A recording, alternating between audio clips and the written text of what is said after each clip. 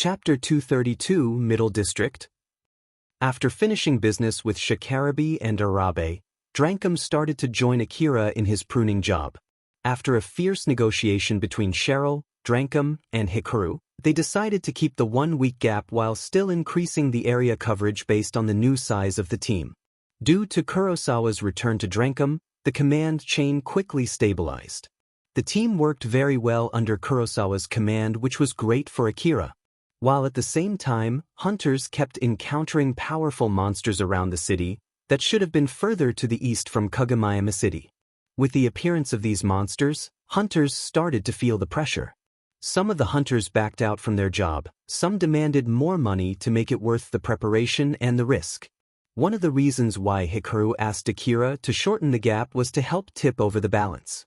But Akira himself was not that powerful yet. He ended up having to use his trump card, the AF anti-material cannon, every day. It reminded him just how scary the wasteland of the Eastern District was. During noon, Akira was having a meeting with Hikaru in a restaurant on the first floor of the Kagama building. But still, just how long is this pruning request going to continue for? It has been a month since the transport season started, you know? Hasn't it already ended a long time ago? Although it started together with the transport season, it doesn't stop together with it. It will continue as long as there's demand for it. Especially this time. There are many people coming to this city because of the last incident in the Kuzusuhara ruin. These people, of course, include higher-ups as well. It's not like we can stuff these people to a safe box and send them away without escorts, you see, but at the same time, there are not enough intercity transports to ferry them since their schedule is already fully booked. I even heard that even someone from Sakashida Heavy Industry is sending their officers in secret too. I see, that's pretty amazing. Hikaru smiled bitterly. For the cities under the corporate government, getting an officer guest from the Sakashida Heavy Industry was a huge thing, but even so, unlike what Hikaru was looking forward to, Akira only showed the bare minimum interest in the matter. She felt that it was a mistake to leak insider information in hopes that it would surprise Akira. Yep, that's really amazing. This is pretty valuable information, you know? So don't leak it outside, okay? Okay. Hikaru felt a bit disappointed that Akira reacted to something so important so casually, but she just shook it off for now and continued. So then, it's about today's main subject. I want you to escort one of the intercity transports. I know it's a bit sudden, but it'll be tomorrow. Tomorrow? That's just way too sudden. I have to make sure that Elena-san and Sarah-san are ready too, so... I'm sorry, but the transport only has limited capacity, so you'll be going alone. That's why I've only finished the paperwork for you, thinking that if it's you alone, it should be fine. You should already have your supplies and seem ready to go anytime. So, that should be okay, right? Well, if it's only me then yeah. But still, this is pretty sudden. Yeah, it came to us out of the blue as well. Although I can't tell you all the details, there's this strange thing going on where abnormally strong monsters are appearing around the area. So, the original hunters assigned for this got injured fighting against those monsters or something like that. But with that being said, it's not like they can just postpone the dispatch, you see. So, can you go? If you insist on refusing, I will have no other choice but to back off, but if you can, it would be great if you would do it. Akira thought while looking at Hikaru, who was smiling at him while still giving off a serious aura. All right. Thank you. Really thank you. Hikaru said so and gave an honest thank you to Akira. After listening to a short briefing about that request, Akira left the restaurant and went back home. Hikaru, who was left behind, stayed in the restaurant, working through the paperwork while enjoying her parfait. Since Akira had accepted, she had to take care of the administration work as soon as possible. Since she was basically trying to insert Akira into the request using the opening created by the suddenly vacant escort slots, she had to hurry up or someone else would take that spot. Alright, I made it. Although it's a little bit too close for comfort, it's all good as long as it gets through, yep. Judging from his performance in the pruning requests, Akira obviously had the skill to handle this escort request. He would have no trouble fighting in the wasteland further into the east. So, if Akira could contribute well during this escort mission, it would no doubt pull up Hikaru's reputation as well. Hikaru could not hold back her smile as she was looking forward to the result. Akira, good luck out there, I'm rooting for you, you know? Akira unexpectedly took the request without much need of convincing. So, it seems that she could expect more from him in the future. As Hikaru was thinking about that future, a call suddenly reached her. It was from Kobayashi. Hello, it's Hikaru, what is it? It's me. There's something I want to talk to you about the escort request. Is there a problem? Don't worry, I was able to get Akira to take on the request. Hikaru thought that Kobayashi was calling her, worried that he might lose his connection to Akira. That was why she replied with a rather haughty tone there. But unexpectedly, Kobayashi replied with a rather amused voice. Oh, not bad at all. To be honest, I didn't expect you would be able to pull that off. Well, I guess it was a good thing I introduced you to Akira. Hikaru was taken aback by that unexpected reaction. I see. Thank you very much. I heard that you pushed the joint work with Drankum in order to cement the peace treaty as well as to win some trust from Akira, right? That peace treaty, it's actually made by me, you see. Is that so? Thank you. No, I'm just happy to find that my work is useful to others. But still, it's pretty impressive using that peace treaty to push for that joint operation. Hikaru was not sure how to react to Kobayashi, who was praising her. Anyway, I'm sorry for imposing on you by bringing this matter up, but returning back to the main subject, there's something I want you to do for me when you meet Akira tomorrow. What is it? After hearing Kobayashi's request, Hikaru replied with a confused tone. Is that all? Yes, that's all from me. Call me again if something comes up. Kobayashi then closed the call. Hikaru tried to understand the meaning behind Kobayashi's request for a bit, but nothing came to mind. Thus, she just stopped there and left it as something that must have some kind of deeper meaning to it. On the morning of the next day, Akira was waiting for Hikaru in front of the Kagama building. He was carrying one spare AF anti-material cannon and 4 LEO rifles that were hidden under his newly bought coat. The large-sized rucksack on his back was filled with extended magazines and energy packs. Each one of these energy packs were focused more on capacity instead of price, so both were by no means cheap. The transport truck was also filled to the brim with ammunition, so if needed, Akira could just buy them right there. But Akira wanted to buy from Shizuka's shop as much as possible. Of course, the quality of the product from the transport truck was guaranteed to be great, and he could use his position as the escort to get a small discount. In comparison, the ammo that he bought from Shizuka was slightly more expensive, but even so, he still prioritized Shizuka's shop. It was basically one of those occult things among hunters. Hikaru, who came right on time, looked puzzled at Akira's luggage. That's quite a lot of luggage for a 3 days, 2 nights journey. Regardless of the estimated time, the journey between cities is always going to be long. So, it's better to be safe than sorry. Well, you're the one who will be escorting that journey after all. Now then, let's go. Hikaru then happily took Akira through the Kagama building and into the inner wall. In the middle of that, Hikaru gave Akira a bracelet-type information terminal. Always keep this on during the request, okay? It doubles as evidence that you have permission to enter the Middle District as well as permission to bring your weapons in. So, make sure not to lose it. The area where you're going has the same security system as the Middle District. In the case where you break that bracelet, don't move and contact me right away. In the worst-case scenario, the system might recognize you as a treat and deal with you. Alright, can I just put this on top of my augmented suit? It's pretty durable since it's designed for hunters, so it should be okay. You can also change the size. You should have no trouble putting it on.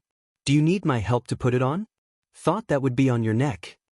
Hikaru smiled mischievously. Akira only lightly chuckled and replied, No thanks. That's unfortunate. Akira put that bracelet on his left arm. He then showed it to the guard on the gate before he could proceed into the inner wall. The moment he stepped into the inner wall, Hikaru twirled around and spread her arm as she looked at Akira with a huge smile. Akira, welcome to the Middle District. The huge wall divided Kagemayama City into the inner and outer sections. The thick, tall wall represented the gap of public order, economy, and environment between the inner wall and the outer wall, and Akira finally stepped into the inner section. Of course, There was no shortage of land considering all the unused lands out in the wasteland, but once walls were erected, it created a limited supply of safe areas. In order to make the best use of that limited resource, tall buildings were erected inside the inner wall. But even so, it did not feel crowded. In fact, the urban landscape was designed to give off a sense of freedom. The well-cleaned road boasted the difference between the inner and the outer section of the wall to Akira. An unmanned vehicle stopped in front of Akira and Hikaru. She was the one who summoned that vehicle. It was the common way to move around inside the Middle District. The inside of the vehicle was relatively wide for its size thanks to the fact that it did not have a driver's seat. Akira did not have any trouble at all stuffing his luggage in. After he boarded in as well, Hikaru set the destination, and the vehicle started to silently move without making any noticeable shaking, but even so, it was coursing at a rather high speed through the Middle District. Akira was gazing at the cityscape through the car's window with great interest. However, Hikaru found something strange looking at Akira's expression. "You don't seem to be that excited. Is the Middle District not as great as you thought it would be?" No, it's indeed really amazing. I guess it's as expected of the Middle District, but because of that, I kind of expected this, so it doesn't really surprise me." "Is that so?" Many who enter the Middle District for the first time from the outer wall seemed to feel overwhelmed and found it absolutely amazing though. The area around the gate of the Kagama building that connected the inner and the outer part of the wall was deliberately built to give an impactful impression to those who entered for the first time. It was the way the Middle District showed its glory and greatness to those from outside the wall, as well as the way to encourage the people who live inside the wall to be proud of where they lived and worked. Hikaru also thought highly of the Middle District, and she was planning to move on to the Upper District one day. This was the reason why she was working so hard right now. But that was also the reason why she wanted Akira to be happier after she took him from the Lower District to the Middle District. Unfortunately, Akira was as apathetic as usual with his reaction, and Hikaru found it regrettable. It might be because you're a hunter that you've found something more amazing somewhere in the ruins, right? Well, it's true that no matter how amazing the buildings in the Middle District are, they're all still just buildings made in the current era. There's no way they can stand a chance against the old world buildings, huh? Is that so? That might be the case. That was when Hikaru remembered what she heard from Kobayashi yesterday. She thought that it was a good time to bring it up and smiled. But still, this place is not the same as the outer wall, you know? And it's not limited only in terms of the outlook. Hear this and be amazed. In the Middle District, if someone gets killed in the middle of the road, the murderer will be properly caught, sent to the court, investigated, before finally punished based on the available evidence. Isn't that amazing? Oh, that's amazing. As expected of the inner wall. Both Hikaru and Akira were surprised, but the reason for it was completely different. Akira was simply being honest that he was surprised at how public safety was enforced in the inner wall. Meanwhile, Hikaru was taken aback that Akira was so surprised.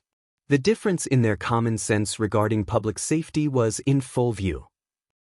Hikaru was suspicious if Akira was only trying to match her excitement instead of being honestly surprised. But judging from Akira's reaction, it was obvious that he was truly surprised. When she remembered what Kobayashi said yesterday, it caused her to start feeling anxious. Kobayashi asked Hikaru to do two things. The first one was to tell Akira just how safe the inner wall was, which she had done just now. The other one was something that she thought was not that big of a deal. However, after seeing Akira's reaction, she conveyed this last bit to Akira carefully. By the way, Akira, how many people have you killed till now? It might be rude for me to ask this, but it has something to do with submitting your permission, you see. Akira pulled back his head and thought for a bit, but eventually he shook his head and said, "Sorry, I have no idea. It's not like I'm counting it in the first place. There's no need for a precise number, an estimation like how many digits should be enough. In that case, 3 digits, I guess? I'm sure it doesn't go as far as 4 digits, or does it? It's just my guess though." "I see. Is that the number from the ones you killed directly? Or does it include those who are killed indirectly as well?" Leaders often counted the people that the team killed due to their orders. Hikaru thought that Akira might be one of those when she asked that question, but he interpreted that question differently. Does indirect include something like I shot them, but they did not die right away only to die later because of the wound too? That would be direct. In that case, that number is from the direct ones. I see. Akira answered Hikaru's questions as if it was a casual conversation, like what he just had for lunch a few days ago. Hikaru was only barely able to maintain her smile thanks to her greatly polished negotiation talent. She then reached for the information terminal and stopped the car. Sorry, I forgot to report something to Kobayashi. Can you please wait here for a bit? I'll go out and make a quick call. Sure. Akira replied with a short affirmation, so Hiraku smiled at him and left the car. She unconsciously walked away from the car where Akira was, half running. After she opened some distance from the car, she repeatedly took some deep breaths to calm down her throbbing heart. She tried to calm down as much as possible before calling Kobayashi. Oh, did something happen? Kobayashi's casual voice incited an explosion of emotion from Hikaru. Don't give me that? Just what the heck is wrong with him? Even if you yell at me like that, I have no idea unless you tell me what happened, you know? Kobayashi was chuckling since it turned out exactly as he expected as he listened to Hikaru's explanation. After that, he then innocently asked Hikaru, I see, so, is there any problem? Are you Dash? Of course, it's a huge problem. Why did you let someone who killed that many people into the Middle District? Why, you ask? What are you even talking about? Isn't that because you asked me to? It doesn't take a genius to refuse that request, you know? Don't tell me that you did something behind the curtain to get permission for him. I didn't do anything. Well, if you ask me if he's a dangerous person, I'll give you a straight yes. Even I would hesitate to let him into the Middle District. So, I'm really amazed by your negotiation skill. You really managed to get him into the Middle District. I'm being serious here. I'm honestly impressed that you actually did it. Didn't I tell you yesterday as well, remember? In contrast to Hikaru, who was barking complaints, Kobayashi replied with an amused tone. It seems that you're suspicious why your request got through. The final decision for the permission is made based on many considerations. For example, even if it's true that Akira killed hundreds of people, that happened outside the wall. In short, that happened out there in the wasteland. So, I bet the higher-ups are not really concerned about it. But with that being said, if he was a murderer who killed people he saw no matter where he went, the permission would not have been granted. As a matter of fact, he would have been put on a bounty. Even if he has killed hundreds of people, it happened outside the wall, and considering that the public safety outside the wall is virtually non-existent along with his hunter rank being 50, I bet his permission was only barely managed to get approved. Yes, aren't you going a bit too far with that guess of yours? But that's completely possible, you know? Didn't you work so hard to close that gap? That peaceful resolution with Drankum through the hunter office, and with that as a basis, you get them to join operations with him. That should be enough to prove that Akira is a professional hunter who obeys his contracts closely. Basically, what you have done so far is guarantee that he's safe. Man, that's really impressive. If it was me, I wouldn't be able to do that. After all, that guy went in alone and crushed a huge gang in the slums just to kill someone who stole his money, you know? He did kill quite a lot of people during that incident after all, so there's no way his kill count only stopped at dozens, you know. So that was not because he somehow got roped into the conflict? The record didn't go into that detail, huh? Did the record mostly omit that part because of its connection with that powered suit? I see. It's under the information restriction, huh? Well, I guess things like this do happen from time to time. Right. Make sure not to leak this info, okay? Hikaru's face turned paler and paler. I'm sure you'll be deemed responsible if he causes some sort of issue there. Though it won't go as far as firing you, I bet you won't be able to live inside the inner wall anymore. But again, I bet you know this very well before you brought him into the Middle District, right? By the way, I went to call you in person yesterday because I just wanted to confirm if you're sure with what you were doing, just to be safe, you know. Hikaru then thought that she should have noticed it the moment Kobayashi said something suspicious to her yesterday, but all that she could do for now was just to wallow in her regrets. Well, Basically, everything will be fine as long as he doesn't do anything bad, and it's your job to make sure that nothing bad happens. Be careful, yeah? If a random thug in the inner wall said to him that they would kill him, there's no doubt that he'll go ahead and kill them instead. That's just the kind of person Akira is. Even with the fact that he's a ranking 50 hunter with a connection to city management's officer and a strong letter of recommendation from city management staff, he only managed to get temporary permission to enter the Middle District, you see. So, I'm sure you understand the meaning behind it without any further explanation. Hikaru always thought that high-ranking hunters with connection to city management's officers would always be proper hunters, but that did not seem to be the case. He might be able to accomplish whatever crazy plan you have, you know? So, just give it your best shot. I'll be waiting for the result. Even after Kobayashi closed the call, Hikaru still stood there without doing anything for a few minutes. When she returned to herself, she finally understood that Kobayashi was using her to do something crazy, and she had no inkling of how to get away from that. Sending Akira as the escort for the intercity transport was supposed to be a low-risk, high-return gamble, but now, it has completely changed into a life-staking high-risk, high-return gamble. Unfortunately, she had gone too far to back out now. Not only did she forcefully get Akira into a job related to another city, if she suddenly decided to back out of it at the very last minute, her reputation would be crushed to nothing. In the worst-case scenario, they might blame her and banish her from the inner wall. In the first place, it was highly unlikely that Akira would be okay with quitting at this point. For the hunters, the request to escort intercity transport was a fortuitous request. If Hikaru told him to back out, although she was the one who strongly pushed that request to him, it would definitely buy her a lot of grudges. She did not even want to imagine what would happen to her after that. Okay, I just have to do this, right? Her route of retreat had already been destroyed, which meant her only choice was to push forward and reach for the win. She clapped both of her hands on her face and expelled the fear inside of her. Let's do this, Hikaru declared, so to help herself get fired up as she gave off a strong smile. The transport terminal inside the wall was built like a harbor to handle large cargoes. The huge trucks carrying countless containers were going back and forth between the transport trucks and the warehouses. The size of the tires of those large trucks was even bigger than Akira. The transport truck was large enough to make those large trucks that hunters used look like cute tiny baby trucks. The scene laid out here really threw off the sense of the size for everyone there. Akira was looking closely at one of those vehicles and was completely overwhelmed by the size of it.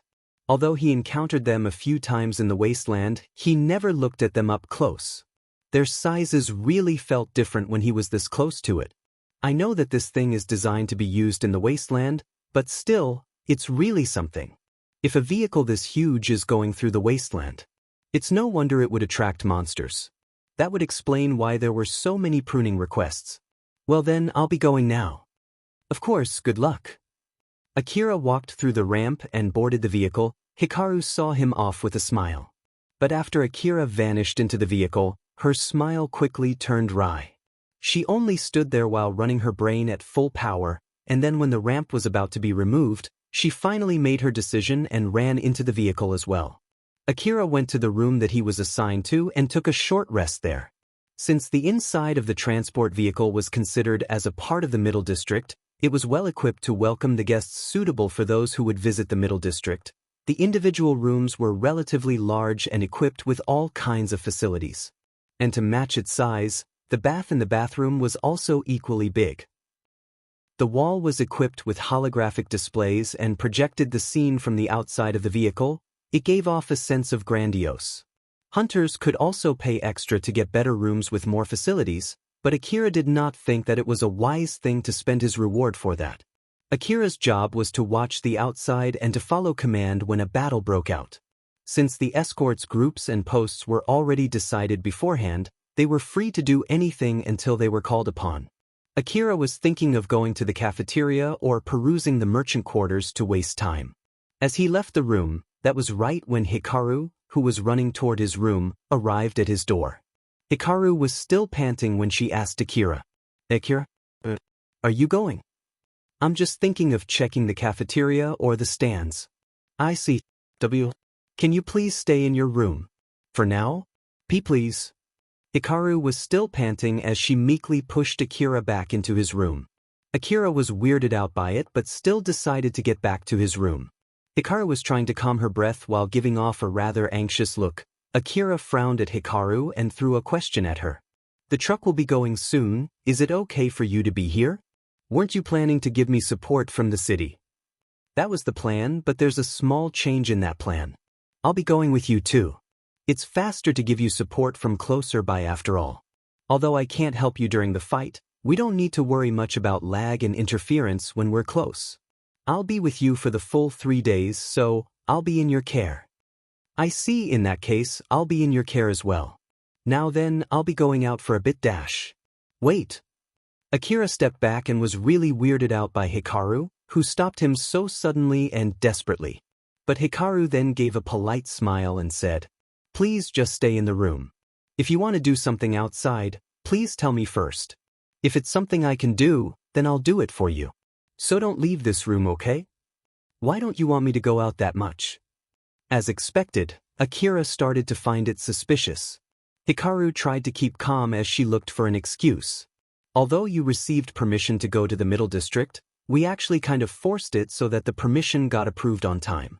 Because of that, some data is still being processed. I'm worried that the security system might not correctly recognize the permissions supposed to be granted to you. So, if it's possible, I want you to just stay in this room. I'm sorry, this is all my fault. Is that so? That's why you suddenly have to change your plan, huh? Why yes, exactly. I'm really sorry. Well, it can't be helped then. Fine, I'll refrain from going out from this room as much as I can. Thank you, and again, sorry. Hikaru sighed in relief. Akira sent a glance at Alpha, who was floating next to Hikaru. Alpha. She's not lying, but I bet it's just an excuse. Thought so? Well, I'm sure she has her reasons too. She has been acting weird ever since she left the car to call Kobayashi. I wonder if Kobayashi said something to her. Since it was basically an order from his requester and it was not something that hard to do, Akira thought that there was no need to unnecessarily refuse that order and did not dwell any further on it. For the time being, Hikaru's plan was to reduce Akira's contact with others. This was in order to reduce the possibility of him causing any form of trouble as much as possible, and that plan was going well for now. The displays on the wall suddenly turned on, showing the views outside the vehicle. It seemed that the vehicle finally started moving. The large transport vehicle approached the high walls. The wall then started to move and opened a passage into the wasteland. The transport vehicle passed through that opening and immediately accelerated the moment it entered the wasteland. With this, Akira's request to escort the transport had begun. Chapter 233, Eastern Area. The transport that Akira was boarding lined up with the other transport trucks and formed a long line in the middle of the wasteland. Their huge size left behind a trail of dust storms. It was an easy thing to spot the convoy from afar. They marched forward mercilessly, pushing aside and crushing anything in their way. Rubble meters in length and large carcasses were no match to the size of the transport truck. None of them could even pose a challenge to the vehicle. The transport vehicles were equipped with powerful force field armor that could easily deflect cannon warheads. The cannon perching on top of it had enough firepower to shoot down flying monsters. It had enough space to carry the population of a small town, with all its members armed to the teeth. It was so well equipped that it could be called a moving fortress. That was the transport vehicle that Akira and the other hunters were boarding. Akira was there as the escort to Gigant 3. He already had his position decided beforehand, so he was currently waiting for the hourly guard exchange while talking and studying with Alpha to kill the time. During that time, he glanced at Hikaru, who was moving her mouth as if she was quipping. She was not making any sound and smiling while facing toward an empty space. She would only make a sound when she was using a mini AR device to negotiate with someone from afar. To Akira, who already knew what he was doing, this scene seemed completely normal. However, for those who had no idea, she looked like a madwoman talking to herself. Alpha, do I look like that too when I'm talking to you? Only when we're alone. But I've always made sure that you won't look like that when there's someone else, so it's fine, at least it's fine right now. So basically, I was completely hopeless back when I just met you, huh? Bet I stuck out a lot. Akira smiled wryly next to Alpha, who was smiling amusedly. Hikaru lightly bowed and sighed. It seemed that she had finished negotiations. Hikaru then turned to Akira. Judging from her smile, it seemed that it went well. As Akira thought about why she was looking at him, sudden order to dispatch reached him. Akira was about to pick it up, but Hikaru stopped him with her hand signal. Thus, he paused for a bit before finally picking it up. He was a bit surprised to see the person shown in the display of his augmented vision. Although the notification said that he was connected to someone in command, the person displayed was Hikaru. Akira immediately glanced at Hikaru and saw her smile mischievously at him. It seems that it went well. I'm a part of the escort unit's commander now. I'm glad that I made it on time. Akira, I'm joining the escort unit as your operator. Akira raised his eyebrows.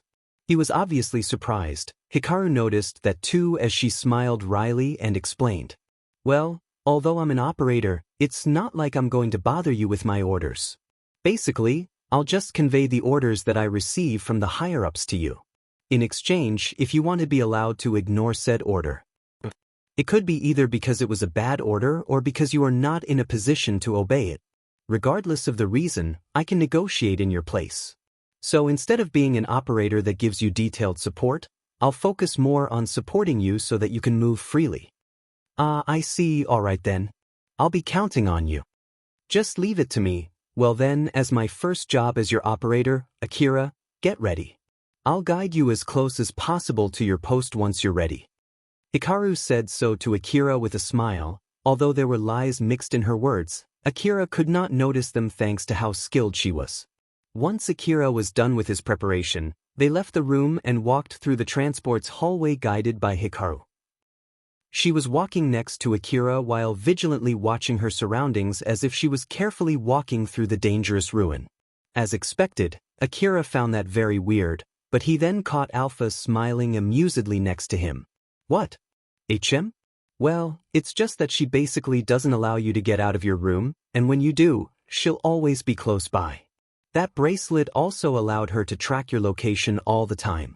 It's as if you're a prisoner. Just what did I do to deserve this treatment?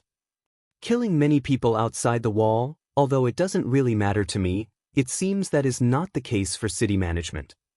Akira somehow was able to make a guess as to the reason why Hikaru was treating him like that. But it's not like I'm involved in all those things because I wanted to, though. Of course, but it's a completely different story whether they'll trust you or not, right? Yeah, you're right. Akira threw a bitter smile, which Hikaru could not have noticed. The top of the transport vehicle was basically flat. It was designed to maximize the efficiency of the force field armor.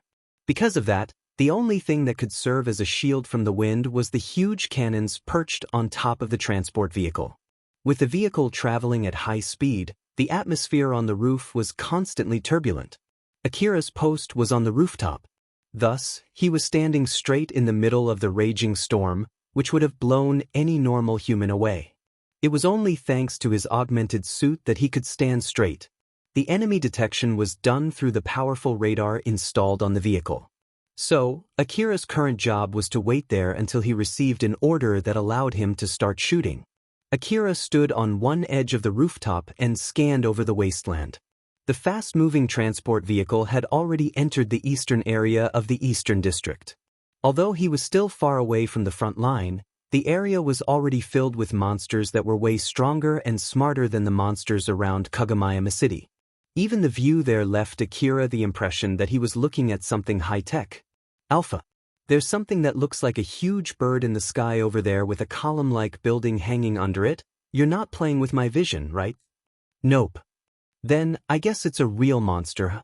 Akira glanced at Alpha. Aside from her unrealistic beauty coupled with the too exposed dress and the fact that she sometimes floated in the air, she looked like a real person. People could feel her if they touched her through their prosthetic body or augmented suit, but in reality, she was not there. Meanwhile, the fantasy-like bird that was flying far away was not virtual, it was a real monster. I feel like I am starting to not be able to trust my own eyes. There are things in this world that are real although you can see them, you know? I know the real meaning of that saying is different from what you're implying. But it's true. The connection between you and me is not something that eyes can see, right? That's true, but still. Deals, contracts, trust, debts, favors, schemes, compromises, obligations, evaluations, toleration. Alpha built a complicated connection through the old world domain based on all these factors. As for whether this link was weak or strong, Alpha herself was not certain. Nonetheless, Alpha wished to create a stronger connection with Akira when she smiled at him. However, Akira just thought that Alpha was being cryptic as usual and just ignored her smile. Hikaru's voice suddenly could be heard from the comms and her image quickly appeared in his augmented vision. Akira, the monsters are coming, a swarm of flying monsters are approaching. The transport's cannon will take care of the bigger ones, so you only need to focus on the smaller ones when they are closing in on you. There's no need to fight the ones outside your range even if you have the leeway to. As long as there's no order to do so, the other hunters might mistake it as you trying to snatch their prey and reward, so it might cause some issues. I'll send you their locations, you can make your own decision based on that data. Another display showing the enemy's locations appeared in Akira's augmented vision. Akira could see a swarm of monsters coming from the front of the transport convoy. The display also showed that none of them were currently Akira's targets.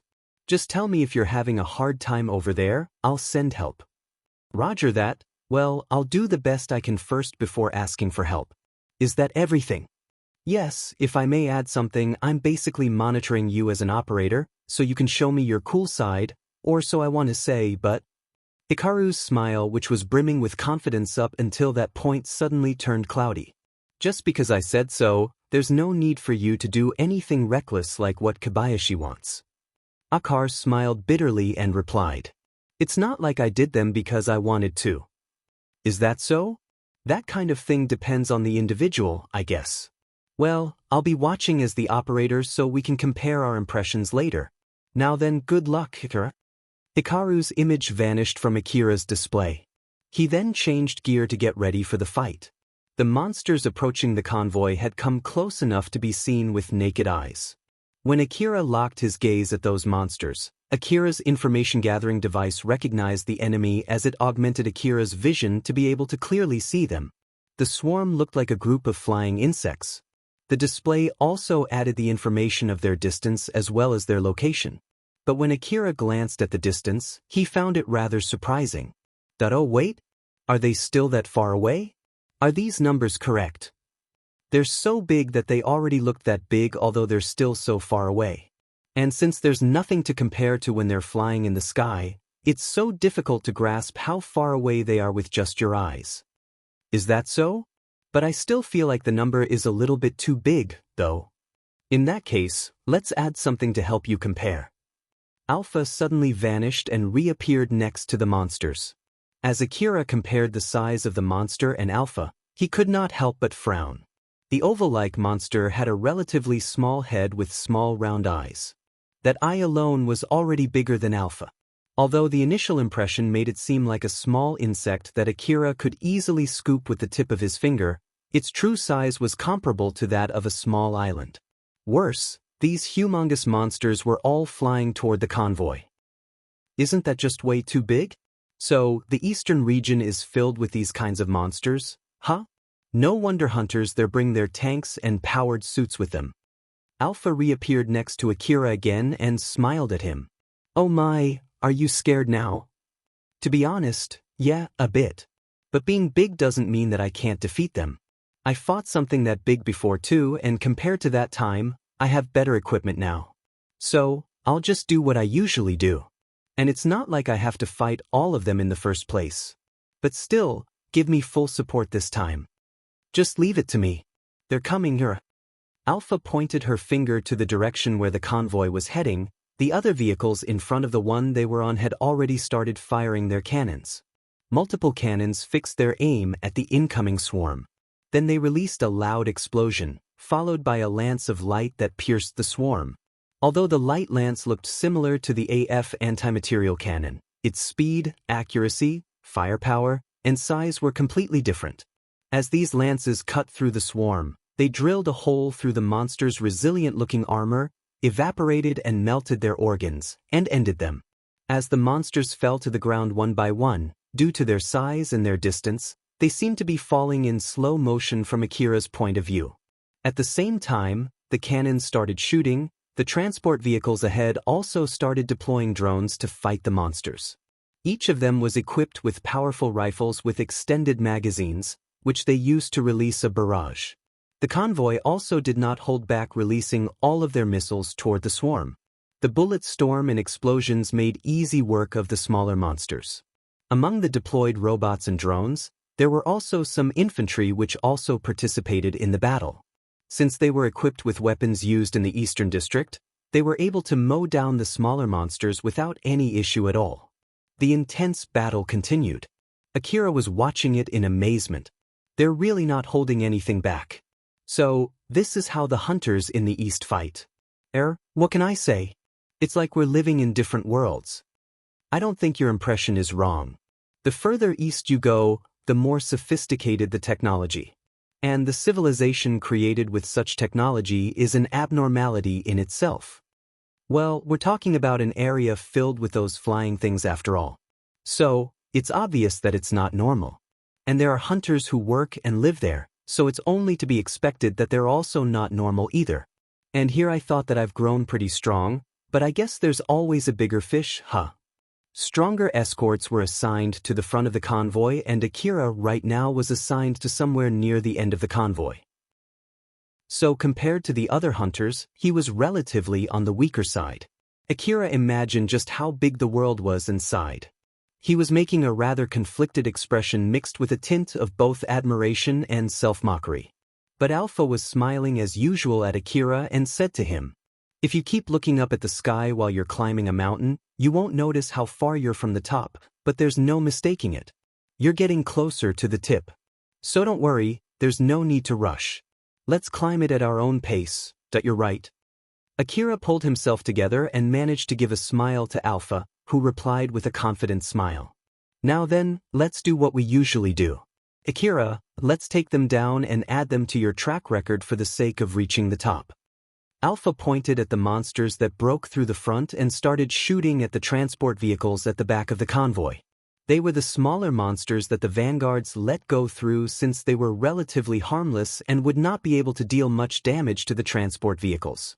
But even so, they were still huge compared to a single human.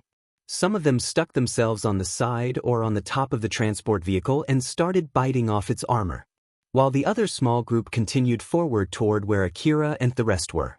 The display indicating the enemies started changing color to let Akira know that they were his responsibility now. Roger that. Akira smiled and aimed his rifle. With LEO multi-rifle in both hands, he aimed the muzzles toward the incoming monsters and started shooting. Hikaru was observing the situation of the battle from inside the transport vehicle. She was checking the information sent from Akira's information terminal and the sensors of the transport vehicle to look for enemies. She was watching closely at the flow of the battle from that information she was receiving and was planning to send a help request without asking Akira first in case the situation got worse. But it seemed that there was no need to do so. Akira already turned everything that entered his area into minced meat, and the number of the dead carcasses scattered in his area only kept increasing. He was holding the line against the swarming monsters using countless bullets and warheads. Despite being at a great disadvantage in terms of numbers, Akira was pushing back the swarm just fine. The camera fixed on Akira's headgear swayed left and right, up and down, following Akira's movement. But it was not as bad as how fast Akira shifted his aim around.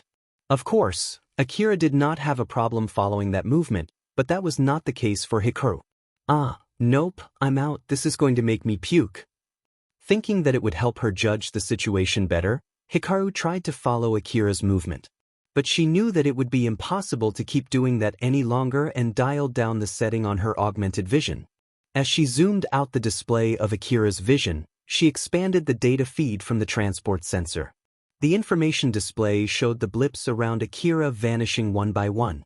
Although the swarm was far from eradicated, judging at how fast the blips were vanishing, it seemed that the monsters could not overwhelm Akira. This is amazing. No wonder Kobayashi likes him. Although she evaluated Akira's skills highly, she was still making a stern expression. In the worst-case scenario, someone of this level of strength might rampage inside the Middle District. And when that happened, the perpetrator and the one who allowed him inside would have to take responsibility for the damage. Basically, it was Akira and her. Those who had successfully handled dangerous articles for a long time were given special privileges to match their achievement. As such, those who were able to handle them skillfully and produce profits were rewarded with special rights. This was exactly why Kobayashi had a lot of special privileges. This was also true for the relationship between hunters and the hunter office. The corporate government was still having a hard time making sure that their power, which was enough to pose a threat to the whole Eastern District, was to be used for the sake of good and for the development of the Eastern District. At the very least, for now, they were managing themselves well. Hikaru herself was yearning to join them, or at least, up until now.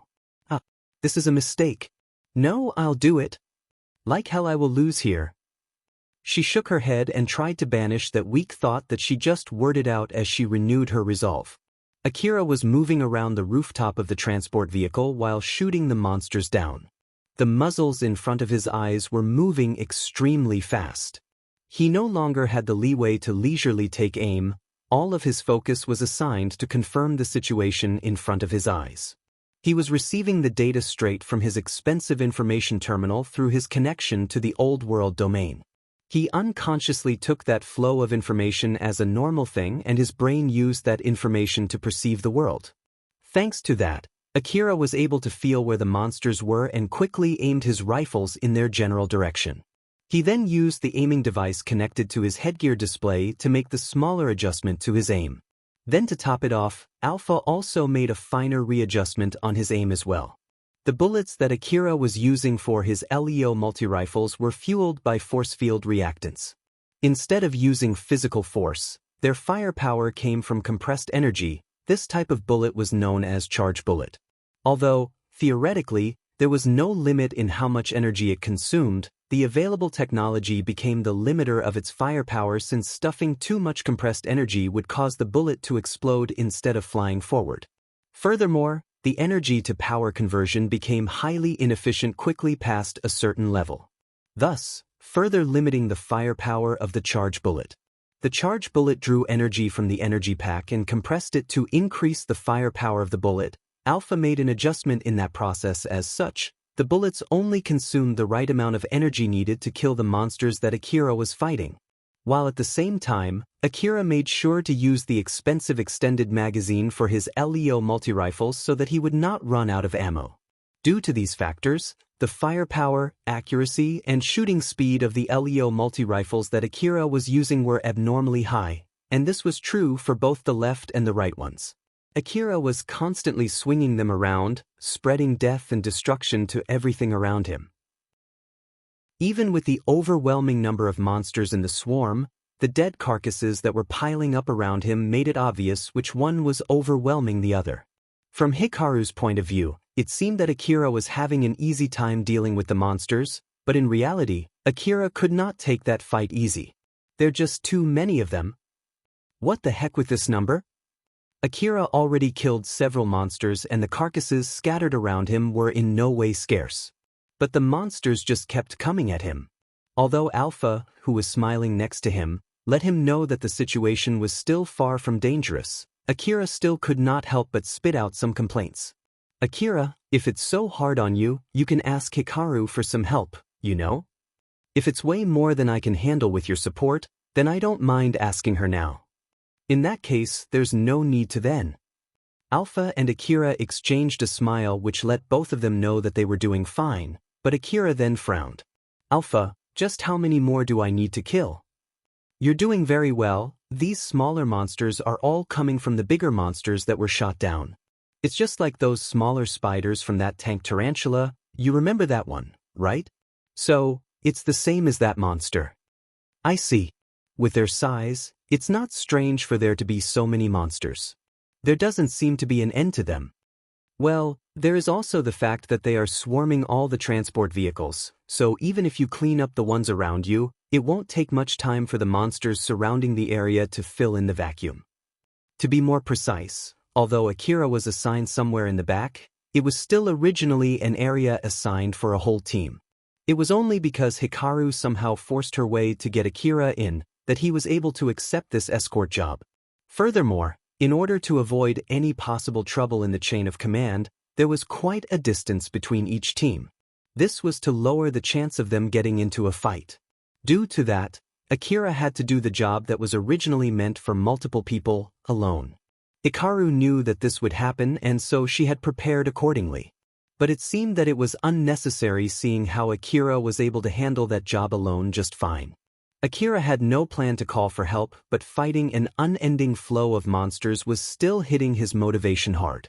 Since it was not like there was anything else he could do there, Akira decided to use that chance to get a better track record. Alright then, let's use this chance to get a good achievement. Alpha, let's get a little bit more serious. Roger that. Alpha understood what Akira was talking about through telepathy. She then smiled and changed her instruction that she had been holding back to increase Akira's destructive power. Of course, the monsters did not just stand there waiting for Akira to destroy them. Although with their relatively large size, these monsters were flying agilely like small insects and had the power to lift multiple times their body weight. Their speed and strength were just as great as their size. The armor scales that enveloped their bodies could easily deflect normal bullets, while their legs, arms, and jaws could easily crush metals and rubble. Although the transport vehicles were protected by force field armor, they still could not withstand this assault forever. Not to mention, many of the monsters also had long-range weapons. They were spitting out fluid produced from an organ that grew out from their bodies. The fluid itself also varied. Some of them hardened and turned into bullets in midair, some of them had an abnormally sticky property, while some were highly acidic and melted everything they touched.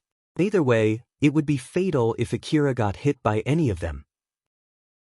The hardened fluid would crush his body, while the sticky fluid would stop his movement and he would drown in them, and the acidic fluid would melt his body. These fluids started dotting the rooftop, thus limiting the area where Akira could safely set foot on.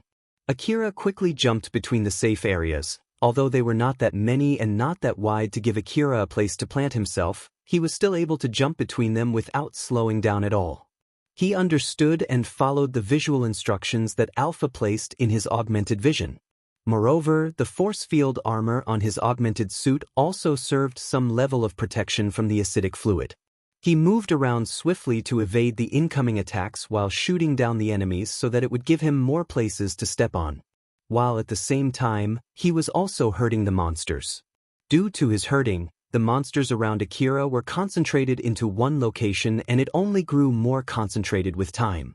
Although Akira was surrounded just a moment ago, he now was fighting the monsters in one general direction. Right when he reached that point, Akira pulled back his LEO multi-rifles and turned on the AF anti-material cannon on his back. As the AF anti-material cannon unfolded in front of him, Akira gripped it with both of his hands and changed its setting to maximize the shooting area. After he pulled down the trigger, he also swung the cannon in an arc. The light lance shot out from the AF anti-material cannon's muzzle swallowed the monsters in front of it. Once the light went off and vanished to the distance, due to the lowered firepower in exchange for the area covered, none of the monsters disintegrated. But that did not mean that it did not have any effect on them. The monsters that were swallowed by the light started falling to the ground one by one. While those that were still flying had lost their original mobility due to the damage, although they still could fly, they would not be able to catch up with the transport vehicle anymore and were left behind just like that. Akira lightly sighed. Although he was satisfied with the result, he was still frowning. That took out most of them, but am I in the red with that one? I wonder. It depends on how they calculate the reward, but if I have to say, it might be in the red. The ammunition for the AF anti-material cannon was extremely expensive. Although it was a trump card to kill huge monsters, it was not designed to clean up small fries. If that shot did not take out enough small fries, it would definitely mean his total revenue would be in the red. Akira knew that very well, but he told himself that it was for the sake of building up his career as a hunter and decided to use it. At least, that was what he thought before he pulled the trigger. That it's fine. I don't want to spend time chipping on a swarm that big. I'll leave it to Hikaru so that it will end up in black. Yep, let's do that. You're right, let's put our hope in her negotiation skill. Alpha was smiling mischievously as if she was teasing Akira, and he just returned with a bitter smile. After Akira eliminated his area from monsters, the other monsters near the area quickly filled in that vacuum. Akira, we have reinforcements. Alright, one more time. Akira returned LEO multi-rifles to both of his hands and started shooting at the incoming monsters, hoping that the reward from that would balance out shooting his AF anti-material cannon. Chapter 234, The Difference of What is Normal. Akira got too fired up fighting the monsters and ended up using AF anti-material cannon 3 times. That was when he noticed a change. They stopped coming, didn't they? As he said so, he scanned the area and saw the other hunters were still locked in an intense fight with the swarm. So, it was not like the swarm retreated, but even so, none of them was trying to come near Akira. Akira knitted his eyebrows. Akira, don't relax yet, let's use this opening to reload. You're right. As Alpha ordered, Akira checked his equipment. He took some medicines, exchanged the energy packs and magazines for new ones. And while he was at it, he also walked around and kicked the dead monsters off the rooftop to give him more space to move around. But even after finishing all that, there were still no monsters trying to approach him. This sudden free time really weirded Akira out, but when he looked around, the others were still locked in intense battles. The reason why no more monsters coming at him was simply because he had already killed too many. The dead monsters were releasing a pheromone that would normally attract other monsters, but when it got too thick and reached above a certain level, it instead repelled monsters. That thick pheromone let the other monsters know that there was a power gap in that area, so the weak monsters with no winning chance would avoid getting closer. While at the same time, the thick pheromone would also attract bigger and stronger monsters to come. But in this situation, those stronger ones were already killed first by the vanguards, so none of the bigger monsters was able to reach where Akira was. The vanguards knew that it would be disastrous to let any of the bigger monsters pass through them. That was why they made sure that none could pass. Thanks to that, no more monsters approached Akira, who was stationed a little bit too far to the back that no monsters would try to attack him. Seems like I have nothing to do now. In that case, how about going to the other transport vehicles to help the other team? Or so I want to say, but I'm sure Hikaru would stop you from doing it. Yep, that sounds just about right. Akira would go if he was called, but he had no plans to go around uninvited to the other areas and snatch the rewards from the other hunters. So, for now, he thought of at least telling Hikaru that he was free and could lend other areas help if needed, but before he could call her, Hikaru called him first. Akira, just in case you are curious, there are help requests that you can take up. Sure, where? Hikaru was lightly shocked by that sudden and casual answer from Akira. You don't have to push yourself too hard, you know? Just because there are help requests, it doesn't mean that you have to take them. You've fought quite a lot already, aren't you tired? You can take a break, refresh your supply, and only take on the requests if you really want to. It would be bad if they start forcing help requests to you, you know? I already took a short break and I still have some leeway in my medicine and ammo reserve. I would also be sticking out if the rest are still fighting while I'm just taking it easy here. Well, of course, I won't help them just for free, but I'll leave that part to you. If they won't pay me for taking on their help requests, I'll be more than happy to just stand by. Akira chuckled as he said so. Hikaru replied with a smile. All right then. I got it. Just leave that part to me. For starters, I'll send the help request details to you. Good luck, Akira. The help request detail was added into Akira's augmented vision, and it identified the extra area that was assigned to him. Now then, let's keep this up for a little bit longer. Alpha smiled teasingly and spoke. Yeah, let's do that. After all, we need to make sure that you actually earn instead of lose, right? But don't worry, it will be okay, right? According to the contract, he was to pay for his ammo on his own. Although it was unlikely that he would end up in the red, it did not mean that the possibility was zero. In order to shake off that creeping anxiety, Akira took up his LEO multi-rifles and went to answer the help request. Hunters were fighting desperately on the back of the convoy. They were the hunter group consisting of hunters around rank 40. It was obvious from their movements and teamwork that they were already used to working in a team. So, they were completely a different unit compared to a simple gathering of hunters who worked together for the first time. The inside of the vehicle was equipped with portable walls, especially around the entrance. They were using the energy from the force field armor on the rooftop to increase their durability. Of course, they did that with proper permission. The hunters used these walls as covers as they fought against the monsters. The bullets slowly tore off the armor plating from the huge insects and eventually killed them. The rooftop was already riddled with dead monsters as they fell over to the ground one by one. But the situation was far from good. The monsters were too numerous. We can't keep this up forever, you know. What's going on with the help request? We've already sent them, you know. Multiple times as a matter of fact. But since no one is coming, it only means that the other sides are facing the same problem as well. They can at least send us the reserve force, you know? Yeah, they did. But they were already sent to the transport vehicles that sent the help requests first, you see. I knew it, we should have sent the help request sooner. It can't be helped, you know. Melchia-san warned us that she would crush us if we sent a help request so lightly. I'm pretty sure what she meant by that is that we should handle the situation better so that we don't get crushed, you know? It's true that we made a mistake and handled the situation wrongly. What we can do now is nothing more than buy time. We'll lose at this rate, but it's not like it would happen right away.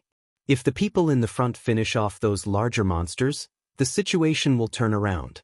So, we just need to survive until then. I know. God damn it.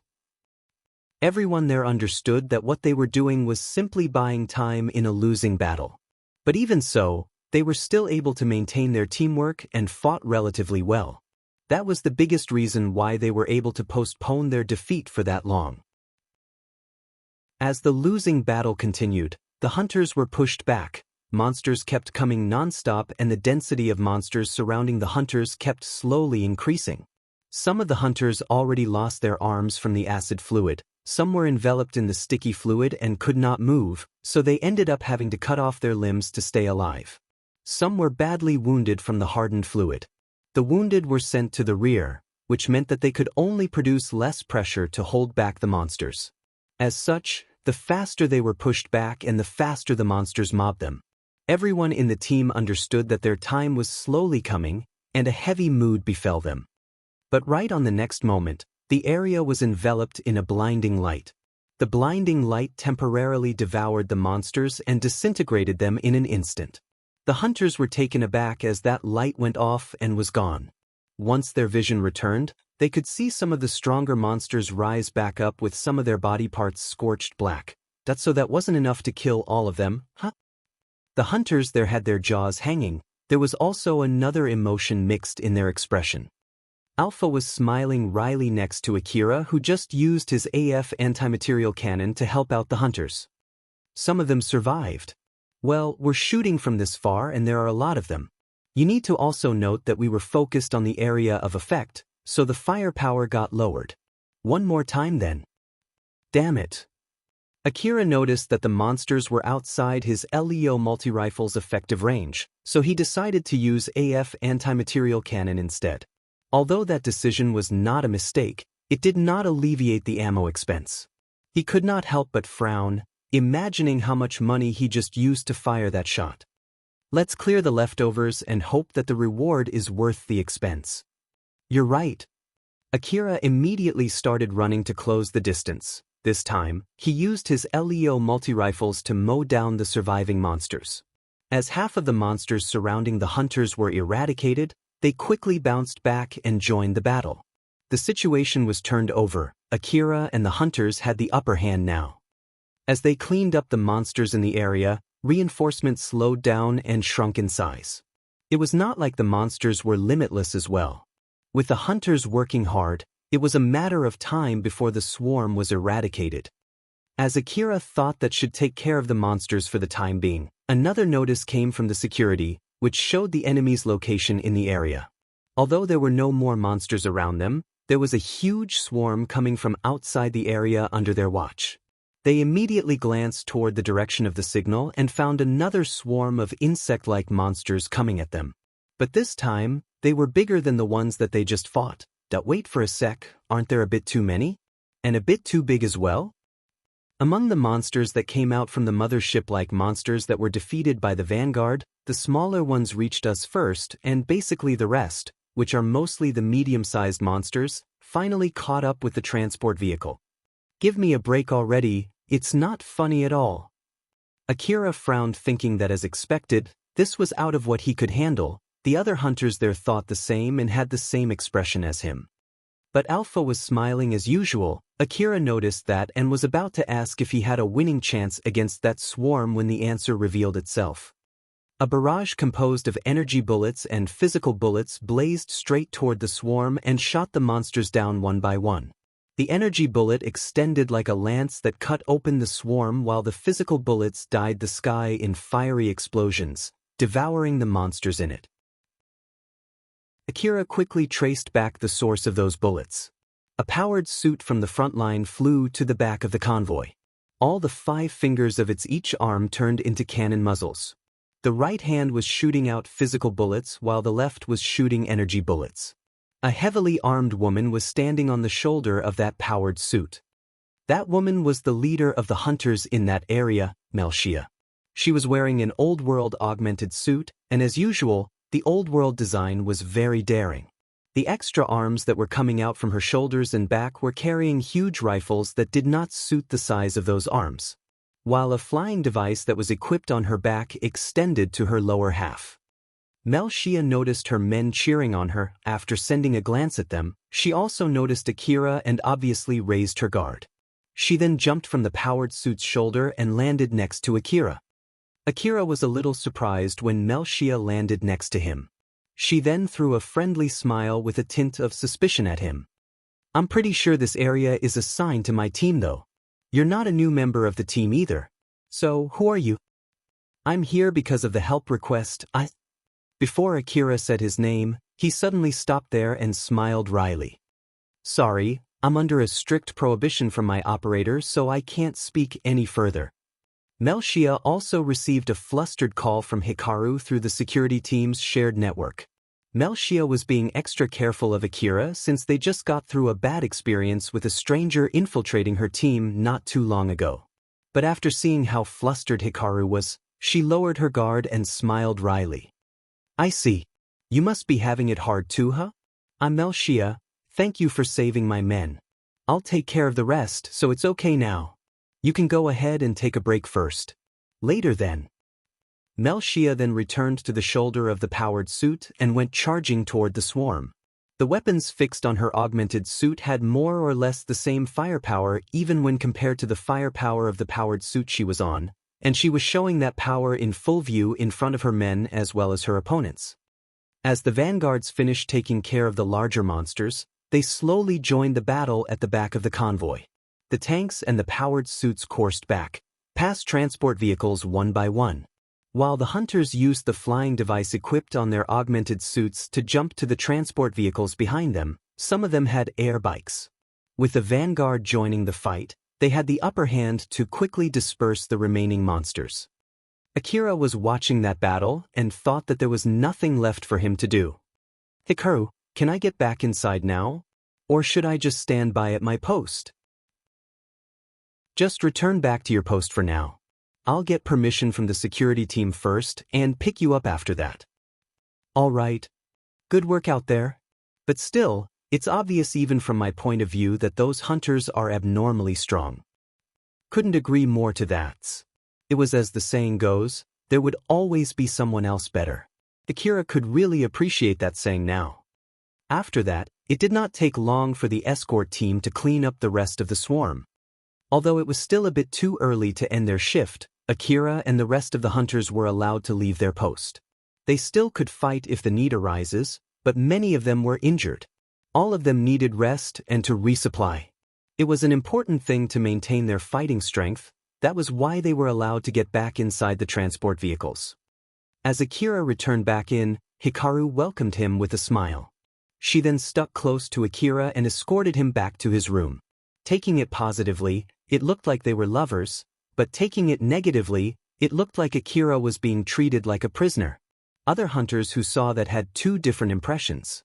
The first one was that it was a hunter trying to look cool during his escort duty and brought a girl with him, while the other was that Akira was a hunter with restricted permission and had to be kept under supervision all the time. Although each hunter had slightly different impressions, most of them leaned toward the latter. After returning to his room, Akira was recommended by Hikaru to take a good rest. She would be watching the radar and take care of anything else. So, Akira took off his augmented suit and threw it together with the exclusive inner that came with the augmented suit to the laundry machine, while he himself went to the bath. It was so luxurious that it made him feel a bit conflicted as he unconsciously compared that to the bath back home. The high-tech laundry finished laundering and drying the augmented suit and the inner in no time.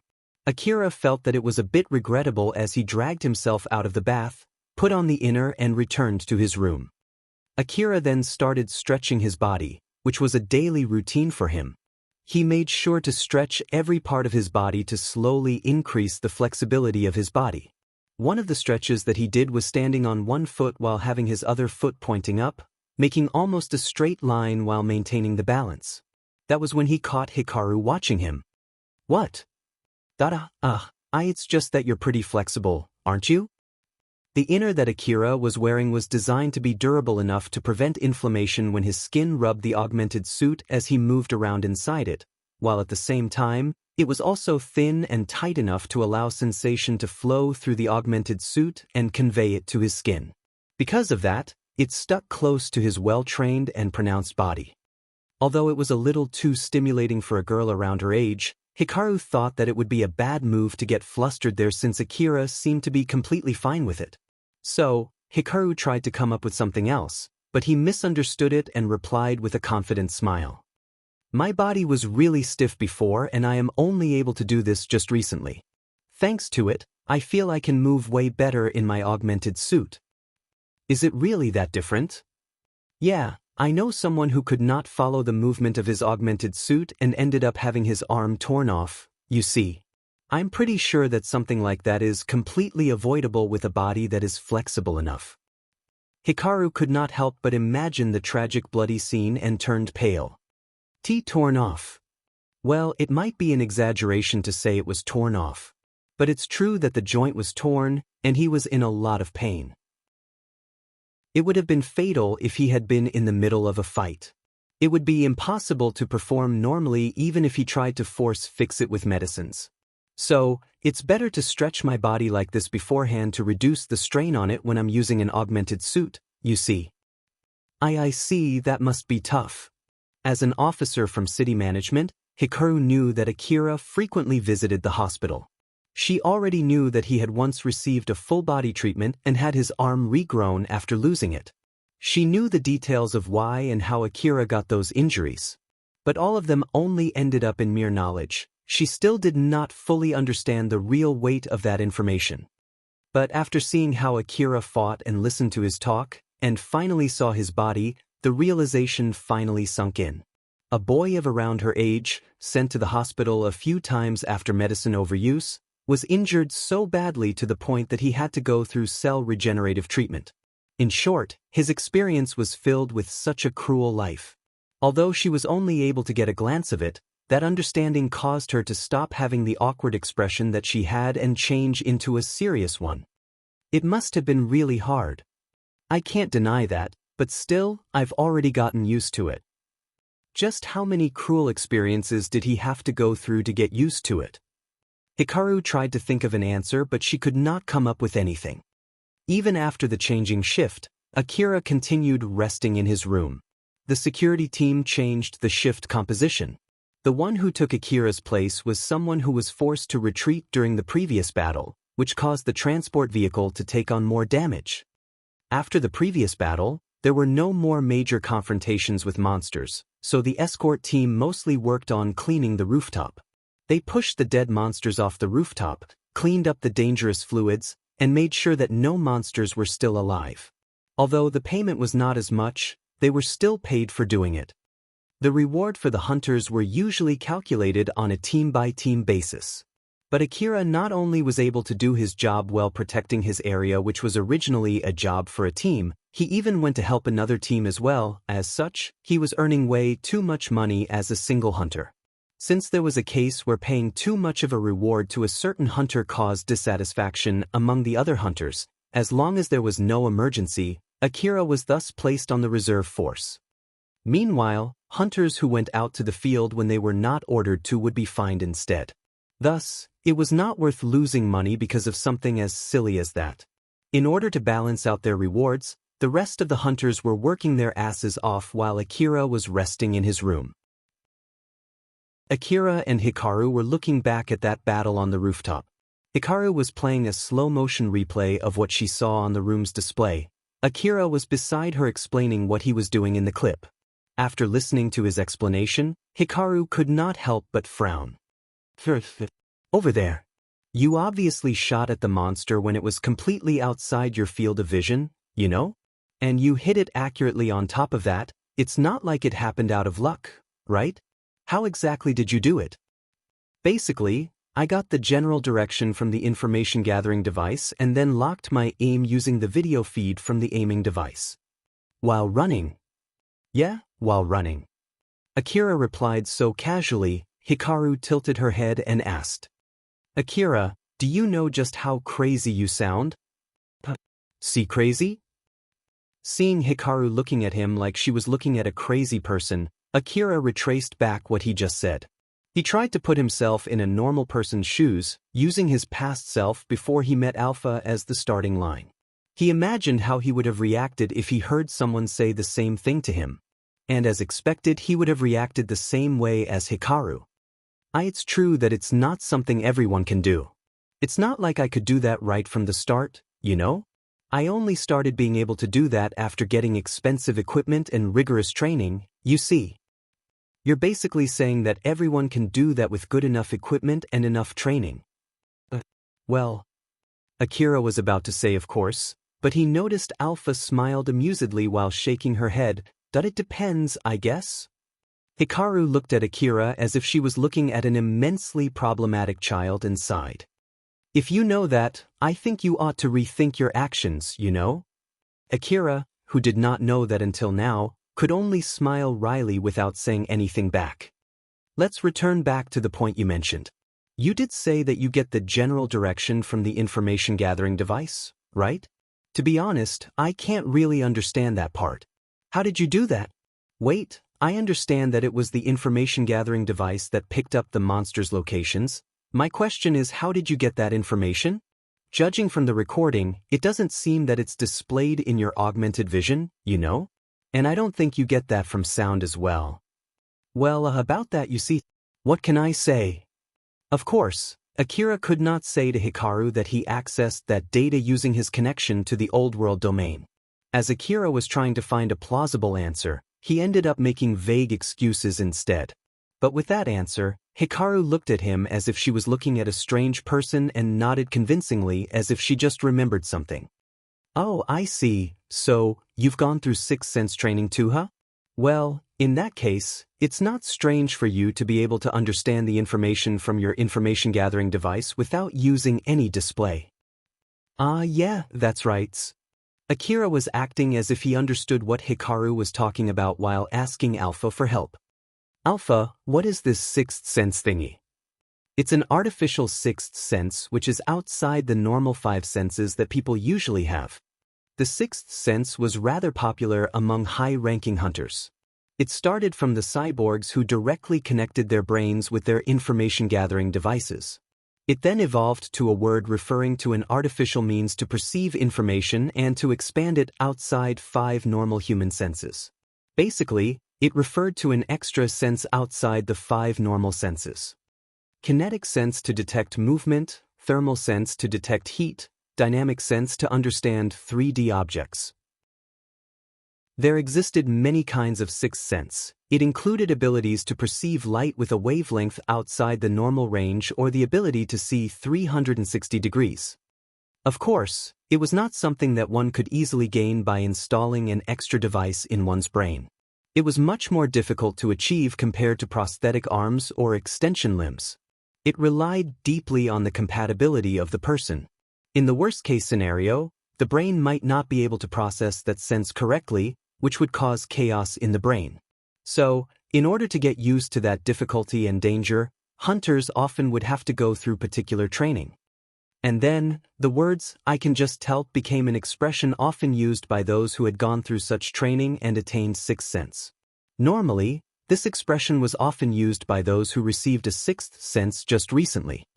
Although the word sixth sense was not an unfamiliar expression among the high-ranking hunters, more often than not, those high-ranking hunters had dozens of senses, including their original 5 normal senses. So, judging from how Akira fought, Hikaru thought that it would not be strange for Akira to have more than 5 normal senses. After that, they continued discussing the record from the last fight, with Akira asking for Alpha's help from time to time. Due to them going through the record in slow motion, when they finished reviewing the battle that should have only taken minutes, it was already night outside. Hikaru had a stern look on her face as she told Akira her thoughts. "I'll now tell you my thoughts after seeing that recording.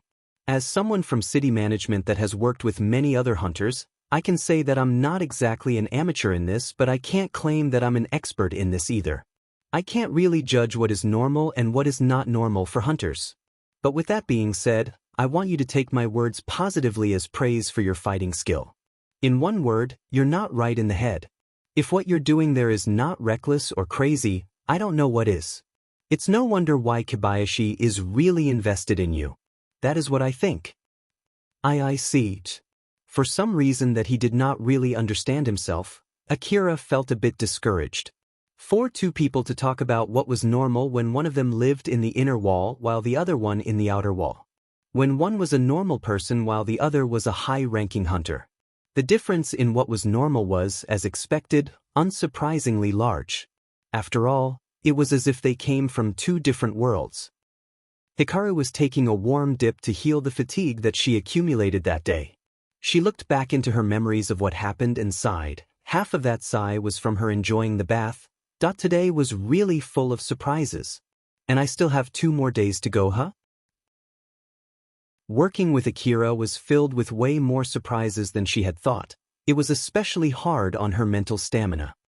That Kobayashi, he is basically working with multiple hunters who are like Akira, huh? It might even be in the dozens too. It's no wonder why he's so influential. The high-ranking hunters were way more skilled than the normal hunters, while at the same time, they were harder to handle as well. That realization hit Hikaru hard. She did not doubt her skill, but that did not mean everything went well for her. As she told herself that this was nothing more than a bump, she pulled herself together and renewed her resolve. "All right then, only 2 days left, let's do this. But for that I will need my important rest. This bath is even better than the one back home, so I might as well enjoy it while I have the chance." As expected, equipment for high-ranking hunters is really special. I wonder if this is normal for Akira? Seriously though, the world that we live in is really so different. Hikaru started to feel a tint of jealousy toward high-ranking hunters. It was normal for those hunters to earn billions of orum. The thought of Akira only using cheap baths daily never crossed her mind. After she finished her bath and changed into rental pajamas, she returned back to the room to find Akira already sleeping. He was even wearing his augmented suit's inners when sleeping. Hikaru took a peek at Akira's sleeping face. He was sleeping so soundly without a shred of anxiety. It was completely unlike how he usually was when he slept back in the slum's back alley. "When I look at him like this, he looks completely normal. Well then, good night, Akira." Hikaru smiled and went to sleep in the bed as well. Since the bed itself was pretty big, it did not cause any inconvenience to her. Chapter 235, Ziegelt City. In the morning of the next day, Akira went up to the rooftop. It was not for watching the area, but to have a look at the sunrise. Powerful gust of turbulent wind was roaring on the rooftop, like usual. But it did not give much trouble to Akira and his augmented suit. But that was not the case for Hikaru, who came up there together with him. "Don't let me go, okay? Don't ever let me go, all right?" I know. Akira was holding Hikaru close. Hikaru was also holding Akira close. They looked like a couple from the other's point of view. But unlike Akira, who was having an exasperated expression, Hikaru looked scared. So, it was obvious that they were not in that kind of relationship. I took you with me because otherwise, I wouldn't be allowed to come here, but if you're really that scared, isn't it better if you go back inside? It's fine, right? I want to get the sunlight too, you know. At first, Akira was planning to go to the rooftop alone, but Hikaru, who wanted to keep Akira away from any possible conflict, wanted to keep Akira inside the room as much as possible. However, she did not want to worsen Akira's mood by rejecting his wish to go out. That was when she put a condition that she would have to accompany him. Saying wanting to get the sunlight was only an excuse to not leave Akira alone, while at the same time, it was also half true that she wanted to get some fresh air outside. With the transport convoy already entering the secured area near the destination city, there was close to zero danger from fighting, and that gave Hikaru an extra push to have a peek outside. But once she actually got onto the rooftop, the shaking from the transport vehicle and the strong wind alone were enough to scare her. That was the reason why she was clinging so closely and shamelessly onto Akira. But even so, she did not return back inside. Half of it was because of pride while the other half was because of the safety that she felt from Akira holding her tightly with his augmented suit. If one of them was lacking, she would have returned back inside. Seeing Hikaru acting like that, Akira was a bit weirded out. He questioned why she would go that far just to bathe in sunlight, but after getting to soak in the warmth of the sunlight, he could somewhat understand where she was coming from and decided not to pursue the matter any further. Eventually, the sun showed itself from under the horizon line. The peaking sun banished the darkness of the night and unveiled the landscape of the desolate wasteland.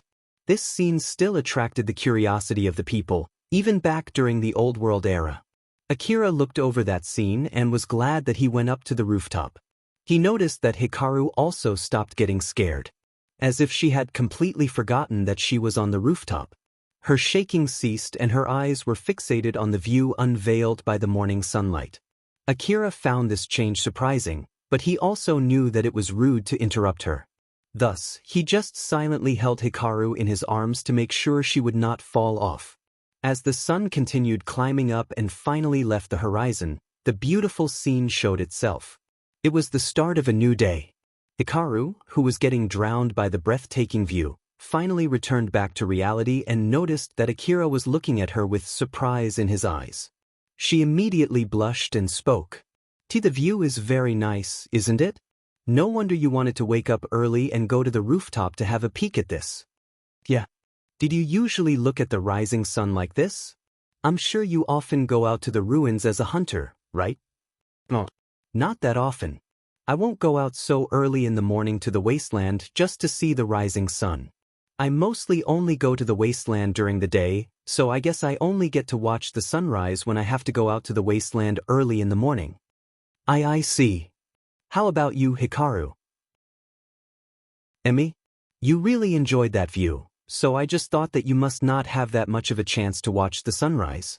But now that I think about it, I guess it's impossible to watch the sun rising from the horizon from inside the wall, huh? I won't say it's impossible, but it's extremely difficult. Tall buildings in the middle section like the Kagama building where you can look over the wasteland outside the wall are mostly reserved for individuals in high positions. So, it's impossible for someone like me to get a room in those kinds of building, you see. Is that so? I guess it's not all that easy living inside the wall. Although Hikaru slowly regained her calm after idly conversing with Akira, she could not just ignore the fact that she was clinging close to a boy around her age. Her eyes battered around as she was looking for an excuse to change that situation. She quickly found a good excuse. Away in front of the convoy, a huge dome that looked like a hill showed itself. Akira, since we already got to see the rising sun, how about we return back? Ziegelt City is finally visible. Once we enter the city, the rooftop, as well as the inside of the transport vehicle, would be considered as a part of their middle district. It would be problematic if we get caught in some kind of trouble while we're out. So, let's get back into your room. Hikaru urged Akira to hurry up and they returned back together. She was still clinging close to Akira until they returned back inside the vehicle. Even if she was slowly getting used to the fear of being on the rooftop, She needed some time to fully return back to her usual self. Zegedal City was fully enclosed in a dome. It had a wall that surrounded it just like Kagomayama City, but that wall extended further up and formed a semi-sphere on top of the city. The dome was made of a completely clear and transparent material. Thus, light from the outside could pass through it without any distortion at all. Thanks to that, the inside of the dome still felt liberating although it was completely encased. Even the tallest building inside the dome was still far from touching the dome, which helped give it an impression of an open space. Hikaru took a small self-driving vehicle and headed to Zegedal City. She was alone. Akira stayed behind in his room, inside the transport vehicle. The transport vehicle was to resupply in that city and head back to Kagomayama City the next day. In short, the hunters had one free day inside the city. Most hunters used their free time to explore the city to kill time, but Akira was still confined inside his room, as per usual. Although Akira had the permission to step into the Middle District, that permission was only for Kagomayama City. Moreover, it was a temporary one. As such, it was not okay for Akira to go to the Middle District of Zegedal City with his current permission. Although Hikaru could most likely find a way to solve that issue, Hikaru did not want to increase the possibility of Akira bumping into trouble. Thus, she used it as an excuse to keep Akira inside his room. But Akira did not just accept it that easily. He asked Hikaru if she could do something about it. Hikaru did not want to sour his mood and she still wanted him to stay in his room. As such, they were looking for a place to compromise. Akira mentioned that he wanted to take a look at what kind of vehicles the hunters in this city were using since it was not that often he could visit a city in the east. Thus, it concluded with Akira not going out of his room, and in exchange, she would go to the vehicle shop in his place. Zegedal City was located in the eastern part of the Eastern District, although it was also still far away from the front line. As one of the General Area Management Division staff, Hikaru sometimes had to talk with people from this city. It was all done online and she herself barely ever went to the city. When she had to go visit another city, most of the time, it would be a city somewhere to the west of Kagomayama City. She had not visited that many eastern cities such as the Zegedal City. As she was looking around the city, which was completely different from Kagomayama City with great interest, Akira's voice could be heard from the comm. He was even more interested in the sights than her. Back when Akira was on the rooftop of the transport vehicle, Hikaru used his view to look at the situation on the rooftop. So, this time, the roles were reversed. Akira was now looking at the scene using Hikaru's view. The image of the surrounding area was sent to Akira using a glasses-type device that Hikaru was using, and that image was enough to attract Akira's interest. When she heard his compliments for this city, Hikaru felt slightly irritated. After all, Akira did not sound that interested back in the Middle District of Kagomayama City. Akira, do you now see these kinds of things often? Rather than rare, I guess the better way to put it is that it just catches my interest, I guess. Is that so? To be honest, I don't think it's that much different from the Middle District of Kagomayama City though. Well, I guess that's the case since you're living in the inner wall, huh? But look over there. Unlike Kagomayama City, there are many airbike and self-driving cars buzzing around, right? That's just because this city is encased in a dome. That's why people are allowed to use flying vehicles. There are some facilities inside the Kagomayama district with a huge open space as well. Over there, people are allowed to ride similar things inside those facilities. I wonder if it's really okay for so many of them to fly around like that. Won't they sometimes collide with each other?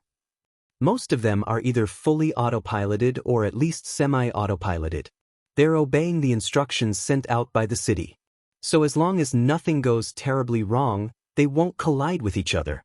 The auto-driving vehicles that we used back in the Middle District of Kagomayama City worked using a similar system, you know. As I thought, the thing that left the biggest impression on me is the dome. That thing is continuously expending energy to fuel a powerful force field armor, right? Well, those huge insects are flying around in the area, so I guess they'll at least do this much to protect the city. Even Kagomayama City has dash. Hikaru suddenly stopped herself from saying any further. But a moment later, Akira guessed what Hyaku was about to say. What? Kagomayama City also has that kind of dome. Hikaru paused for a bit before answering his question. That we have something similar installed in case of an emergency. But it's only used during an emergency since the energy consumption is negligible. That's why we hardly use it. I see. That's pretty impressive. Hearing Akira was honestly impressed by that, Hikaru smiled, satisfied, and thought. It should be okay, there are already a few people who know about it. It should not be an issue telling someone with a high ranking like Akira. It should not violate the information secrecy.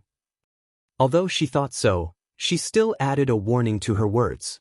Well, not that many people know about that, but it's not like we're keeping it a secret either. Some might focus more on the potential danger that might occur since city management took the effort to install such a thing, so, instead of feeling calmer with that device installed, they might panic instead. So, just keep this a secret, okay? Sure.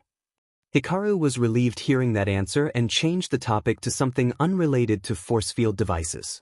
The hunters in Ziegelt City were high-ranking hunters, thus, the shops here were catered specifically to those hunters.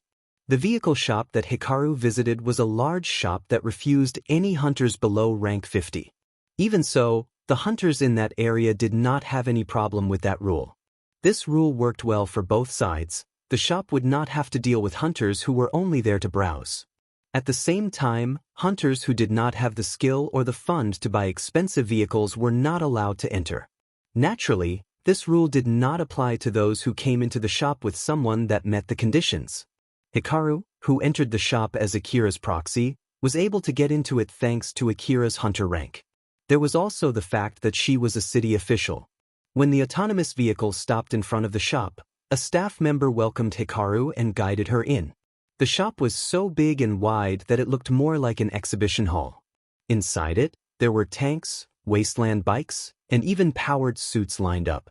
The staff gave Hikaru a guide through these products while giving a short explanation of each product to Hikaru. He had been informed beforehand that the real customer, Akira, was listening in and watching through the glass that Hikaru was using. Since Hikaru came here as Akira's proxy, that staff gave Hikaru the same treatment he would for the customer visiting the store. After the staff took down what Akira was looking for, he started to think about how to deal with Akira. Hikaru-sama, regarding the bike that Akira-sama is looking for, does he already have a certain budget in his mind? Wait for a second. I see, alright. He said that he would decide after seeing how much he would need to pay for it. So, he wishes to get your recommendation first if possible. Very well. In that case, I'll give a quick overview of our lineup in order while asking what the features that Akira-sama is looking for. The staff smiled politely, but in the back of his mind, he was wondering whether Akira just wanted to keep his budget a secret or he actually did not have enough money to buy anything. After introducing several bikes, Akira started asking detailed questions regarding the bikes through Hikaru. Thus, the staff stood in front of a white bike and said, "In that case, how about this one here? The Sylphid A3. Both of its wheels are using force field armor, which allows it to race through the air. To be more specific, it's not flying. The force field armor can be used to create a footing under the wheels, so it can literally race through the air. Because of that, it's not as expensive as the ones with a flying device installed. Furthermore, it doesn't consume as much energy as well. Although, it's true that it's harder to control in the air compared to the ones with a flying device installed. Considering that it can race in the air and on the ground, it is very versatile. The ability to race in the air can also bring about unique benefits, especially when mastered." The staff patted the surface of the bike before continuing. The chassis is protected by a powerful but energy-hungry force field armor. It is also possible to expand its force field outward. This is optional, but you can also purchase an extended arm to go with it. With the extended arm, it can handle anti-personnel weapons to weapons meant for tanks. From what I understand, I believe this is what Akira-sama is looking for. Personally speaking, I recommend using the extended arm to hold rifles instead of holding them on your own while driving the bike. Other than that, we have other options as well. Here are the specs. The staff sent a document regarding the product to Akira through Hikaru. He then waited for the response while pondering. Hunters with no funds usually opt out of the recommended option for the cheaper ones. Well, he's a hunter who can enter this place, so I guess I should just treat him as someone who's only here to browse. I should just pin my hopes on him coming again next time. As the staff was waiting with a low expectation, Hikaru finally asked him about the customization that Akira was hoping for and how much it would cost. That staff raised his eyebrows when he read through the customization list. No starter weapon, only taking an extended arm for anti-personnel weapons. These two customizations did lower the price, but besides that, Akira asked for a better sensor and energy tank. Thus, in the end, the price actually went up instead of down. With all of these customizations and the wish to send the product over as soon as possible, I have to add in the delivery fee as well. Rounding the price up, it will be around 3 billion orum. 3 billion? Hikaru gasped and could not help but to word out the surprisingly high price. Seeing that reaction, the staff smiled wryly and thought, "That reaction only for 3 billion, huh? You won't get far in this city like that, you know? But well, if I'm going to judge based on that reaction, I guess this city official from Kagemayama City is an amateur. Well, it can't be helped. Now then, I wonder how about the hunter?" Hikaru went to ask Akira while the staff was making a more detailed approximation of the total price. Hikaru once again looked surprised and returned to the staff. He'll take the offer. Thank you for the patronage. Now then, we'll immediately start the customization once we finish discussing the details of the payment. As for the negotiation regarding the details of the payment, would it be okay to continue the discussion with Hikaru-sama as the proxy for Akira-sama? No, he said that he's going to pay it in full right away. The staff retracted his head and raised his eyebrows. Pay in full in one go right away? Did I get it correct? Of course, we're more than happy to accept payment like that, but is Akira-sama really okay with that? Hunters could die anytime, so installments and loans were not available for them. One-time payment was the only thing that was available to them, and that was indeed how most hunters paid for their stuff. However, that was only for most. This did not apply to high-ranking hunters. High-ranking hunters were expected to stay alive for long, so installment plans were available to them. The fact that large corporations, strict with money, recognized their skill and judged that they would live long enough to fully pay their dues was a testament to the trust these high-ranking hunters had as well as their skill. Thanks to that, some high-ranking hunters opted to use payment methods that were similar to that of a loan. There were even hunters who got angry if the shop did not offer that method of payment. That being said, paying 3 billion orum in one go was something that was difficult to do unless the hunter had more than enough funds in their account. Hunters would always set aside emergency funds. So, before finalizing any purchase, they must make sure that their account would not be emptied out. Based on that common sense, Akira's decision surprised the staff. Although he did not show it on his face thanks to the training he had. The staff asked for confirmation, so Hikaru conveyed that to Akira. "Akira, are you sure? It's 3 billion orum, you know? Not 30 or 300 million. No, I was also already informed how much you earn from your recent rewards, but this and that are two different things, you know? Are you really sure? All right then, just to remind you that you fully agree to this, okay? No backing out, okay? Yes, that's right. Okay then." Now that Hikaru received his seal of approval, the rest was up to her. So, she pulled herself together and became solemn. "Yes, it's not a mistake. I'll take care of the paperwork in Akira's stead from here on out. Let's proceed with the payment." Understood. The staff also changed his attitude and proceeded to process the paperwork. The process went through quickly and without any trouble. Once the 3 billion orum was taken out from Akira's account, they quickly began working on the customization. "We'll work on the customization right away so that we can send you the bike as soon as possible. Please wait for a bit while we finish the customization. Meanwhile, I would need to inquire on how would Akira-sama like to receive the bike? Is it okay to just give it to Hikaru-sama?" About that, I actually want to discuss that matter. Hikaru requested the staff to send some escorts together with the bike while it was carried to the transport vehicle. The staff understood what Hikaru was implying when she made this request. Basically, Hikaru wanted to be spared from the responsibility of sending that bike to Akira as much as possible. After all, it was a 3 billion orum bike. If something was to happen, A simple apology would not be enough to solve it. On the other hand, it was a request made after making the 3 billion orum was paid, so doing that much was included as an after-service for the shop. Very well. We shall send escorts together with the bike until we can hand the bike over to Akira-sama. Thank you very much. Likewise. This must be some kind of fate. We look forward to your visit in the future. Seeing Hikaru obviously sigh in relief, the staff smiled wryly. After that, the staff asked Hikaru for the details of Akira's equipment. He was using the adjustment for the general extension arm to fit Akira's equipment as an excuse.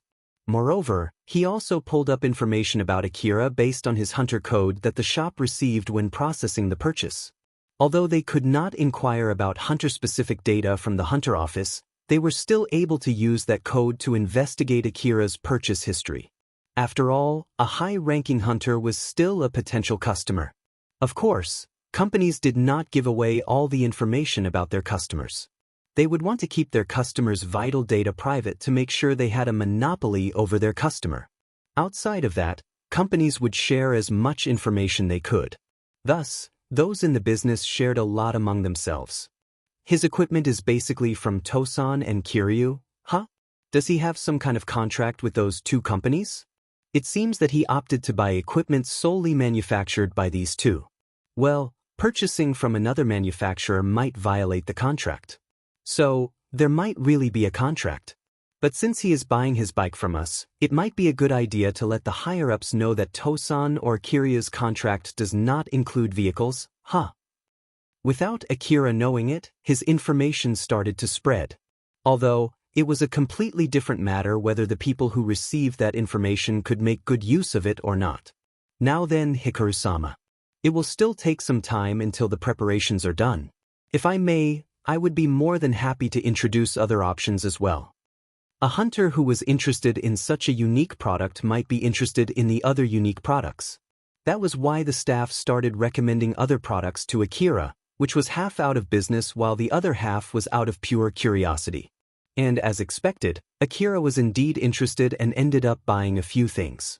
Thus, the staff remembered Akira, his name, and mentally noted him down as an interesting customer. After that, Hikaru stayed inside the shop until the bike was ready. In order to kill time, she continued her conversation with Akira this morning. After telling Akira that she was not allowed to leak particular information regarding the city, she then told Akira to feel free to call her again if something came up and closed the call. However, it did not take long for Akira to call her. Akira, is there something wrong? The interphone is ringing, is it okay if I pick it up? Hikaru, who was waiting calmly, immediately replied. It was obvious from her voice that she was flustered. No, don't pick it up. I'll pick up the call. I can connect from here, so don't pick it up, okay? All right, I'll leave it to you then. Akira bitterly smiled and was a bit overwhelmed by Hikaru's attitude. Since he understood that Hikaru did not want him to meet anyone, he believed that it was best to ask her so he could just leave the rest to her. Hikaru immediately stopped doing whatever she was doing and connected her information terminal to Akira's room's interphone in a hurry. Akira had no acquaintances inside that transport vehicle, and if it was from the escort team, then she should have received a notification beforehand. Thus, no matter who it was, as she felt the presence of trouble, she checked the interphone camera, and the visitor was Malshia. It's her? Why is she visiting Akira? Hikaru thought that it was weird and sent a data request to the escort team regarding Malshia. Malshia hummed in front of Akira's room. No answer, huh? The record says that he's not outside the transport vehicle though. Is he not in the room right now? What should I do? While she was in the middle of thinking about what to do next, she suddenly received a call from Hikaru. When she picked it up, Hikaru's image appeared in her augmented vision. Nice to meet you, I'm the operator for the hunter in this room, my name is Hikaru. Ah, you're the operator from back then, right? Nice to meet you, I am Malshia. I heard that the men under me were saved thanks to you, so I came to give my gratitude. I see. Thank you very much, I shall convey that gratitude. HM? I can convey it myself, you know? He's inside, right? You won't open the door. Ah, please don't worry about it, To be honest, I think it's only right for me to give my thanks directly to him. I'm really sorry, due to certain circumstances, it is impossible to meet him directly at the moment. I hope you can understand. In contrast to Melchia, who was acting casually, Hikaru politely bowed her head. After that, there was silence as they were staring at each other. It seemed that neither of them were going to break the silence. Melchia's smile deepened and she decided to take the first move. That I don't really like doing this, but you do know my hunter rank, right? Melchia's hunter rank was 75. In short, she was someone that was to be given exceptions. Although Hikaru was indeed a talented young staff member, she was still an amateur in the grand scheme of things. So Melchia was basically out of Hikaru's league. Yes. But this hunter is under contract with the General Area Management Division of Kagamayama City and he's in the middle of his job. So, I'm afraid it is not right to interrupt. This is even for someone as highly regarded as Melchia-sama. Hikaru knew all of that and still refused Melchia. Hikaru did not want to let Melchia meet Akira considering the possible trouble if they got into a fight. Thus, even if it meant that Melchia, a rank 75 hunter, would have a bad impression on her, that did not change her stance. Hikaru refused Melchia with a smile that was filled with anxiety. Melchia was a bit surprised by that, but she then lowered her shoulders and said, I see, if that's the case, then it can't be helped. All right then, I'm sorry for saying something unpleasant. Please let him know that I'm thankful to him for saving my men. Thank you for your understanding, I'll definitely convey that message to him. Okay, thanks. Hikaru politely bowed and vanished from Melchia's vision. After that, Melchia left the place and called Tatsukawa. It's me, how's the situation over there? Nothing in particular. We did tell the escort team to wait until you return. Roger that.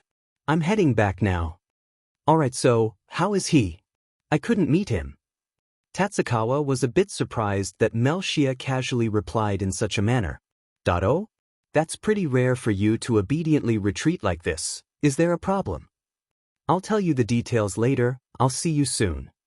Melchia cut the call and teasingly smiled. After Melchia cut the call, Hikaru heaved a big sigh. Why would a rank 75 hunter even come to meet him? This is not normal, you know. I guess his gift to attract unexpected things is one of the reasons why Kobayashi really likes him. Seriously, give me a break already. After spending her time lamenting how hard it was to handle a high-ranking hunter, Hikaru pulled herself together. She called Akira and conveyed Melchia's gratitude. After that, she pulled out excuses to satisfy Akira, who was curious why someone would come to meet him just to convey something like that. Chapter 236, Shiro. The inner part of Kazuhara Ruin, the area under Tsubaki, was surrounded by a wall that was disguised as a common mix of random rubble and wreckage. After Tsubaki made a deal with Yanagisawa, a part of that wall was renovated into a warehouse, in which she received and sent cargoes to and from Kagamayama City. The area around that warehouse was mostly unmanned. Old World drones were assigned to carry Old World relics to that warehouse. Then an automatic transport vehicle would take those relics back to the city. So, there was no need for anyone to be there. Further away from that wall, soldiers dispatched by Kagamayama City were guarding the area to prevent any intruders. Those who were caught sneaking in would be dealt swiftly and without mercy.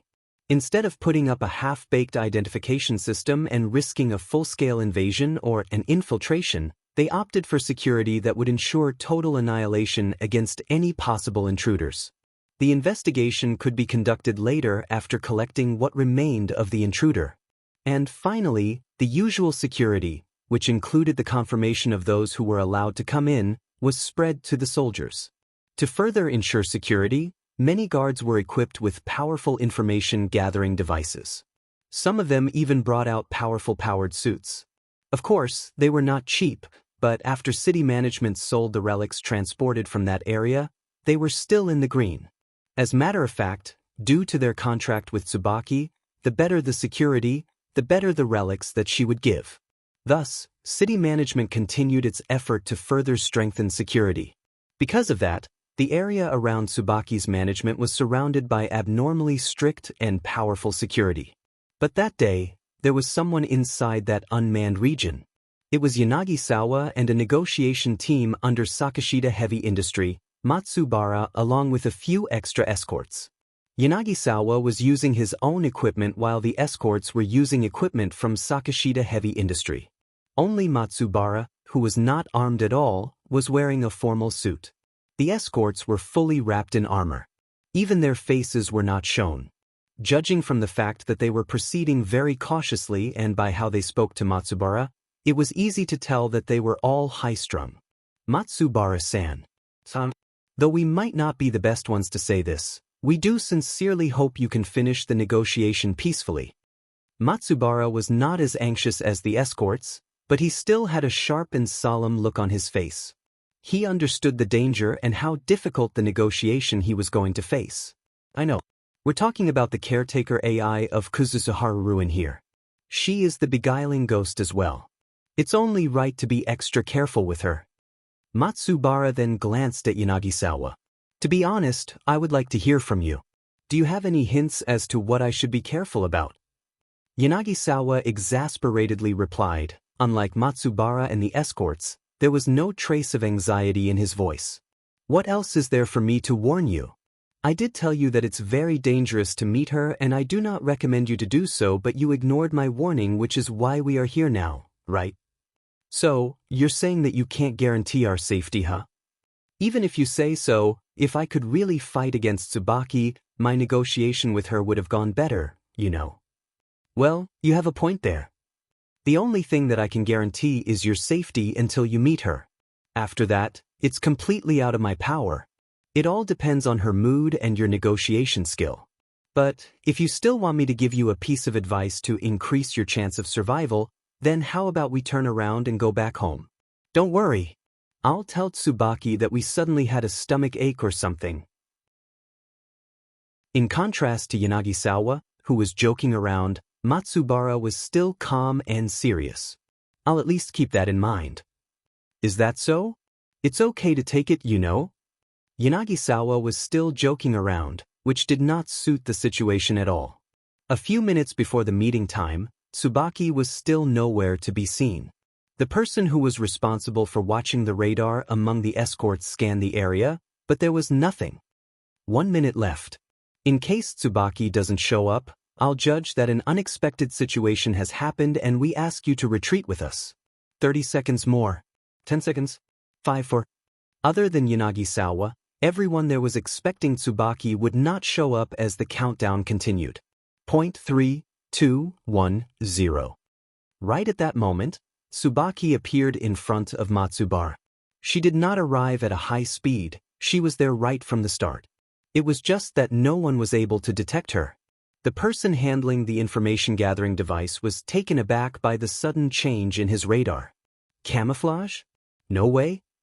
How the hell did she not raise even the slightest signal when she's this close? Is it only a hologram? No, this signal, it's a real body. Just how in the world? The surprised escorts did not miss a beat and quickly stood between Matsubara and Tsubaki. The fact that they had not aimed their rifles at her was also proof that they were very well trained.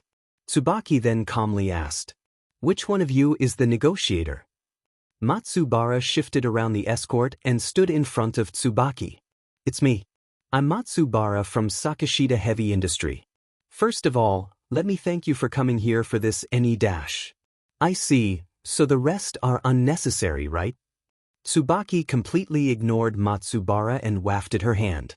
Yanagisawa noticed that and moved slightly faster than the rest. He jumped away with the full might of his augmented suit. Yanagisawa was barely able to get out of the range as Tsubaki completely annihilated the escorts. Their heavy full-body armor as well as their soft inner body were all crushed with no discrimination. The area was quickly painted red from the entrails and the blood. Other than Yanagisawa, Matsubara alone was completely uninjured. Although he was standing in the front and could not see what had happened behind him, he knew that something was squashed behind him. It was easy to imagine what just happened behind. Thus, cold sweat started forming on his forehead. "They are my escorts, though." Tsubaki completely ignored his comment. "State your business and please make it quick." Matsubara understood those short words also meant that if he kept silent here, then he would also be deemed unnecessary. Very well. Sakashita Heavy Industry wishes to renew our contract with you, as for what we found unsatisfying regarding the last contract. Matsubara started his explanation calmly. Tsubaki locked her gaze toward Matsubara without saying anything. Eventually, Matsubara finished his explanation. Including the negotiation for the compensation for the damages, we hope we can decide on a suitable place and time to negotiate about the new contract as well. Is that all? Then you're unnecessary as well.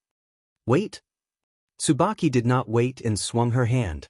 Just like with the escorts, everything from Matsubara's neck and below was turned into mush. A second later, his head fell down and rolled over the ground.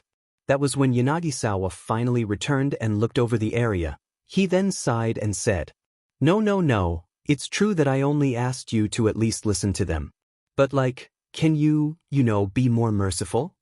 Tsubaki ignored his jovial attitude and coldly replied, I warn you, never bring anyone that would worsen my mood again, otherwise, you'll face the same fate as them. But as usual, Yanagisawa was still acting flippant. Well, I have my responsibilities too, you see. But just so you know, I did try to stop them. It's not my problem. As far as I know, it's your problem. Right, I'll be careful. I recommend you to seriously reflect and put effort to get better. Tsubaki then vanished. After that, the pool of blood on the ground started shaking. It was as if something just passed through, but there was nothing at all. Yanagisawa sighed. Good grief, she really won't listen at all, or more like, she doesn't have any tolerance at all. This is why I don't want to mess with caretaker AIs. Geez, I guess I'll just head back home. Yanagisawa picked up Matsubara's head and headed back to the city. The upper district of Kagomayama City was reserved for high-ranking officials and the higher-ups from the corporate government. As such, it was also very strictly guarded. Currently, inside the area in the upper district where it was allowed to bring private escorts, Shugadome, a staff from Sakashita Heavy Industry was waiting. Yanagisawa then entered the room to explain the situation. He was carrying a cylindrical case. He then took a seat across the table and put the case on the table. We do plan to give our full report in time, but I heard that you want to hear it from the person on the scene, so here I am. Would it be okay to ask for some of your time? We're the ones who asked you to come. Even if we were not the ones who requested for his meeting, such a question should not be brought out this late. Go ahead and start. Very well then. Yanagisawa took the top side of the case and pulled it up. The cover slid and revealed what was inside the cylinder. It was Matsubara's head. His eyes were closed and showed no movements. Shugadome tapped his finger on the table. When he did that, Matsubara immediately opened his eyes. He then saw Shugadome and sighed. That I know that you're in a hurry, but to think that you would drag me here only by connecting my head on a life support system, are you in that much of a hurry? Yes, we are. I see. Thanks to the life support system hooked onto his head, Matsubara was spared from death. He then sighed again to his superior who was demanding his report as soon as he recovered his consciousness. But in the end he still gave his report. That's so, that is what happened. Unfortunately, I was unable to even start the negotiation at all. I believe it will be difficult to ask for the contract to be renewed. I see, it seems that it was a mistake sending you with the escorts, huh? No, I believe that she killed the escorts just to show her position. I'm sure that she also deliberately let me live. Without the escorts, I'm sure that she would have killed me in order to make the same point. To be honest, I think the escorts served their duty well. Shugadome turned to Yanagisawa. But still, the more I hear it, the more I'm amazed that you were able to make a deal with her. As I thought, you should join Sakashita Heavy Industry and work for the corporate government. Yanagisawa gave a friendly smile and replied, I'm really happy that you think so, but I'm sorry, I have to refuse your generous offer. I see, did you get a similar offer from Tatsumori, or Tsukasada, or maybe Senba too? No, I haven't gotten such an offer from those corporations. Then there was a short pause. Shugadome and Yanagisawa were trying to pry into what the other person was thinking. Shugadome was the first one to break the silence. Well, I won't force you. Let's return back to the main subject then. It's about the thing that you want to borrow. It is true that you'll be able to negotiate with her smoothly as long as you can have that thing. Of course, I can guarantee that you'll profit from this too. Very well then, I will give you the authorization.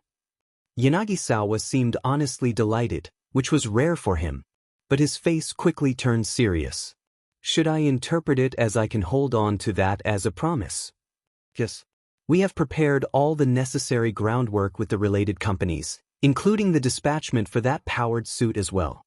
Moreover, we've already concluded the contract to purchase several drones to guard her area. If it ends up bringing in more from that area, I'll have enough influence to grant you the authorization you seek. Of course, this is all assuming we can get more shares on your deal with her. Don't worry about that, just leave that part to me and thank you.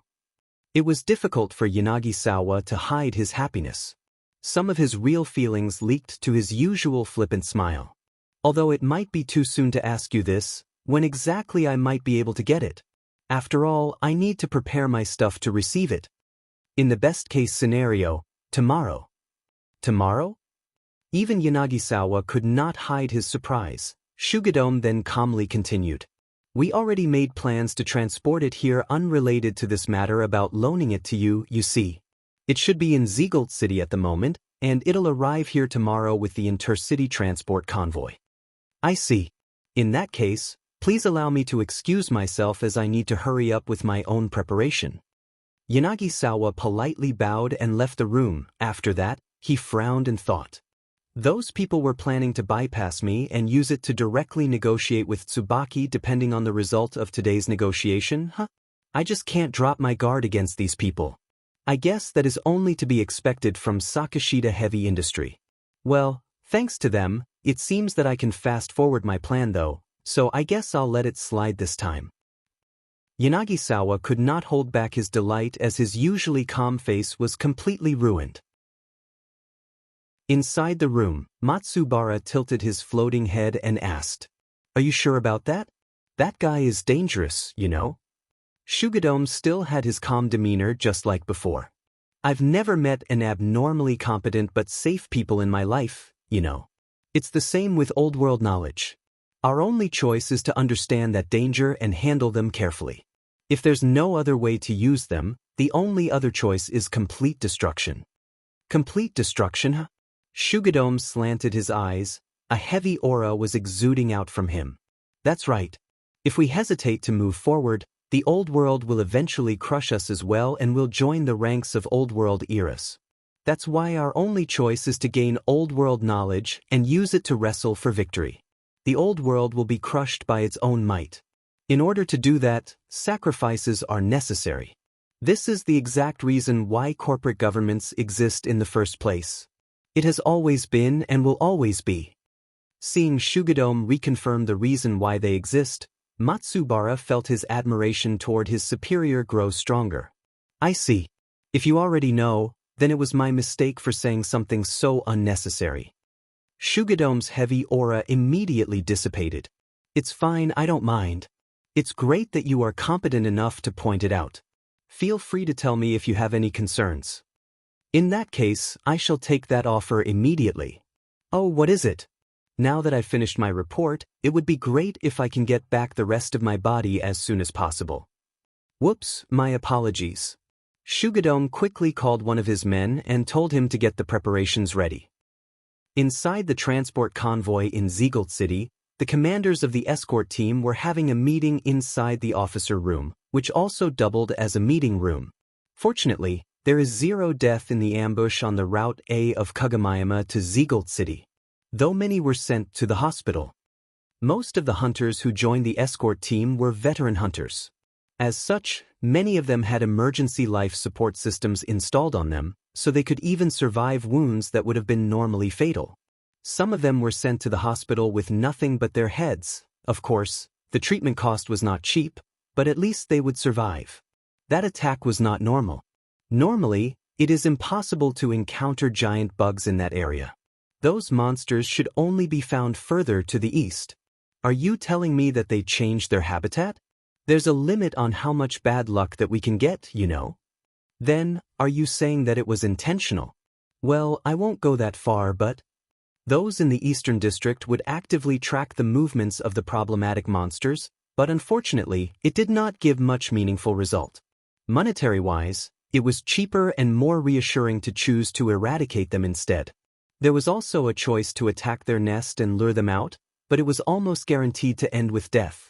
That was why people usually chose not to do that. There's no point talking about that now. We have no other choice but to blame that on bad luck. Fortunately, we have enough firepower to deal with them. If those from Sakashita Heavy Industry were not on board, we would have turned around and ran away. They're a part of the escorts sent by Kagamayama City to escort a certain executive back to the city, right?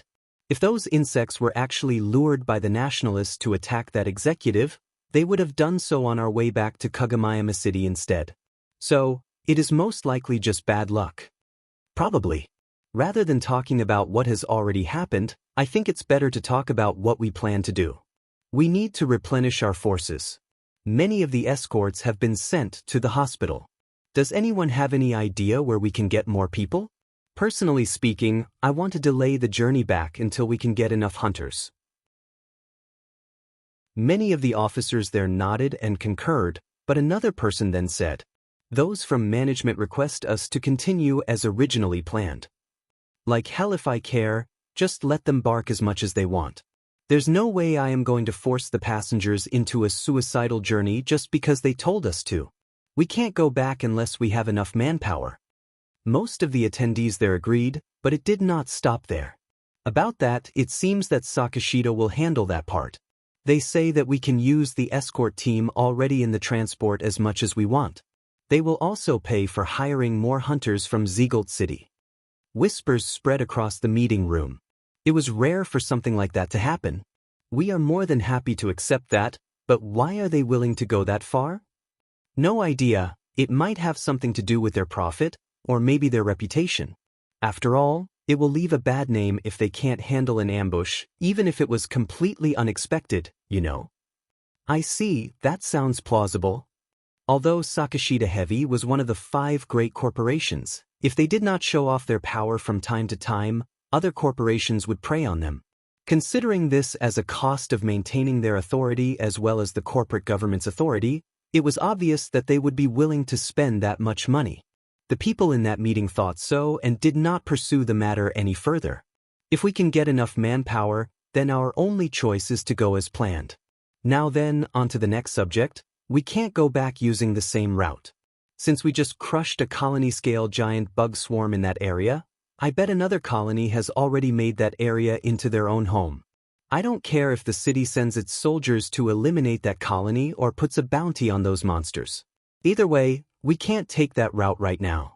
Route B also passes through a colony, so it would be wise not to use that route as well.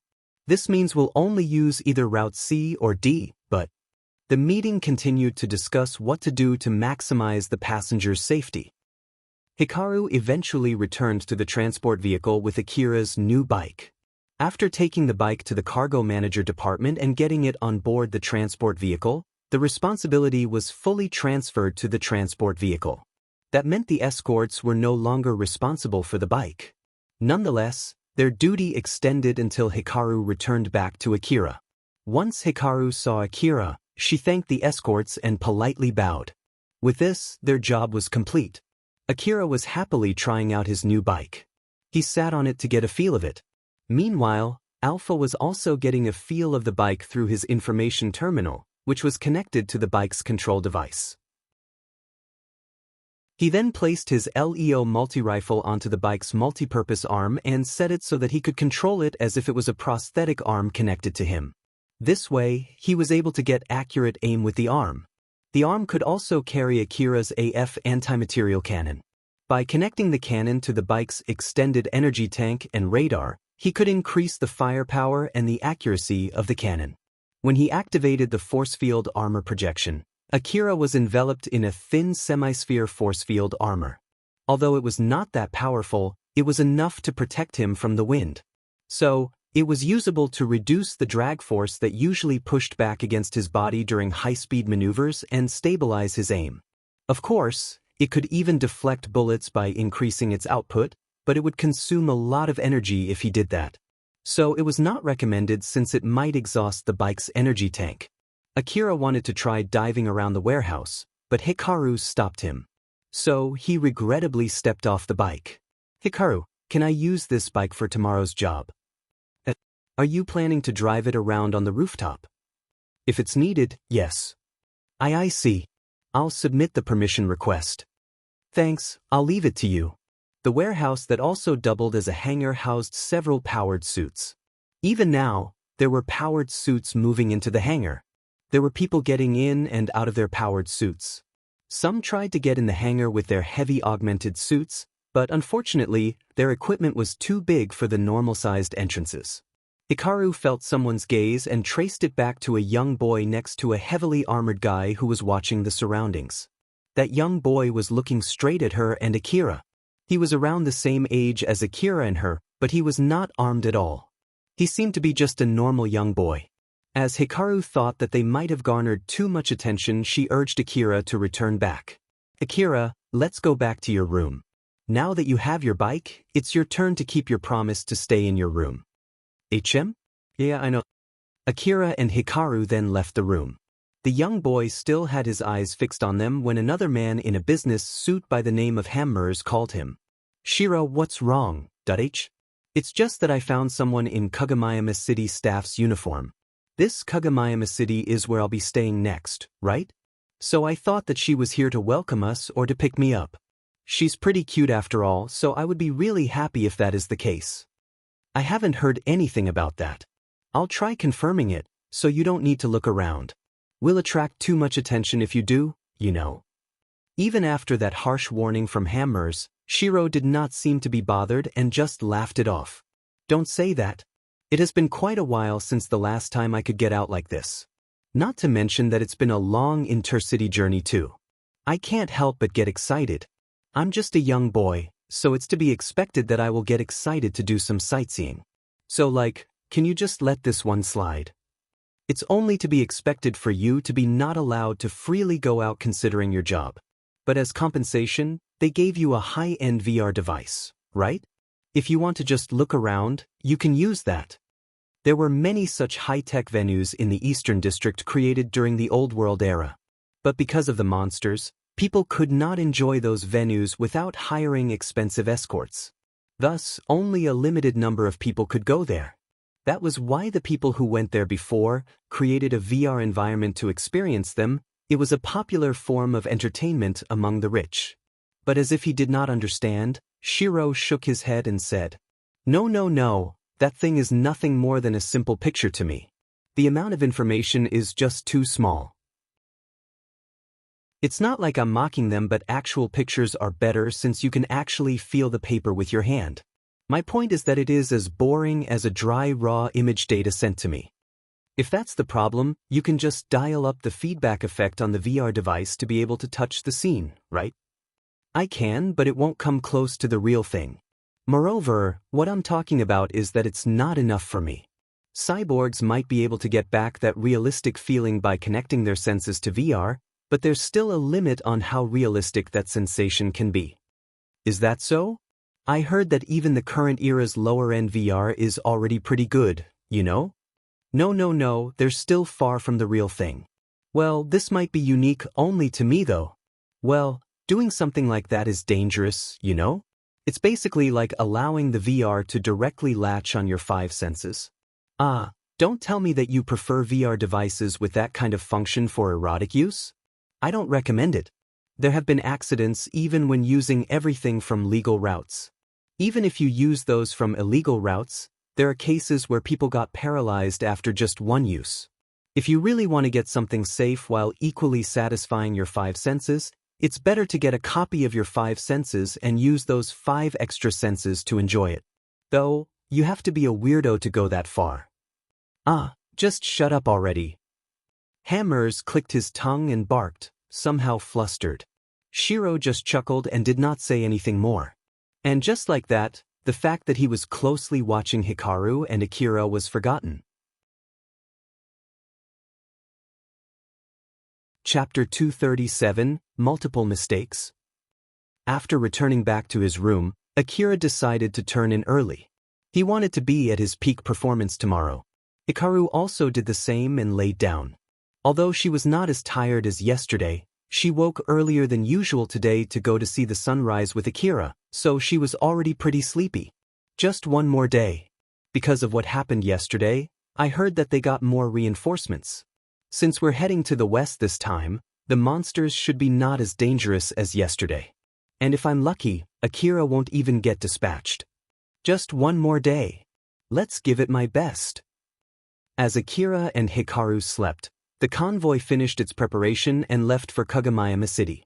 The next day, Akira once again went to the rooftop early in the morning to watch the sunrise. Just like last time, Hikaru was with him, clinging close to him. Akira did suggest using the force field armor of the bike to shield them from the wind. That was when Hikaru asked him how he would get the bike to the rooftop. Akira casually said by climbing on the outer walls of the transport vehicle. Naturally, Hikaru rejected him immediately. Because of that, just like yesterday, Hikaru was clinging to Akira like they were lovers. Hikaru had more or less gotten used to the situation on the rooftop, so she was not as scared as before. But that was not the case to the fact that she was clinging close to a boy around her age. She still feels embarrassed because of that. She reminded herself that it would be over soon while watching the sun rising from the horizon. In the midst of that, trouble approached. Just like Akira, they came up to the rooftop. It was a young boy accompanied by a man. They were the two who were watching Hikaru and Akira back in the hangar, Shiro and Hammers. Shiro was donning casual clothes, while Hammers was in a sleek business suit. Judging from their outfits, they must be there for sightseeing. But even so, they were walking casually amid this turbulent wind. Either those casual clothes were actually augmented suits, or they were people with enhanced bodies. Hikaru noticed Shiro, who lightly smiled and waved at her. He then approached her. "Hello there, are you out here to enjoy the sunrise as well?" Pretty much, yes. "Do you need anything from us?" Hikaru, who wanted to keep Akira away from any potential conflict, ended up giving a rather brusque and unfriendly reply. But Shiro was not bothered by it. "Not at all, I'm also here to enjoy the sunrise. I just thought of saying hello after finding someone that seems to share the same interest as me. As expected, it's only right to see it directly with my own eyes. The flow of information is just different, you know? The flow of information. You think so too, right?" Shiro said so and glanced at Akira. Akira paused for a bit before replying. "I'm sorry, but I was told not to talk with anyone in the middle of my job." Shiro was happy that Akira did not just ignore him, while at the same time, he was also a bit surprised. But Hammers suddenly interjected. "We're bothering them, Shiro. This should be enough, right? Let's return, it's not wise to keep bothering them." Shiro exasperatedly replied. "Good grief, you people just don't understand.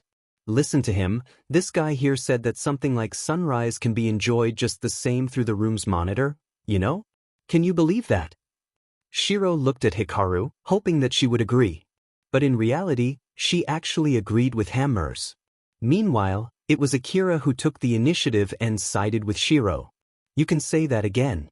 It's pointless watching it from a monitor. Right? I know you would agree with me." Shiro smiled triumphantly. He then looked mockingly at Hammers. To which Hammers twitched and snapped. "Seriously, give it a rest already. We're returning right now. In the first place, you should not have interrupted a couple who are enjoying the sunrise. Or do you take that not being able to read the mood as a virtue? Whoops, you are on a date." Shiro sent a half-cold gaze toward Hikaru. She thought that if that misunderstanding would send him away, decided not to deny it. It even made her self-conscious and blush. Meanwhile, Akira was completely apathetic. Shiro shrugged. I see. I'm sorry for bothering your date in the middle of your job. I'll leave right now. I just have to leave, right? But Shiro smiled at Hikaru and Akira, lightly waved, and then left.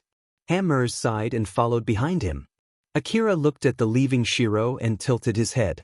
What was that? No idea. Probably just tourists who got excited to the point that they would even go up to the rooftop to see the sunrise. Tourist, huh?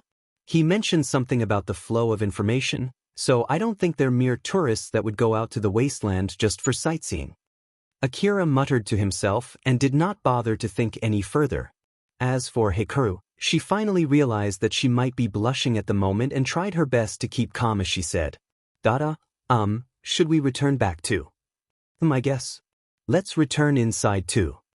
The sun was already high in the sky, so Akira and Hikaru also decided to get back inside the transport vehicle as well. Shiro, who returned back before Akira and Hikaru, was walking through the hallway to a luxurious special room. It was his private room during the journey. During that time, Hammers was still spouting complaints, which Shiro completely ignored. As a matter of fact, he had something else on his mind. That faint reaction when we were in the hangar was not a mistake. I thought one of them is the same as me and tried to approach them, but I can't really tell which one it is when they're sticking that close to each other. Just who is it?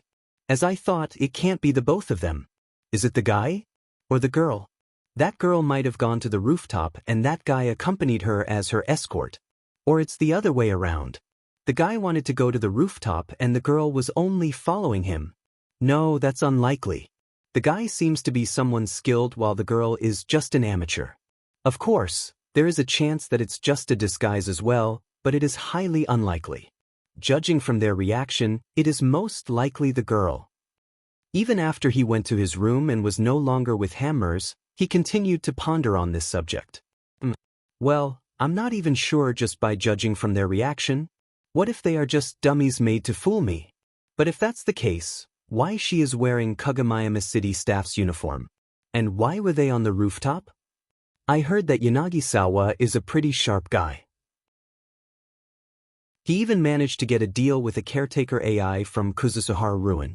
It won't be strange for him to use some kind of old-world technology to mimic that signal in dummies. He might have made her wear a city official's uniform, sent her along with the intercity transport, and made them go to the rooftop before me. But for what?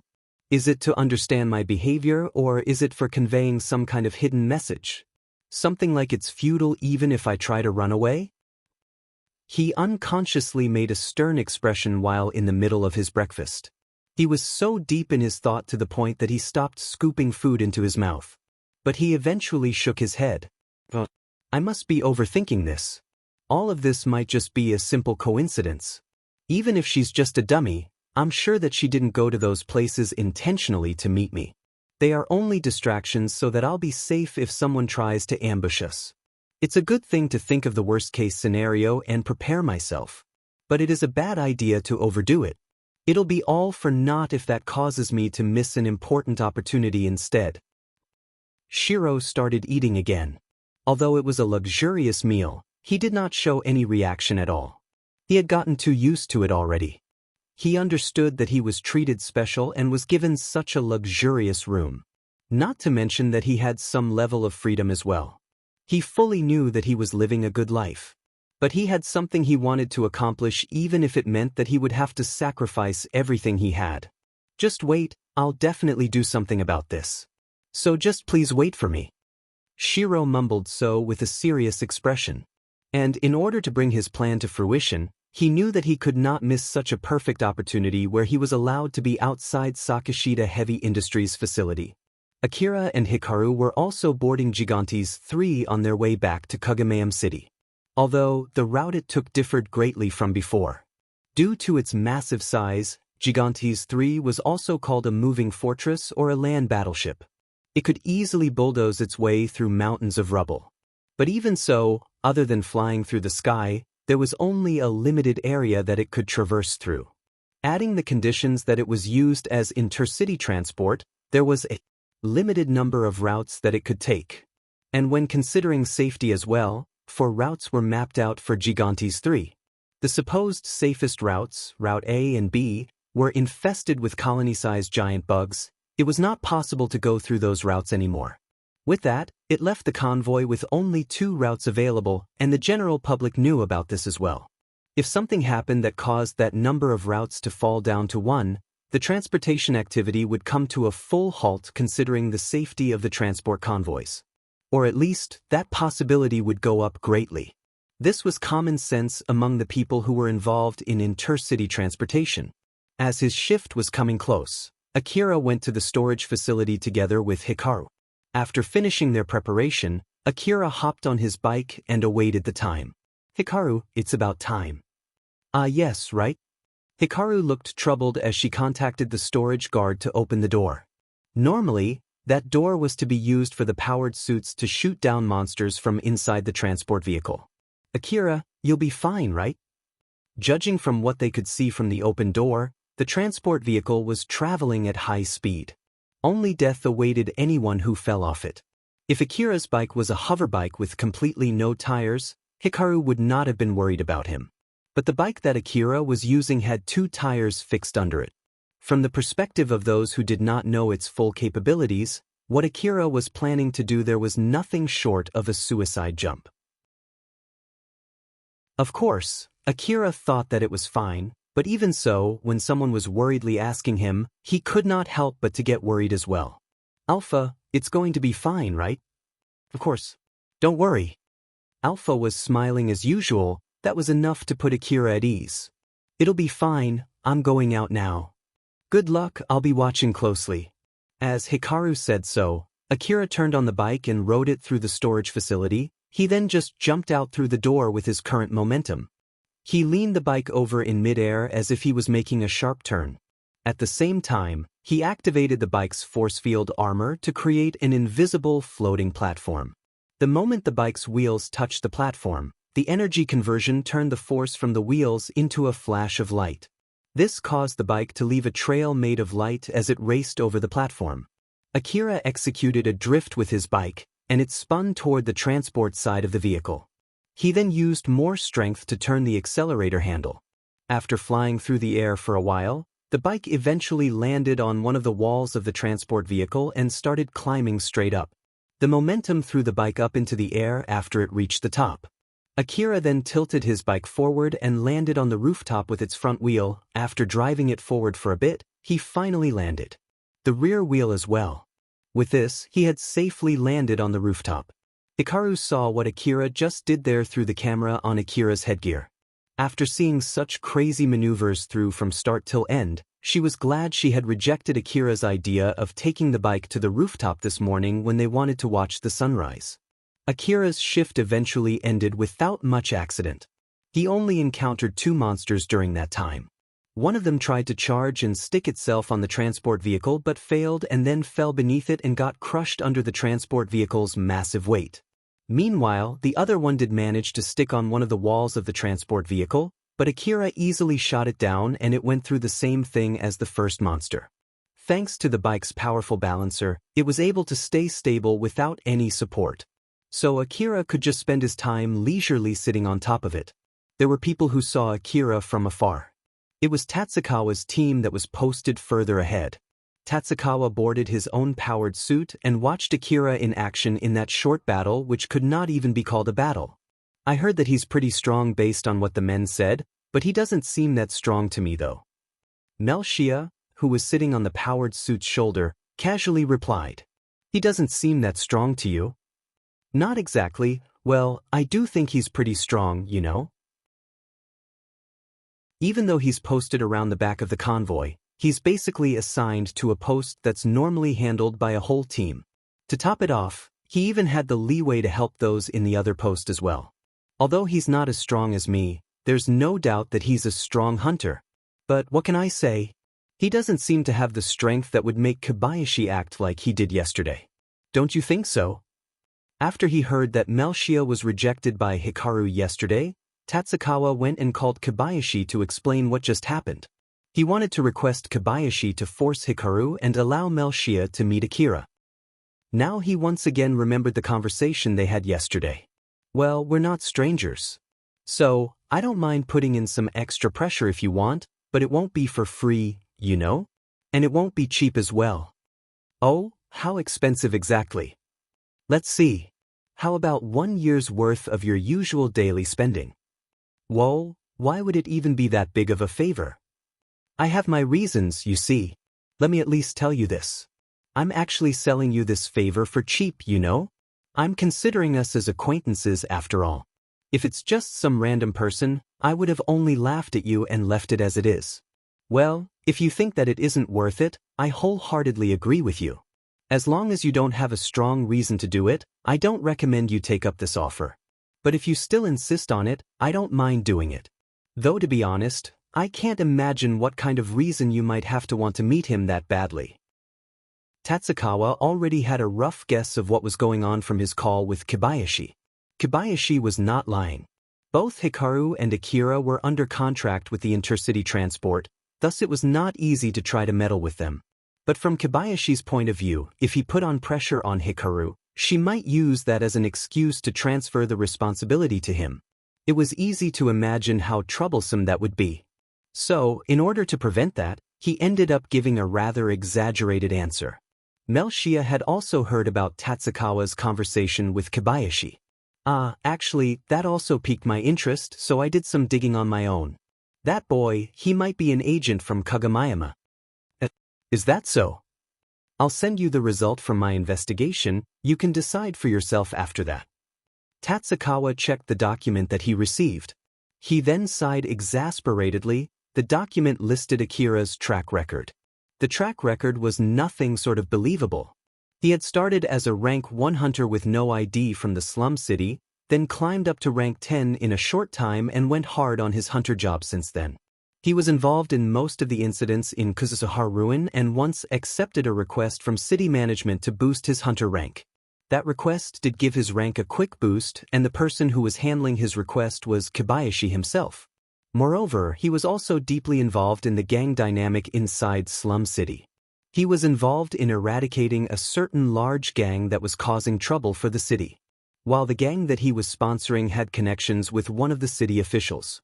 The relic shop that the gang was running has been pretty popular lately, with some of the relics harvested from the Kuzuhara Ruin officials' managed area found there. Considering the relationship between hunters and city management, it was easy for people to guess that he was an agent from Kagamayama City. Welp, this isn't even funny, it's so suspicious to the point that it's not even strange. Not to mention that his operator, Hikaru, she's also a staff from Kagamayama City, right? I guess there's no doubt anymore, right? If I may add one thing, it seems that Hikaru was also the one who got him this escort jobs. So, basically, those two are in some kind of special mission, huh? Well, if that's the case, there's no wonder why Kobayashi acted like that yesterday. Tatsukawa lightly sighed. Seeing that, Melshia more or less understood what Tatsukawa was thinking.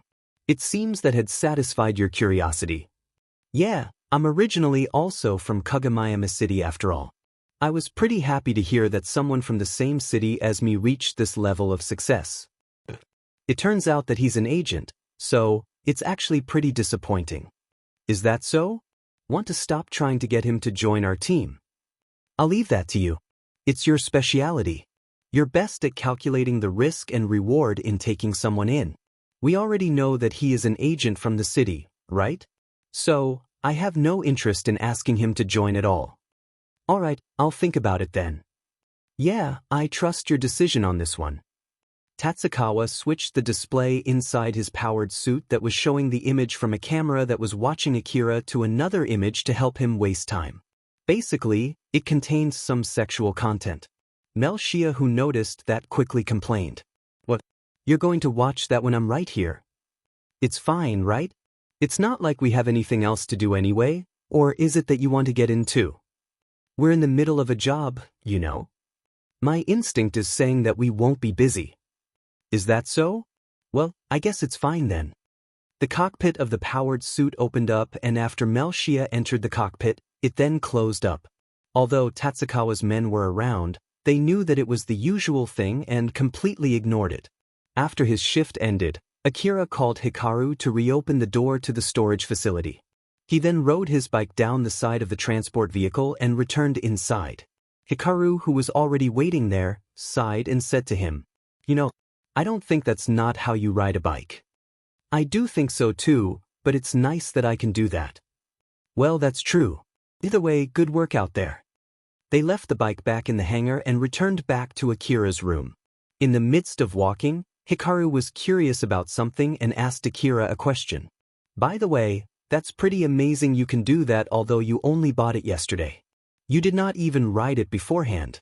Weren't you worried? It'll be dangerous if you fall, you know? Or is it that you've done it multiple times before so you're already used to doing that kind of thing? Both, I guess?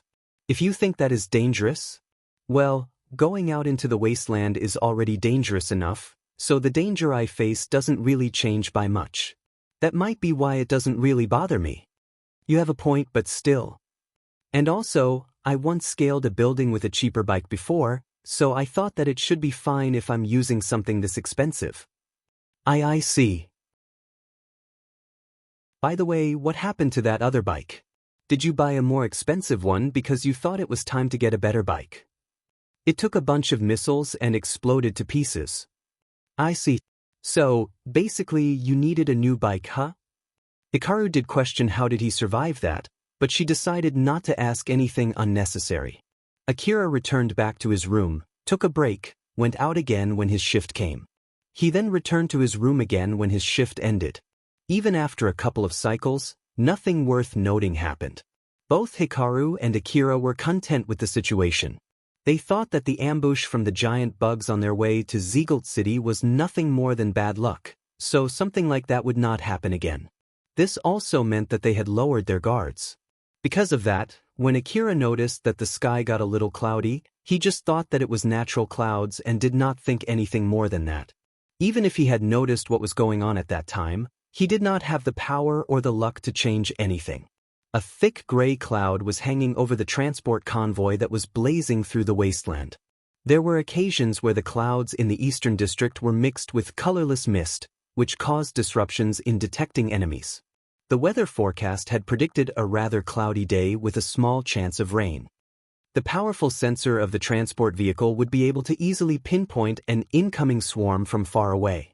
But that was limited only to the monsters below the clouds. Above the thick clouds, at a height that the transport vehicle would easily detect if it was a clear day, a few white-powered suits were flying. All of them were damaged, although the extent of the damage was not the same. One of them had already lost all its limbs and was only able to move around thanks to the flying device being still intact. Suddenly a white light lance pierced one of them. It formed a pillar that was thick enough to devour 10% of its huge frame. It just went straight through the powered suit as if the defensive mechanisms of the suit were non-existent. That single shot easily took out the powered suit that could withstand a battle against a colony-sized giant bug swarm. The white-powered suit crumbled into pieces and was consumed by the cloud. Meanwhile, another powered suit took a hit from a dish-shaped weapon. The diameter of that weapon was about half the size of the powered suit. It rotated so rapidly that it easily sliced through the powered suit. Sparks flew around accompanying the screeching sound of metal cutting through another. It eventually made a clean cut through the powered suit and flew away. The cut powered suit was separated into two as it fell down. Another powered suit was stuck with multiple black discs. The other power suits saw that and quickly focused their fire to destroy the black discs while also sacrificing those powered suits caught by those black discs. Thus, another powered suit fell from the sky. With the time and the distance that was bought by sacrificing their teammate, the rest of the white-powered suits quickly dove down into the cloud. Of course, their opponents did not let them get away. The source of the light lance and the user of the huge disc weapon as well as the user of the multiple black discs quickly pursued them into the cloud. Chapter 238, Flying Monsters. Akira once again went up to the rooftop for his usual escort routine when Hikaru suddenly called him. "Akira, this is from the HQ. It seems that something just fell over ahead of you, so you should be careful." "Roger that. Is it normal for things to be falling out from the sky around here? That's pretty dangerous." The sky of the Eastern District was inhabited by monsters, so it was pretty normal for stuff to be falling from the sky. Although they were sometimes valuable relics, they were still a danger to those on the ground. Thus, transport routes tend to avoid such dangerous areas. Hikaru, who knew that, found it a little bit strange, but she did not dwell on it any further. Intercity routes usually don't go through dangerous areas, but considering the giant bugs' nests around the original route, I guess they chose this route since this is much safer than trying to break through that area. I see.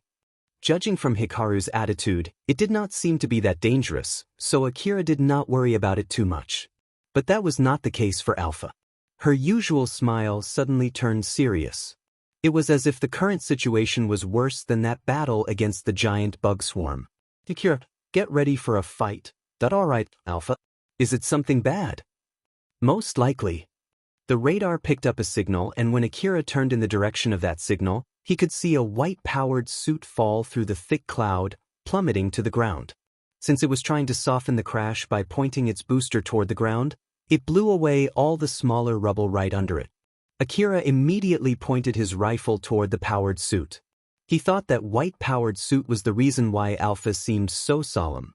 Immediately, he pumped the C bullet loaded in his LEO multi-rifle with energy. The most important thing for him right now was to get the first shot. If the power used was overkill, he could just reduce it later. But before Akira finished charging the bullet and pulled the trigger, suddenly, something else attacked that powered suit. A black disc-shaped object split open the thick cloud and charged straight toward the white-powered suit. Although the white-powered suit tried to shoot it down, it could not stop the black object. The suit received a close-range attack that ended up smashing it to pieces. After the black disc destroyed its target, it immediately went up to the sky to chase after its next target. It was another white-powered suit close to it. White-powered suits fell to the ground one by one around the transport convoy. Some crashed into the ground, some that could still fly, flew around the convoy, and others landed on top of the transport vehicles. No matter how battered, all of them were fighting back against the black disc. Akira was still confused by the sudden change of event when suddenly more were coming. The grayish cloud on top of the convoy turned even darker. When Akira looked up into the cloud, he could see something solid. It was similar to a floating ceiling, which kept on ejecting out more black discs from its mouth-like gate.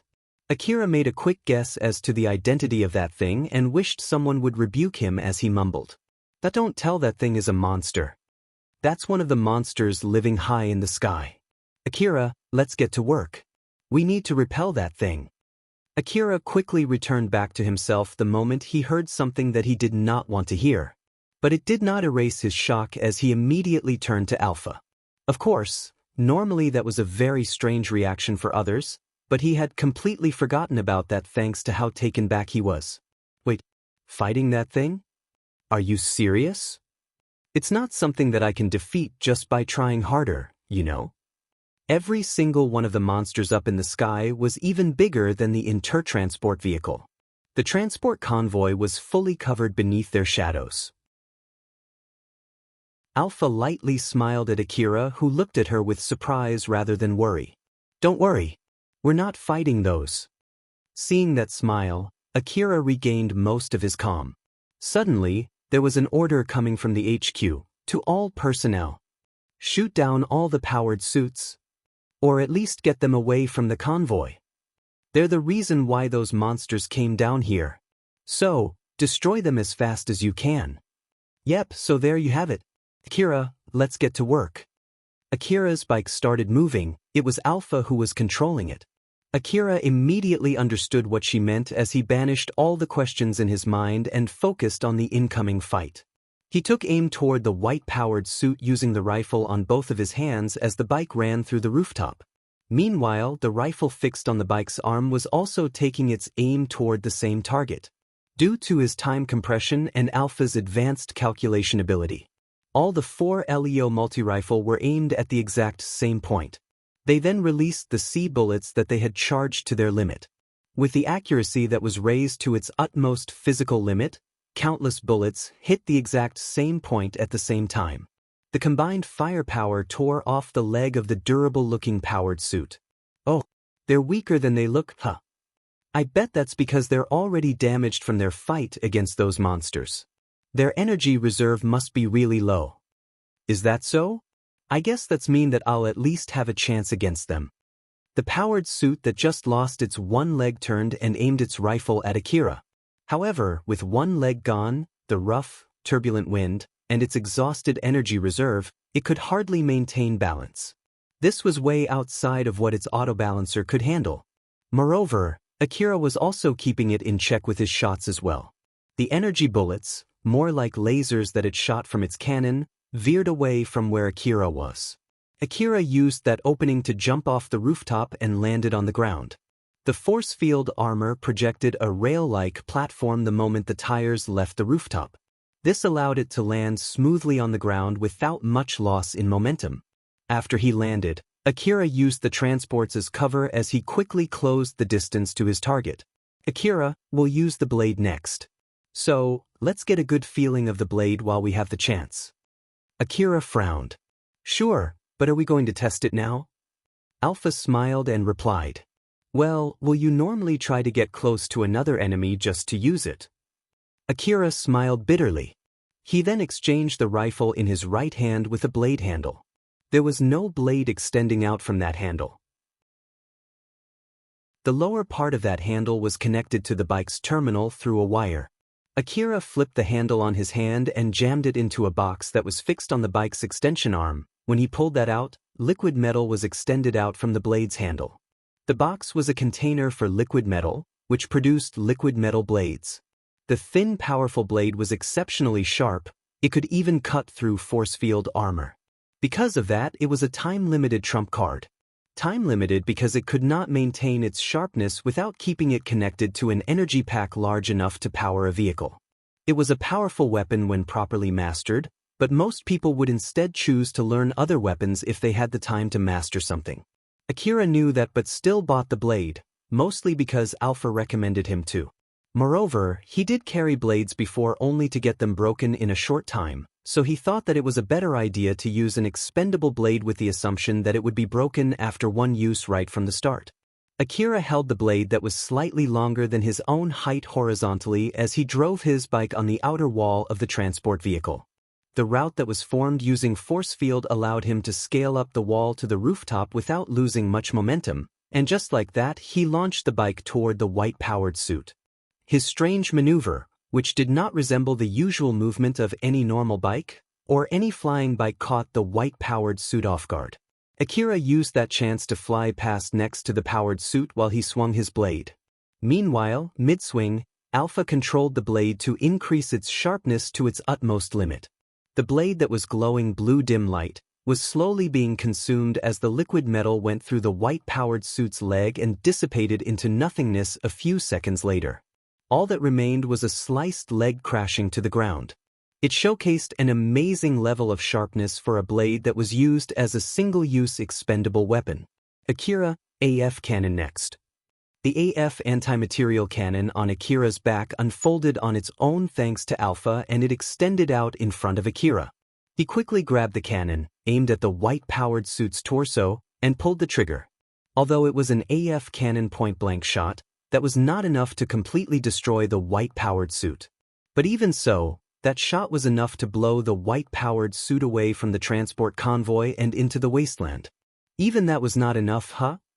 Alpha glanced at the shocked Akira and reminded him, "Our objective is not to destroy them but to drive them away from the convoy. That's why I set it to focus on spread rather than firepower." "Why would you do that?"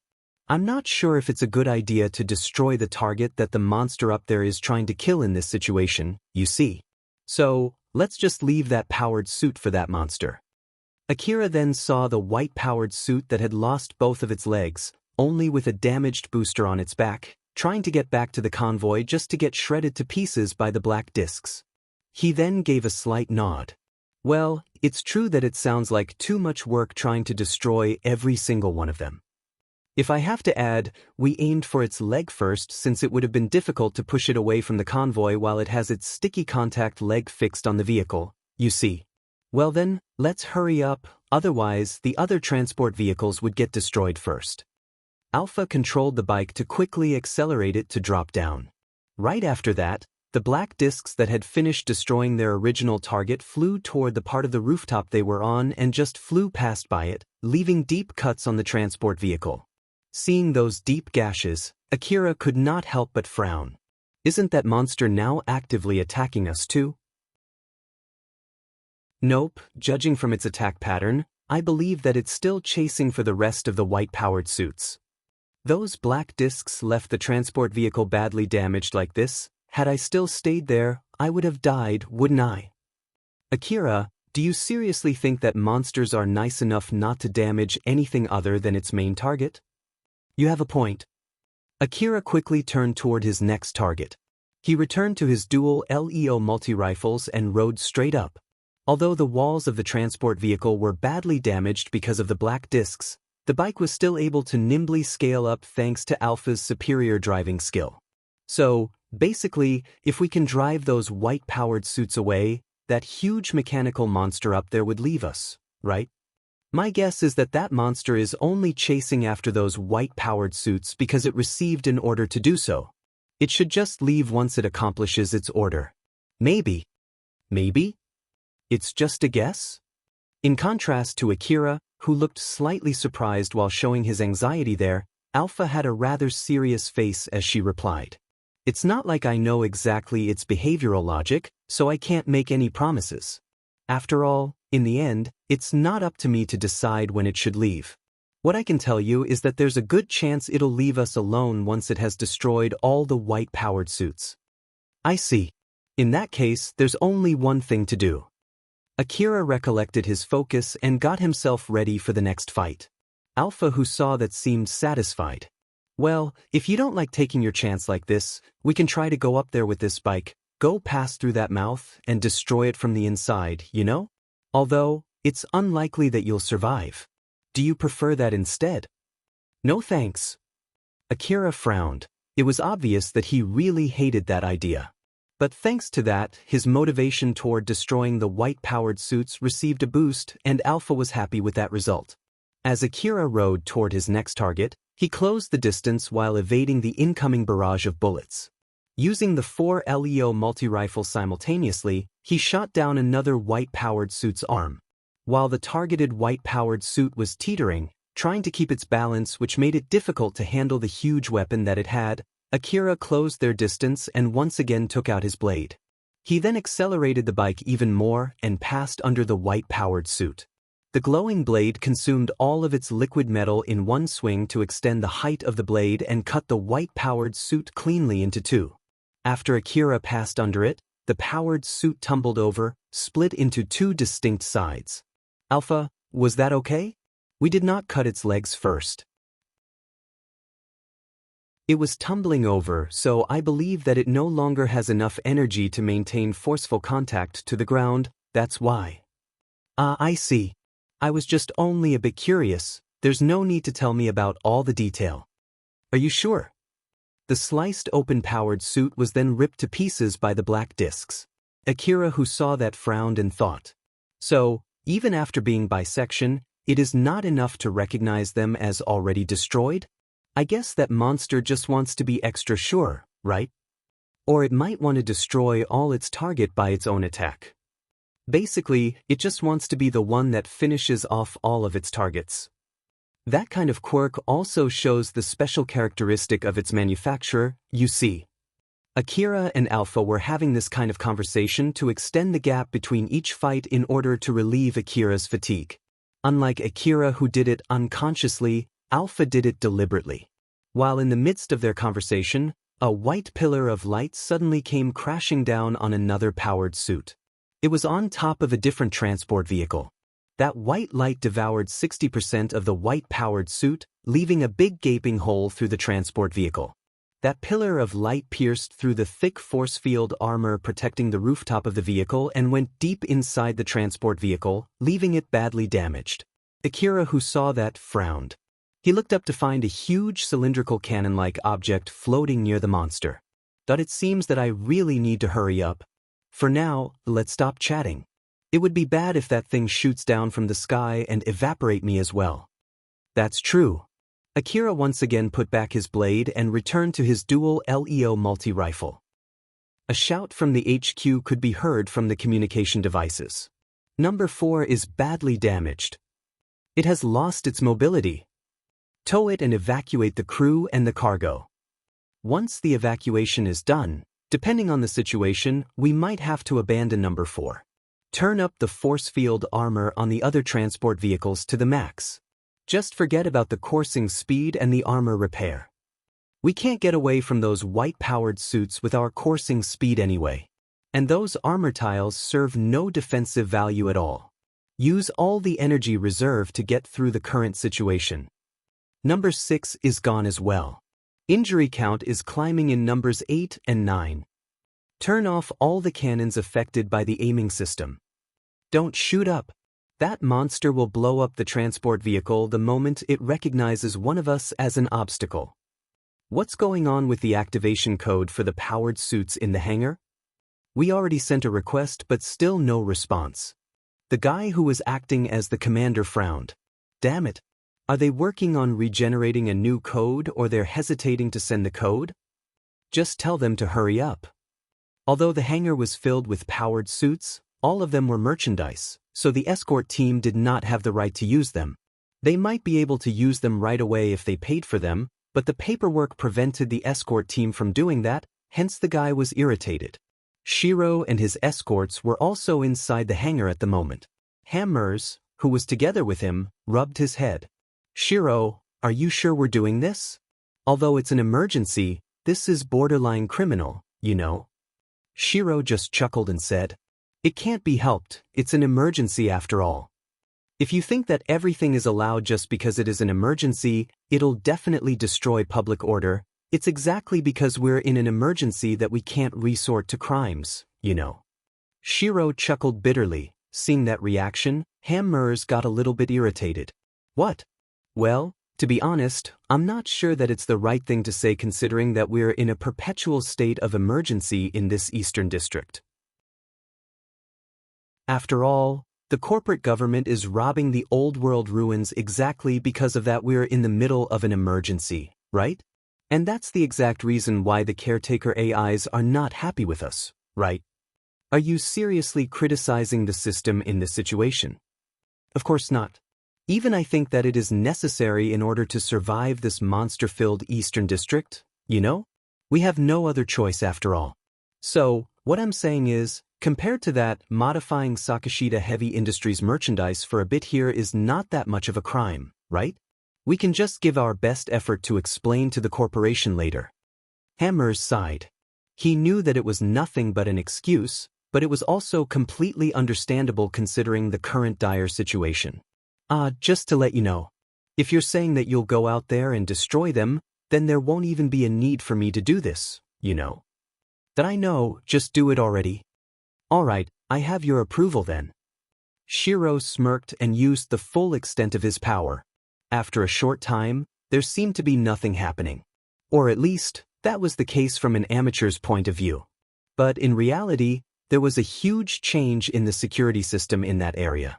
Because of that, something finally started to happen.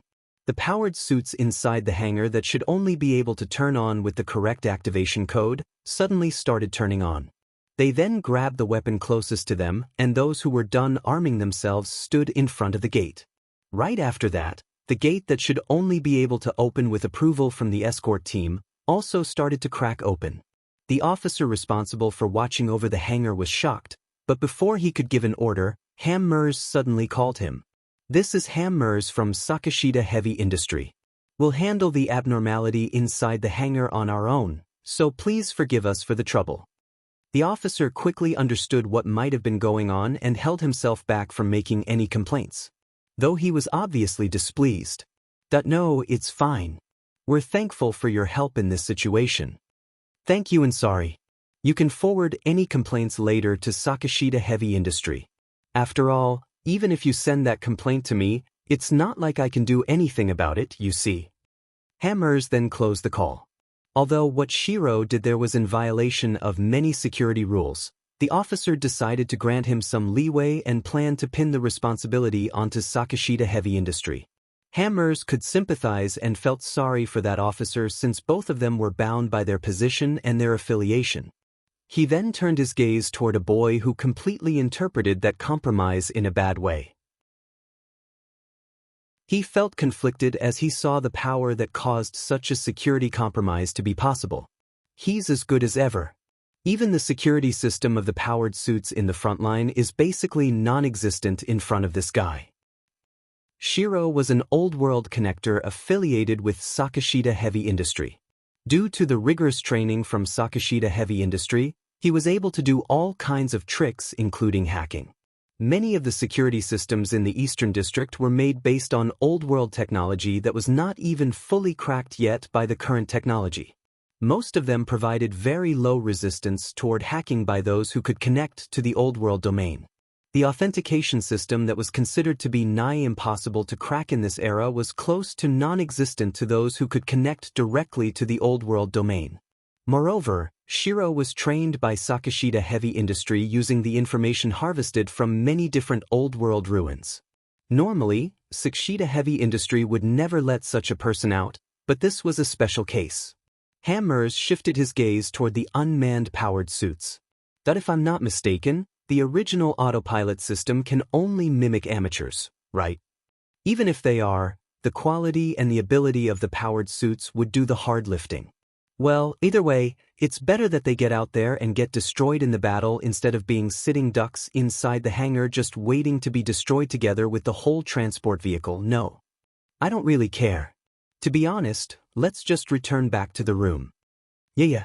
Shiro then returned back to his room. But before that, he glanced at the powered suits that were flying out the hangar and hoped that they would at least be useful out there. The transport convoy was quickly enveloped in an intense battle. The cannons on top of the transport vehicles that could even make quick work of a colony-sized giant bug swarm were used to shoot down the white-powered suits. Black discs flew around, ripping everything in their way, including the transport vehicles. The hunters were doing their best to destroy the white-powered suits, and naturally, the white-powered suits fought back. White pillars of light came down from time to time, evaporating the white-powered suits as well as the transport vehicles that were hit by that ray. The unmanned powered suits activated by Shiro were then thrown into the mix as well. Although they were able to recognize the hunters and did not shoot them, they could not differentiate between the white-powered suits and the black discs. Thus, they attacked them both. The black discs soon recognized the unmanned powered suits as hostile and started ripping them to pieces. The area was filled with cannon shells and explosions. The sound of gunshots and explosions were echoing without end. Of course, that much ruckus only caused other monsters to get attracted to the area. Even the sudden route change of the convoy lost its original purpose. All the nearby monster swarms quickly converged onto the convoy. Originally, the escort crews would have no problem dealing with the swarms of monsters. But their hands were full at the moment. Worse, the transport vehicles had allocated most of their energy for their force field armor, which lowered their coursing speed. So those monsters that were normally too slow to catch up with the convoy were slowly closing in on it. Massive wolves that were approaching the convoy while evading the hailstorm of bullets were beheaded by the black discs. The octopolos looked up and started shooting toward the flying monster, so the flying monsters reacted by evaporating them with a single swing of its ray cannon. Smaller monsters were trying to climb up the transport vehicles, so the unmanned powered suits and the hunters were repelling them off. In the midst of all this chaos, the transport vehicle was able to survive thanks to their maximized force field armor. They were also able to buy the needed time to destroy the white-powered suits. But the thick force field armor caused communication between transport vehicles to jam up. The head of the convoy noticed that, but he prioritized on keeping the transport vehicles intact and told them to keep the force field up. Chapter 239, Diversion. Akira rode his bike on the wall of the transport vehicle while approaching his next target. He chose to do so since, unlike on the rooftop, the walls of the vehicle had no large cannons. With nothing in the way, he could pace his bike even faster. But there was something that blocked his way. It was a cannon warhead from one of the monsters. He nimbly evaded it and shot back toward the monster with his dual LEO multi-rifle. He was shooting horizontally as if the gravity was working at a 90-degree angle just for him. He was able to accomplish it skillfully thanks to the quality of the bike, Alpha's support, and his own skill. It also helped that he became very familiar with that technique. The barrage flew toward the large multi-legged insects and the walking cannons with multiple legs. They pierced through both the metallic armor and biological carapace to destroy the internal organs of those monsters. Even after killing those monsters, the swarm behind them would just take their place right away. Akira frowned after noticing what was going on. There's just no end to them. Why are there so many of them when the others are also in the front line, fighting them? I bet those guys that easily fought off that huge bug swarm are taking it easy right now. Well, those guys are focused on fighting off those white-powered suits. So, they don't have the leeway to fend off the monsters. But those white-powered suits are not that strong. Even I was able to shoot a couple of them down, no? Those guys had no problem against that huge horde of gigantic flying bugs, you know? Are they really having that much trouble? Not all of them are the same. It's not like they are equally damaged. The ones that you destroyed are those that were sticking on the transport vehicles, right? They probably did that because they couldn't fly on their own to catch up with the convoy with the energy reserve that they had left. Alpha then pointed toward the direction of the wasteland. Akira glanced over and saw the white-powered suits fighting multiple unmanned drones while flying around freely in the sky. They were flying around way more agilely than the ones sticking on the transport vehicles. I see. So that's why. Akira was still on his bike when he pulled out his AF anti-material cannon. The bike's extra arm was connected to the backside of the AF cannon. This way, the AF anti-material cannon could source energy from the bike's energy tank. Akira was aiming at the irregularly moving target from a fast-moving bike. In order to accomplish such a feat, he increased his focus to its utmost limit to the point that the world seemed to be close to a standstill from his point of view.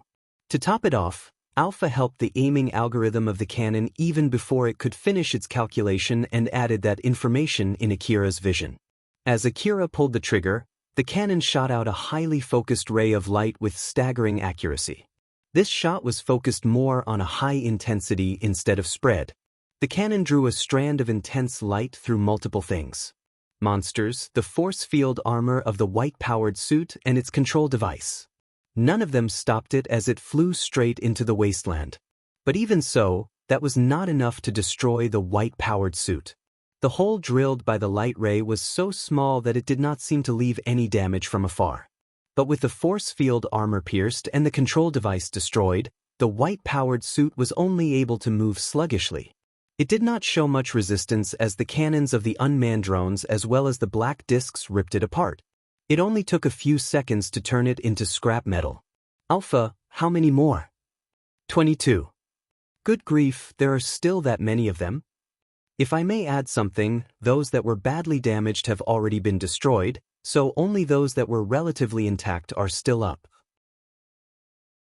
Alpha was smiling mischievously toward Akira, who was even more worried than before. In reality, the situation was favorable to the convoy's side. Thanks to the energy allocation, which was mostly focused on their force field armor, the transport vehicles were well defended.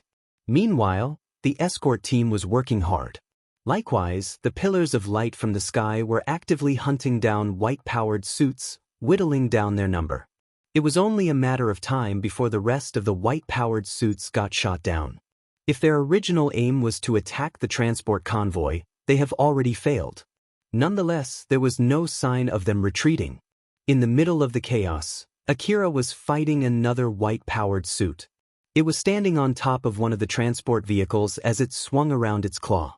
Akira charged the C bullets in all of his 4 LEO multi-rifles, 2 on his hands while the other 2 were on the extended arms of the bike. He pumped the bullets full of energy to raise their firepower to their limit before releasing them toward the white-powered suit. Flashes of blinding light shot out as if it was a firework. Normally, the rooftop was not big enough for Akira's bike to keep evading the claw, but he was able to forcibly avoid the attacks thanks to his bike. He used the force field armor of the bike as well as the force field projected by the transport vehicle as footings in the middle of the air. Thus, he was able to move around as if there were invisible tiles extending out from the rooftop. Akira kept evading the incoming attacks using those invisible platforms. Every time he made a quick turn, inertia assaulted his body. He was fighting that back with the bike's safety feature, his augmented suit, and the medicine that he took beforehand. He kept making sharp turns to stay on white-powered suit's blind spot. Akira evaded the huge bullets coming from the white-powered suit's rifle as well as the hot rays shot out from other places. He evaded while shooting back at it with relatively small bullets compared to what was speeding towards him. Eventually, he emptied the magazine of his 4 LEO rifles, and even after that, it was not enough to destroy the opponent. Akira reloaded new magazines to his rifles with a stern face. That thing is just too tough. It's not only taking bullets from me but also taking damage from the black discs, right? Alpha, can't we just leave them to the vanguards? They're too much for me to handle, you know? They're not that dangerous, so to be honest, even if they can take on that much damage, we can just take our time shooting them down one by one. No. The fact that I'm only maintaining this with medicine already says that this isn't good. Is that so? Well, if you say so, let's change our target then. Alpha smiled and yielded to Akira's wish. His stern face relaxed for a bit. They then drove away from that battle just like that. At that time, a huge pillar of light engulfed the battlefield. The light blinded everything in the area. The convoy could feel the heat wave coming from that beam. Akira, who also noticed that, stopped the bike and looked behind. In the end, that thing still takes all of them out, huh? There's no need for us to fight them, right? Wah dash. The unexpected turn of events shocked Akira. Although the white pillar of light was able to evaporate all the white-powered suits that it devoured, that was not the case this time. The white-powered suits looked completely unharmed. Wait for a sec, they're just way too durable, aren't they? Alpha, there's no way we can win against that thing. Let's get away from this place before that thing can catch up with us. Akira tried to accelerate the bike away from that place, but Alpha prevented that from happening. The bike suddenly made a sharp U-turn and the wheel turned so fast to the point that it was bursting fire sparks as it accelerated as fast as it could right back toward the white-powered suit. Akira was so surprised by what Alpha did there and activated his time perception compression by pure reflex. Alpha? What are you doing? Akira, we have a change of plans. We need to destroy that as soon as possible. What? Why? Although he said that, Akira's mind and body were already in full battle mode. He already knew that it would be too late to do that if he waited for Alpha to tell him the reason before acting. The dual LEO multi-rifles on his hands were aimed toward the different target indicators in his augmented visual. To simply put it, it's because that thing survived that beam of light.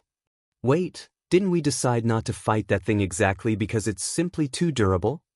The objective of the monster up there is to destroy that powered suit. So, if it knows that its earlier attack was not enough, I'm sure it will increase its firepower the next time. Judging from its size, that monster must have originated from somewhere up really high. Even a small increase in firepower by the standard of the monsters living high up there means a huge increase by our standard here, you see. Furthermore, its target doesn't seem damaged at all, so I'm sure that it won't just attack with a small increase. So, basically, the next shot will be way more powerful, huh? In that case, wouldn't it be better if we get away so that we won't get hit as well?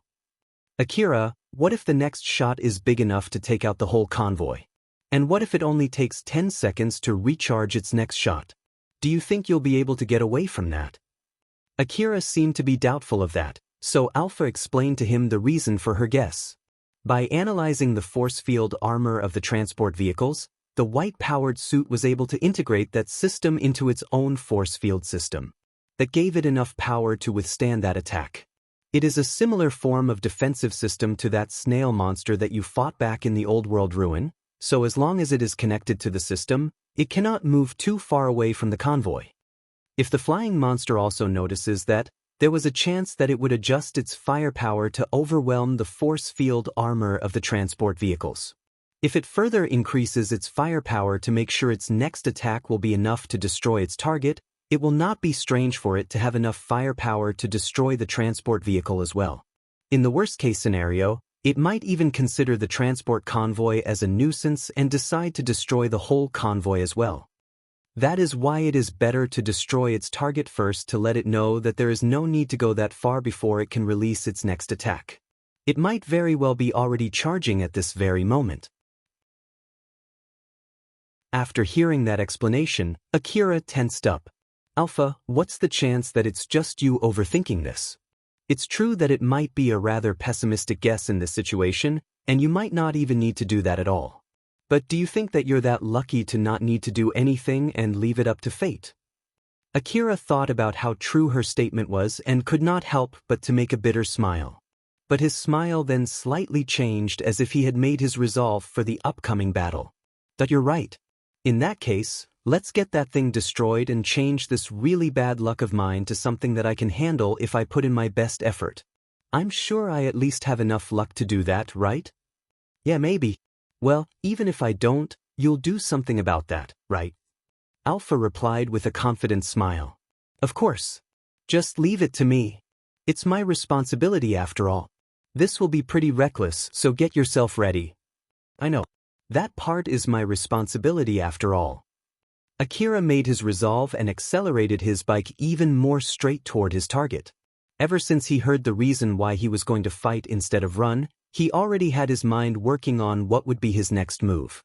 He used all the charged bullets of his 4 LEO multi-rifles to release a barrage of bullets. However, he was not aiming at the powered suit. It was the black discs flying around the powered suit. Due to the fine adjustment from Alpha, they were not enough to destroy their targets, but at least they were enough to disrupt their mobility. It was an attack just to bait the discs' attention. The discs reacted accordingly and immediately went for Akira. A couple of dozens of flying discs with sharp blades poking out from their chassis ripped through everything in their way, including the monsters as well as the unmanned powered suits. Although some of them changed targets to the other white-powered suits closer to them, the rest were still going for Akira. Akira increases the intensity of his time perception compression. Everything around him immediately slowed down and proceeded in slow motion. In the middle of that, Akira looked at his radar, confirmed the direction, position, and movement of all the black discs. Although he knew he had nowhere to run and only death was awaiting him, he did not show a single ounce of fear. Akira, this will be dangerous. Are you ready?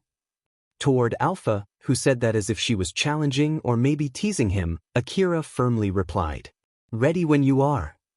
A stinging pain assaulted Akira's head, but at the same time, the resolution of his vision suddenly went up to the point that Akira could clearly trace the tip of the spinning blades of the black discs. It was as if the world was completely rewritten with unbelievable clarity. It was thanks to the full real-world resolution support from Alpha as well as the drug that Akira received from Tsubaki. Akira started shooting around him in that state. Although he was spinning as if he was shooting indiscriminately, each of his shots was properly aimed. Due to his sharpened world perception, he skipped the steps where he had to adjust his aim at his target before pulling the trigger. He was simply moving his rifle to the position where he knew that its shot would hit before releasing the shot. This allowed him to maintain high-speed consecutive shooting, although he still left the decision on which monster he had to shoot first to Alpha. In terms of aiming, it was mostly all Akira. Akira used the consecutive shooting ability of his LEO multi-rifle to its maximum ability, shooting the black discs that were surrounding him. Each and every one of his shots was extremely accurate thanks to Alpha's advanced calculation ability. But even so, it was not enough to destroy even a single disc. After the discs changed their target to Akira, who was deemed to be getting in the way of destroying the white-powered suit, they managed to maintain their momentum and velocity. Akira did not shoot them in order to destroy them. His main aim was to throw them slightly off course and away from hitting his body. The direction he pushed them towards was also not random. He adjusted the power of the bullets and their angle so that the black discs that were thrown off course would hit the white-powered suits. But even so, it was an easy thing for Akira to keep up. He could see a black disc flash past his eyes even in his slowed-down time perception as he shot the other black discs. Even the slightest hesitation or fear would slow him down for a split second, and that split second would have been more than enough to turn him into shredded meat. Thanks to that, many of the white-powered suits were destroyed due to the black discs. Although some of the black discs only ricocheted off their armor, most of the white-powered suits were destroyed by thousands of slices over their whole bodies. But even so, that was enough to destroy the ones that had integrated its force field armor with the transport vehicle. Although, it was enough to keep it from moving around. With all the high-speed rotating blades of the black discs, they were not able to make any careless move. Right at that moment, Akira switched to his bladeless handle and pulled out a liquid metal blade just like last time. The blade was so thin that it was almost see-through. It was so long and seemed so fragile that it might break any time. Due to the force field armor that bound the liquid metal together, it was far more durable than steel, and with that thickness, it would be able to easily cut through steel. To top it off, it was also enveloped with a layer of anti-force field. But even that blade was not enough to break through the powered suit's defense. If that was enough to cut it down, it would have been dead after being hit by the white pillar of light from the monster above or the black disc's rotating blades. Even Akira's LEO and AF anti-material cannon would not be enough to damage it as well. At the moment, Akira had no means to destroy it. But even so, Akira still went and charged at it. After he got as close as possible, he made a sharp U-turn with his bike, and at the same time, he increased his augmented suit output to the max and swung his blade. With the help of Alpha's support, the blade was swung with utmost precision. It went almost perfectly parallel with the transport vehicle's rooftop and cleanly sliced its target, or more like, released its contact point. Akira's main aim was not the powered suit, but the contact point between it and the transport vehicle. By passing his blade in between them, Akira got the powered suit off the transport vehicle and prevented it from leaching the force field armor of the transport vehicle, thus weakening the powered suit's force field armor. The moment the powered suit was off the transport vehicle, it was immediately ripped to pieces by the black discs. After making that U-turn, Akira quickly accelerated away from that place. The black discs that just destroyed the white powered suits tried to chase for him as well. But in the next moment, both the black discs and Akira were blown away by an explosion. The source of that explosion was another laser strike from the monster above. Since its original target was destroyed, that laser strike was aimed at another white-powered suit. Thankfully, that powered suit was away from the convoy. It was engulfed in that melting ray and was annihilated. The moment that beam of light touched the ground, it released a powerful shockwave that blew away the surrounding monsters and wreckages. It even pushed the transport vehicles to the point that they almost turned over. Thanks to Alpha's help, Akira was fine. Although the explosion did throw his bike into the sky, Alpha increased the projected force field armor that was originally only for protecting Akira from wind past its limit to protect Akira from the explosion. Akira then landed safely on top of the transport vehicle. Akira glanced at the source of the explosion and could not help but knit his eyebrows. It completely annihilated everything near where it touched the ground. Yikes, that was dangerous. I was so close to taking that up close, huh? Alpha smiled bitterly. It seems that it turned out as I had explained to you. Though, according to my calculation, the possibility was rather small. Is that so? Yep, as I thought, your luck is as bad as ever. I'm glad that my support is still enough to handle it. Akira chuckled. You have a point. Thanks. You are welcome. Alpha smiled confidently. It seems that it's finally over. Akira looked up and saw the flying monster return back to above the cloud and slowly vanish from his views. While the black discs that were surrounding the convoy suddenly stopped and just fell to the ground. It's retreating. Is it because we destroyed all the white-powered suits? And why did all the black discs suddenly just stop moving?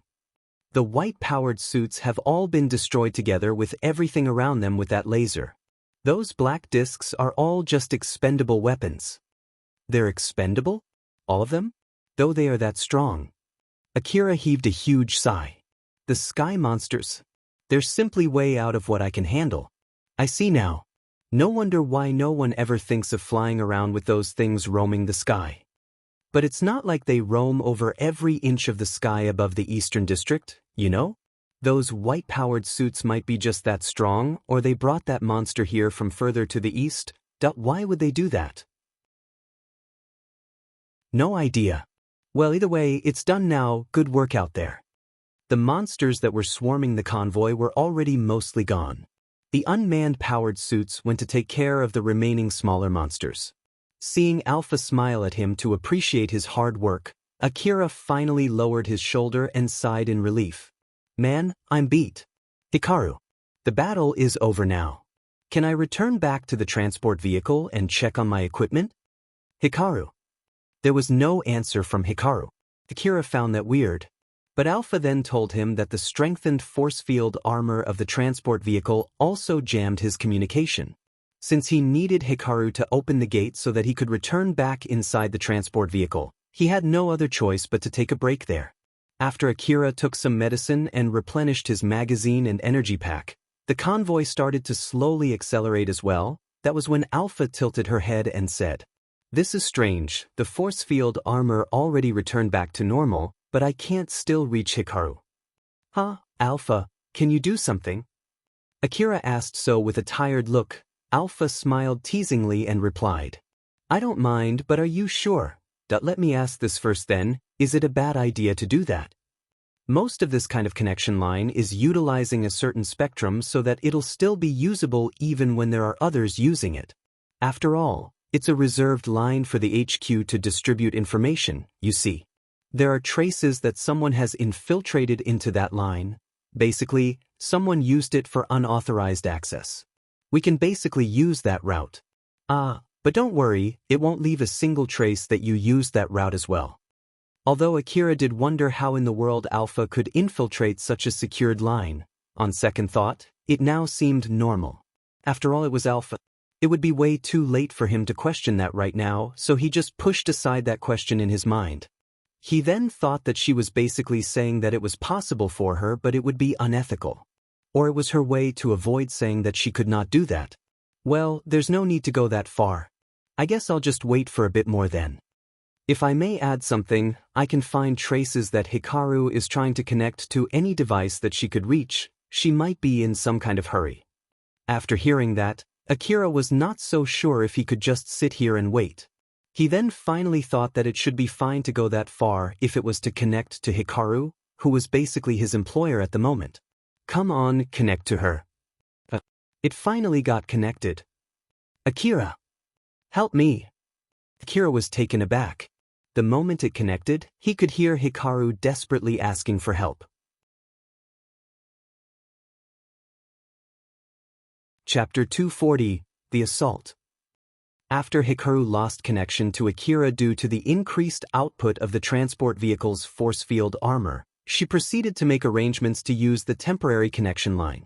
After she received confirmation and it automatically adjusted the line, she sighed. Good grief, what is it now? Wasn't that giant bug swarm more than enough? Just what is it this time? The last message that she received was a warning from the HQ that the increased force field armor output might cause some jamming on the communication line. But even so, Hikaru still perceived the situation as not too bad. She knew well how strong Akira was from yesterday's battle record. She also had heard that the escort team added more men to its roster. So, she was just calmly gathering information about the current situation from inside the room.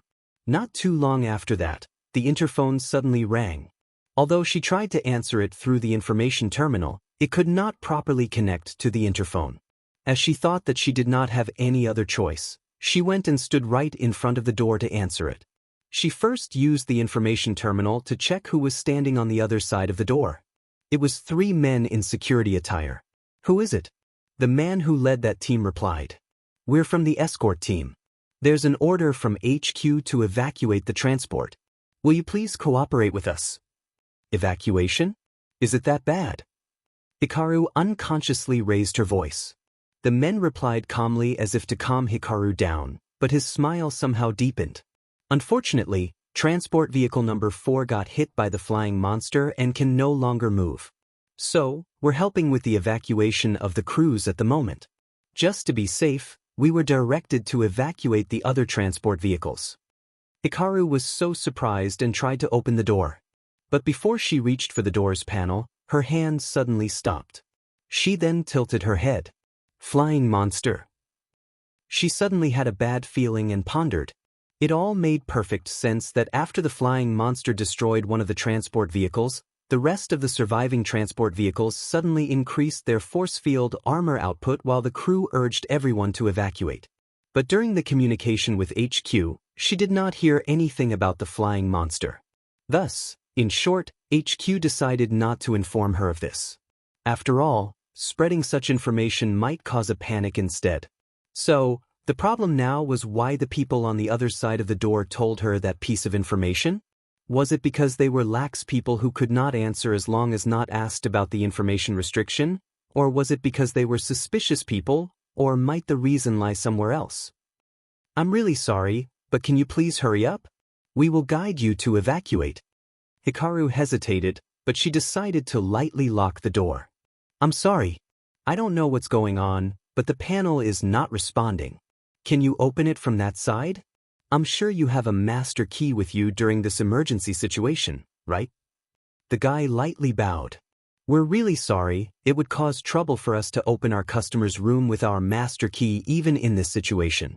We do have one-time use emergency code, but if possible, we want to keep it for those who need them more. So, can't you do something from inside? I'm trying here, but it seems that nothing is working. Well, you can go ahead and evacuate the other people and come back here later. But if we do that then, your safety would be compromised. It's fine. I'm a city management staff, so I already prepared myself for all possibilities the moment I stepped out into the wasteland. You should prioritize evacuating the other passengers. Just tell me where I should evacuate. I will go there myself if I somehow manage to open this thing before you come back. The evacuation point might change depending on the situation. The security inside the vehicle might also change during the emergency, so there is a good chance that you might get locked in if we're not around. The guy's tone suddenly slightly changed. But I'm sorry. We're really in a hurry here, can't you really do something from your side? Hikaru was with a guy by the name of Urda who was the leader of that team. Urda seemed to be slightly irritated, and he became rather impatient. It was understandable for someone from the escort team, who was evacuating the passengers, to have that expression. Hikaru, who saw that, hesitated, but she still refused to touch the panel. I'm still trying here. Is it because I'm the last person here so you can't close the bulkhead before I evacuate? Yes, with the force field armor has been set to its maximum output and we need to close the bulkheads. It'll be difficult to reopen it later, that's why we need to evacuate everyone right now. Is that so? Wait for a sec. I'll open it. It still won't open. What's going on here? Can't you please try using the master key? It just won't open from here. Hikaru still had not touched the panel. She thought that she might have overdone it there, but her heart was telling her to still wait.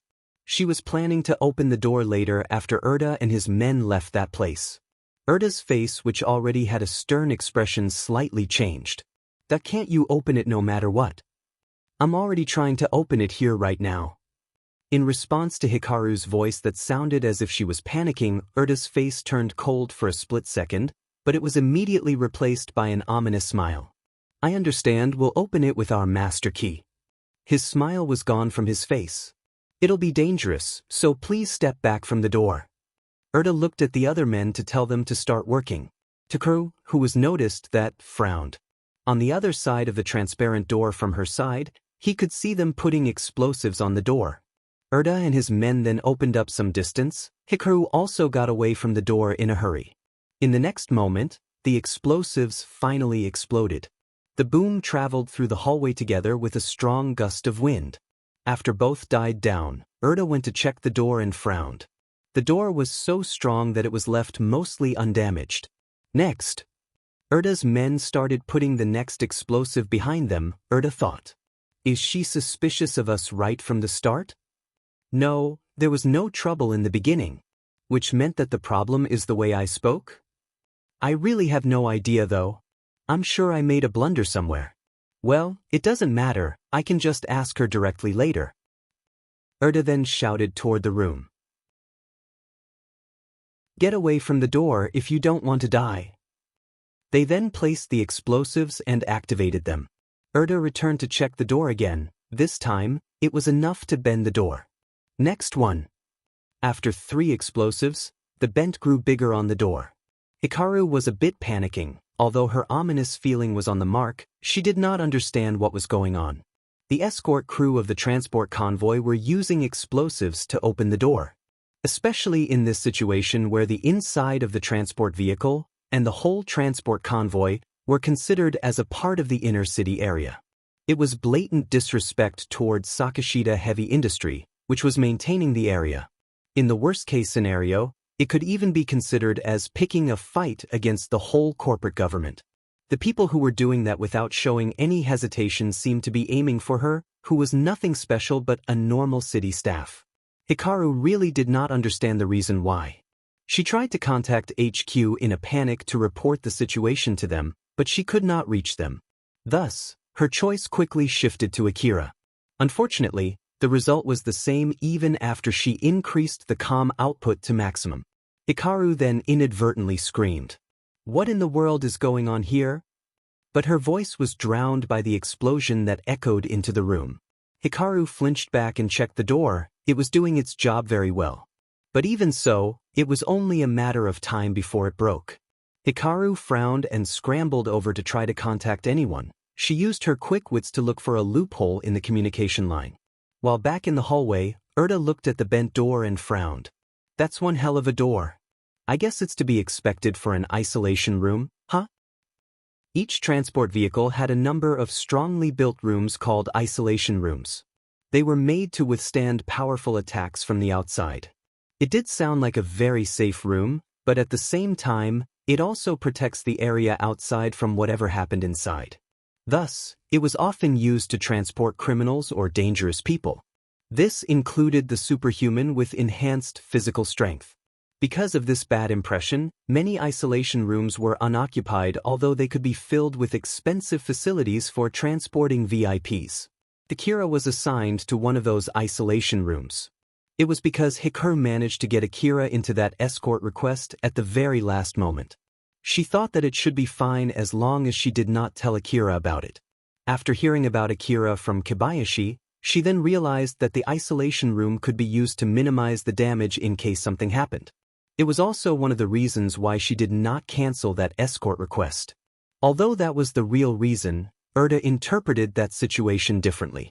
Did they send the escort outside because they think it would be fine as long as they have this isolated room? They are pretending to be a hunter and his operator. I guess it would be suspicious unless they don't do that much, huh? Which means this one is the jackpot, right? Erda, who read too much into the situation, frowned and said, "Put the next one up. Add more explosives this time. But we might damage the room or even the transport vehicle if we do that." "It doesn't matter. Just do it." Erda's men just did what they were told to and installed more explosives on the door. They kept trying to break the door after that, and they used more explosives for each try, causing the room to shake harder with every explosion. Although the explosions also shook the vehicle, it was minor compared to what was going on outside. The violent shaking filled Hikaru with desperation and terror. Even after it was badly bent, the door was still devoting itself to its duty. Nonetheless, the bend eventually created small holes that air could get through. Each explosion would start to send a strong gust of wind into the room. "Whoa! This is an isolation room, you know? And it's not like I'm an officer from Sakashita Heavy Industry. Then why are they even going that far? Get the next one. Hurry up." Hiko, who heard that, panicked even more. But at the same time, she realized something. Whoever was on the other side of the door was in a hurry. Basically, they did not have much time. That reason might be because they only had a short time before the escort team noticed them. So, things might turn for the better if she could buy some time. As she thought so, Hikaru looked around the room for whatever might help her buy more time. After a short span of time, she came up with a small plan. She went to hide somewhere hard to find while she kept trying to contact someone. The door finally gave up. The explosion and the banging sound that followed it let Hikaru know and made her freeze. That was when her connection to Akira recovered. It finally got connected. "Akira! Help me!" That was right when Erda and his men stormed the room. After hearing that plea from Hikaru, Akira returned back inside as soon as he could. He went to the gate on the rooftop, parked his bike beside the gate, and ran inside. Since he already knew that the inside of the vehicle was no longer safe, He did not hesitate as he stepped in carefully with his rifles ready. When he reached the hallway, he looked slightly confused. The hallway seemed to be slightly bent. "Alpha, is that colorless mist?" Alpha had a slightly stern look on her face as she replied. "No, it's some kind of enhanced particles that imitate the effect of the colorless mist." Enhanced particles? They're basically dust particles that have the special characteristic of enhancing the basic properties of air. For now, just think of it as colorless mist. It also carries a jamming effect as well. My bet is that it has already spread all over the inside of the transport vehicle. Akira raised his guard. But he had no plan to retreat. He already resolved himself to charge forward as he asked Alpha. "Basically, I just need to think of it as a thick colorless mist, right?" "Yes, let's do that while we move forward. I'll try my best to help you if something happens." "All right then." Akira ran straight through the hallway. With the help of his augmented suit, he was able to run so fast that he could feel a strong drag from the air. This phenomenon was not new to him, and it was exactly because he was used to it that he noticed the air was slightly heavier than usual. It felt like he was moving his body inside a body of water but on a much lower level. But since it did not cause any noticeable effect on his speed, Akira decided to push forward and into his room. Akira could see traces of explosions inside the hallway. They were from when Urda and his men broke through the isolation room. The force that leaked from the directional explosion left the ceiling, wall, and floor cracked. It showed just how powerful the isolation room was. Seeing that, Akira could not help but frown. "I heard that the inside of the transport vehicle is very well guarded just like the area in the inner wall, but it seems that doesn't mean it's exactly peaceful, huh? Was I too late?" He already lost contact with Hikaru. Although the line was still connected, he did not get any reply even when he tried to call her. Either she was not in a situation where she could say anything, or she was taken by whoever came for her after that last call. In the worst-case scenario, she might already be dead. Either way, Akira did not know which one was the case. "Let's check the room first." "You're right."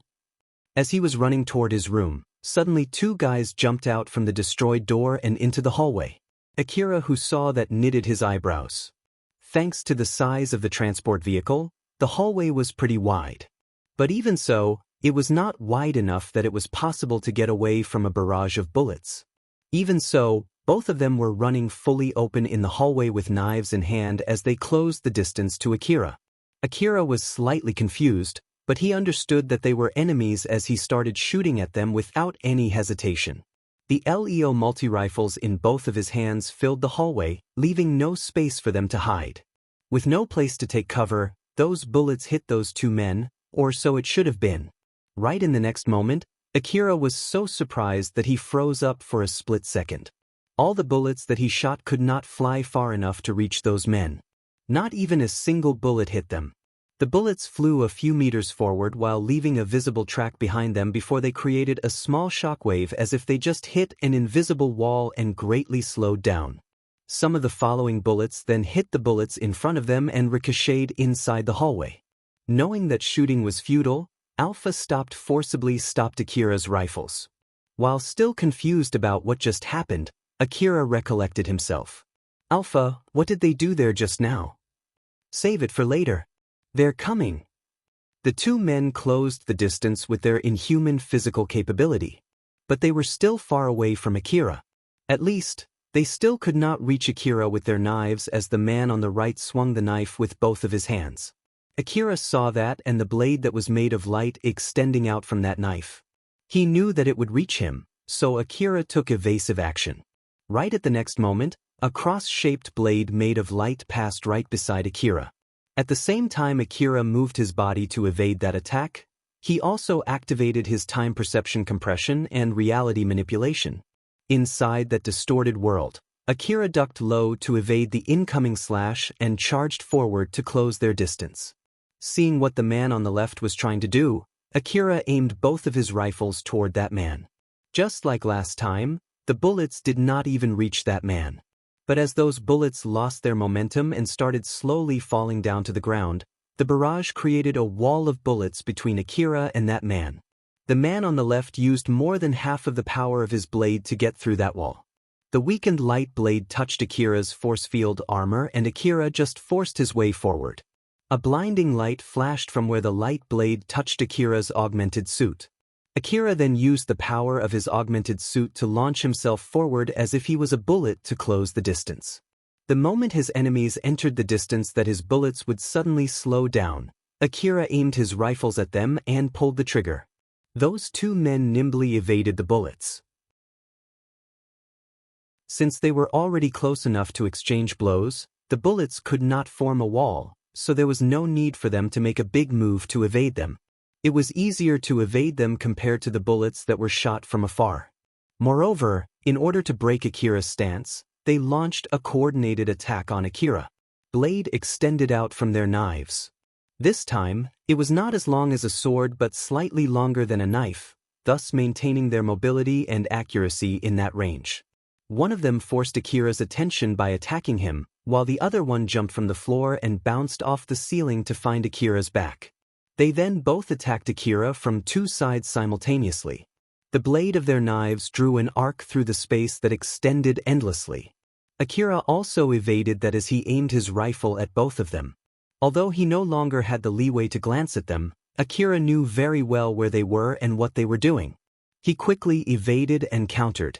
He swung both of his rifles accurately and used the rapid-fire function to draw a line. All of them were no longer only using the floor as their footings, they used walls and ceilings as well to exchange and evade attacks. They kicked whatever they were using as footings to suddenly stop and launch their body around. They jumped around inside the hallway as if gravity did not affect them. Meanwhile, they were swinging around blades and rifles to the point that the hallway was the first one to admit defeat. Even the slightest delay would result in death. Even the slightest hesitation would turn into a game over. One wrong move and everything would end. Akira pushed his mind and body to survive such a situation. The medicines that he took beforehand kept repairing the unending damages on his body since he was constantly pushing it past its limit, preventing the bones inside his augmented suit from turning into ground dust. He had no leeway to worry about what was going on inside his augmented suit. All of his attention was focused on evading the incoming attack. Otherwise, he would be dead in no time. During that fight, his augmented suit was burning through its energy reserve rapidly. Unless he pushed the speed of his augmented suit to its limit, he would not be able to catch up with the opponent's moves. But due to that, the time that Akira had left until he ran out of energy was greatly shortened. That anxiety caused him to get impatient, and impatience might lead to mistakes which would then lead to death. Akira narrowly passed by multiple borders to death each second, and those seconds eventually turned into minutes. Akira desperately used all that he had to keep his life. Then, in the next second, finally one of them made a mistake. The area was becoming more and more fragile during the fight.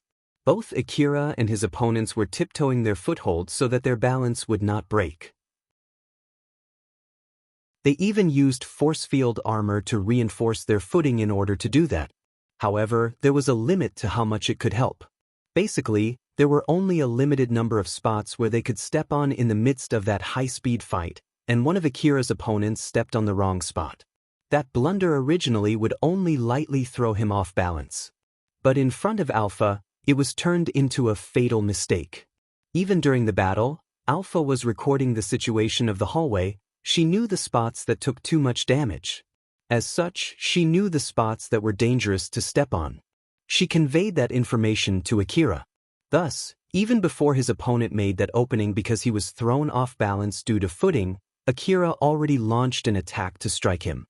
The moment the guy touched the ground, he slightly slipped, which threw him off balance. The moment it disrupted his movement, Akira's powerful kick was thrust into him. He did not have the chance to evade due to his broken posture and took that kick head-on. It sent his body flying powerlessly and planted his body into the wall, leaving a huge crack on the wall. But even after receiving such an intense attack, his augmented suit saved him from any fatal injury. Unfortunately, that was all there was to it. Akira landed right next to him with one rifle aimed at his head while the other at his torso. Akira quickly released an intense short barrage. The point-blank shots allowed Akira's bullets to hit their target without losing any momentum, turning the guy's head and body into minced meat. The other guy used that opening to slash toward Akira. But the sudden turn of events slowed him, albeit only slightly. On the other hand, Akira, who already knew what was going to happen, had the advantage. It allowed him to evade that slash.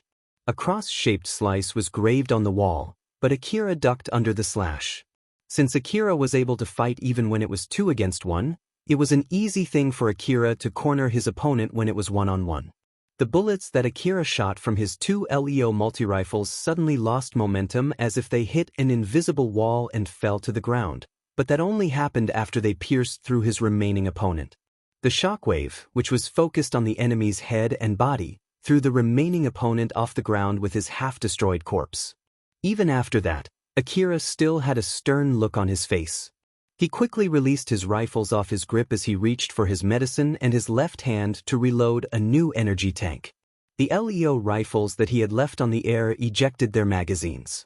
Akira grabbed 2 new magazines, threw them in the air, and grabbed his rifles, and with one smooth sweep, reloaded the new magazines into his rifles before quickly aiming them at the door leading into his room. If there was another opponent that came before Akira could finish tending to his injuries and equipment, he would have been dead. But fortunately, no one came. Akira inadvertently let out a sigh. That was close. Alpha, was that already everyone? No idea. The jamming is too strong, I can't search the inside of the room. So be careful. Roger that. Akira glanced at the already dead opponents. Are these guys the people that Hikaru told me about? So why are they trying to get Hikaru? These guys are more troublesome than those white-powered suits out there, you know? Let's ask that question straight to Hikaru.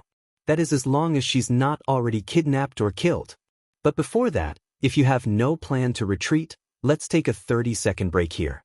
One thing for sure is that you won't be able to keep going without rest at the moment. Also, if you decided to take a break here, take in some more medicine. Akira put back one of his rifles and took a large dose of medicine. His face was saying that he was in utter pain. That my head hurt so bad. That thing that allows me to see the world with better precision. It's better if I don't do that twice in one day. If you're not retreating, you might want to prepare yourself to do that 3 times today. Just to let you know, retreating is a viable option. Well, I don't think that's the right thing to do. But if it's way out of what I can handle, I have no problem retreating right away. Is your support not enough this time? Not at all. Well, it's decided then. Akira smiled wryly and started adjusting his breathing. Seeing that, Alpha also smiled wryly. Akira had his attention to the front of him while repeatedly taking a deep breath, slowly taking off the pressure from his tensed body. During that short break, Akira thought of something. By the way, how did they block my bullets? That thing is not force field armor, right? That is a speed filter effect from the enhanced dust particle. The analysis of the colorless mist produced many kinds of results. One of them was its effect on high-speed objects. Certain particles would expand and create a stronger drag force proportional to the speed of the object going through them. So, people would use this effect to create an anti-bullet defense gas. It was often used by the escort team to protect important targets. The only downside was that the effect would only be realized when it was dense enough, so it was only usable inside an enclosed space. After hearing that explanation, Akira pursed his lips. Which means that it could have stopped bullets the moment they left the barrel, no? It would be bad for them as well if it gets that dense, so I bet they only spread enough particles so the effect would only come out when the bullets travel fast enough to form a dense enough barrier of air in front of them. But they were throwing light blades too, though. Those were nothing more than light waves with cutting-edge sharpness. They were not physical objects. Moreover, they were not as fast as the bullets, right? So, basically, they had no problem with that effect, huh? I bet they're the ones who spread the enhanced dust, so of course, they set it up to give them an advantage. Using something like that was basically meaningless when it was used out in the open. They would be only effective for a very short period of time. Not to mention, the amount of enhanced dust particles that they had to use, as a method to counter the opponent's bullets, was quite inefficient. But even so, attackers still sometimes chose this method when their aim was to capture rather than to kill their target. It was to reduce the chance of killing their target by mistake while at the same time, it also protected them from the escort's bullets. Basically, most of the people who used this method were skilled close-range fighters. Since this method was often used by skilled close-range fighters in the Eastern District that was ruled by guns, it must have been not easy to gather enough people who could fight effectively under such conditions. This meant that their target must be important enough for them to spare that effort and cost. This meant that their target was most likely either a top researcher or officer from the corporate government. After listening to that explanation, Akira tilted his head. So why is Hikaru being targeted by these people? If I'm not mistaken, Hikaru is not someone that important, right? Your guess is as good as mine. If she's still around, we can just ask her later. Akira, it's time to move again soon. This is your last chance to retreat, you know? Alpha was smiling, challenging at Akira. He threw a sidelong glance and broke out a smile before he changed gear and went straight into his room.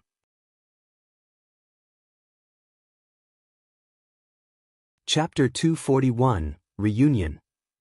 Urta flung open the door of the locker inside Akira's room. Because the door was only as tough as a cheap safe box, it did not stand a chance against his abnormal strength. Urta forced it open with brute force, bending it out of shape. It was no longer recognizable. His action seems to mock its electrical lock. Unfortunately for him, the inside was empty. Another miss? Which one is the jackpot? Don't tell me that they leave this many lockers inside this big room just for this game of hide-and-seek? He inadvertently knitted his eyebrows and reached for the door of the next locker. When he used his might to open it, he was only greeted by disappointment. He slammed the bent door shut and kicked it, completely breaking the door. If there was someone inside that locker, they would have died. That was why Urta tried to be careful. He was afraid there was someone inside. Their mission was to kidnap their target. If it was to kill, they would have blown the whole room together when they were blowing down its door. The reason why they spread the enhanced dust particle with a speed filter effect was exactly so they would not kill their target by mistake. When they entered the room, they saw the door of a large locker suddenly closed on its own. It was obvious that the door was closed remotely, but they spotted a skirt caught on the door and thought that their target must be hiding inside it, so they immediately forced it open. If it was only for opening the locker, they could have just used the light blade, which could even easily slash through the thick armor of a powered suit. But it was a different matter when the goal was to keep their target alive. They had no other choice but to slowly open the locker door with a powered-down blade and their enchanted physical strength. That was why they took quite a long time to open the locker. But strangely enough, there was no one inside. Instead, there was only a hanger with Hikaru's uniform dangling on it. It was put there deliberately so that a part of her skirt would get caught by the door. It was a trick to buy time. Urta, who understood that, tore the uniform and frowned. The group then proceeded to search the room, but they quickly noticed that Akira was coming, so Urta told his men to welcome him while he would stay behind and search the room alone. Urta broke the door to the bath and reached under the colored water of the warm bath to check the water. Nothing. He proceeded to the toilet, still nothing. Pulled off the bed's bedding to see a pile of shredded pillows that was set such that it looked like someone hiding under the bedding. Still nothing. He spotted another locker with a gown peeking out. Initially, he thought that was another cheap trick to buy time. However, another thought sprang into mind. It might have deliberately been done to trick him into not checking that locker instead. Thus, he had no other choice but to check that locker. He cautiously broke open the door and checked the inside. Again, nothing. The bed, the toilet, the bed, the locker, he kicked all of them after checking them. Normally, they would have been able to use sensitive information-gathering devices to scan the room, but they had focused more on jamming instead of searching. With the high jamming power of the enhanced particle dust, they could not differentiate the signals inside the room using their information-gathering device. Even so, it should be easier to find their target when they just open the door. But by the time he opened that large locker, the enhanced dust particles that they spread in the hallway had already seeped into the inside of the room. This is not good. We have spent too much time here. How long do I have until the battle outside ends and the other escorts notice us? And of course, the fact that he was searching alone meant that they could not search multiple places at the same time. They still have not come back yet. It only means that they're facing a pretty strong opponent. The enhanced dust particles should limit the use of rifles, so even a small squad should give them no problem at all, but even so, they're taking a bit too long. Going out together with the three of them was not a good idea since the hallway was narrow. He knew that his men were not weak. That was why Erda thought that if he also went out, he would only get in their way. Moreover, his original plan was to let his men take care of the escort while he left the scene after he secured their target. Thinking that staying behind was better, Erda told his men to welcome Akira, but now, he believed that decision might have been a mistake. Erda was not sure if it was a good idea to continue searching. But his trust in his men and his pride made him continue the search. After all, he was the one who left Akira to his men. Although, the search result was as futile as usual. But even so, he continued searching with a stern look on his face. There were not many places left to search where his target might be hiding, but in the middle of his search, Erda suddenly stopped. He then looked at the large locker that he had first opened. Its door was broken and was still hanging half open. To mark the lockers that he had searched, Erda made sure to kick them and destroy them. But the large locker was stronger than the other lockers, so it was not completely broken. Erda felt something was wrong with the door. He was pretty sure that he did not leave it like that. Wait a second. Erda once again went to the large locker and pulled open the door. Finally, he found Hikaru only in her underwear, smiling sacredly at him. Hikaru was hiding somewhere else at the beginning and went to hide in this large locker later, thinking that it was unlikely for Erda and his men to search the places that they had searched before. That line of thinking was not wrong, and it allowed her to buy a lot of time. Erda politely smiled. So you're here. We've been looking for you. Now, we need to evacuate. I'll take you to a safe place. Hikaru replied, still with her scared smile. I'm sure I'm in an already quite safe place at the moment. Please don't worry, we have even a safer place ready. Let's go. Come with me. Erda's smile vanished, his hand extended and reached for Hikaru's neck. Stop fighting back. I want to bring you back unharmed if it's possible. That being said, I don't mind breaking your neck if it's needed. But don't worry, we'll connect you to a life support system, so you won't die. Got it? Okay. Erda still had his hand on Hikaru's neck as he turned toward the hallway and shouted. The target is secured. We're leaving now. Now he just needed to regroup with his men and leave the premises. If his men were in no position to regroup, he was planning to run away alone. In order to confirm that, Erda scanned the hallway. That was when he noticed a signal blazing in the room's direction. He thought that it was from his men, so he decided to just wait. Someone then jumped into the room. But that was not his men, it was Akira. Akira had the rifles on both his hands fixed in Erda's direction. Erda reacted by putting Hikaru in front of him. In a split second that was extended into eternity from the adrenaline, Akira and Erda were locking gazes, trying to probe how the other would react. Erda was the first to make a move. This guy. He's going to shoot for real. Erda quickly stepped in front of Hikaru and released a kick toward Akira. Although Akira was obviously outside that kick's reach, Alpha still controlled his augmented suit to evade that kick. After Erda released his kick, there was a short pause. Akira was then blown back as if he had received an invisible attack. However, since he had enough time to reposition himself, the damage was suppressed. Though it still threw him off balance. Erda used that opening to push Hikaru back into the large locker, closed the door and kicked it. This caused Hikaru to be locked inside the locker. Because of that kick, the door was severely bent and stuck, closed.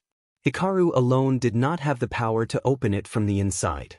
The large locker that she had used to hide herself had turned into a cell to trap her in. Akira stood back up and Erda once again turned toward Akira. Both of them had a stern look on their faces. Alpha, what was that? It was from that guy's kick, right? It was still understandable for the knife that was extending out a light blade back in the hallway. But that kick just now completely left no traceable method of reaching him. He was certain that kick did not make physical contact with him. It was clear that he received a shock wave a moment after Erda finished executing his kick. Yep, it was from his kick. He used the speed filter effect to propagate that shock wave. The heck is that? He kicked in such a way that created a dense layer of air, which activated the speed filter effect. He then directed that dense layer of air and increased its drag force even further to send a shock wave. Seriously, just what the heck was that attack? Is it normal to do this further to the east? There was a huge flying monster that looked like a floating island. Cannon that was as large as a building sticking down towards us, huge monster swarms. I have 2 rifles with me and I'm still having trouble against people with knives. Now, a guy that can kick from afar shows up. Just because we're further to the east, isn't all this just a bit too crazy? If it's already this bad here, I can't imagine how bad it is in the east's front line. Well, one thing that I can say, it's just out of this world. We're talking about an area that's filled with old world technology after all. Alright then. Let's never go any further to the east of Kagamiyamas City ever again.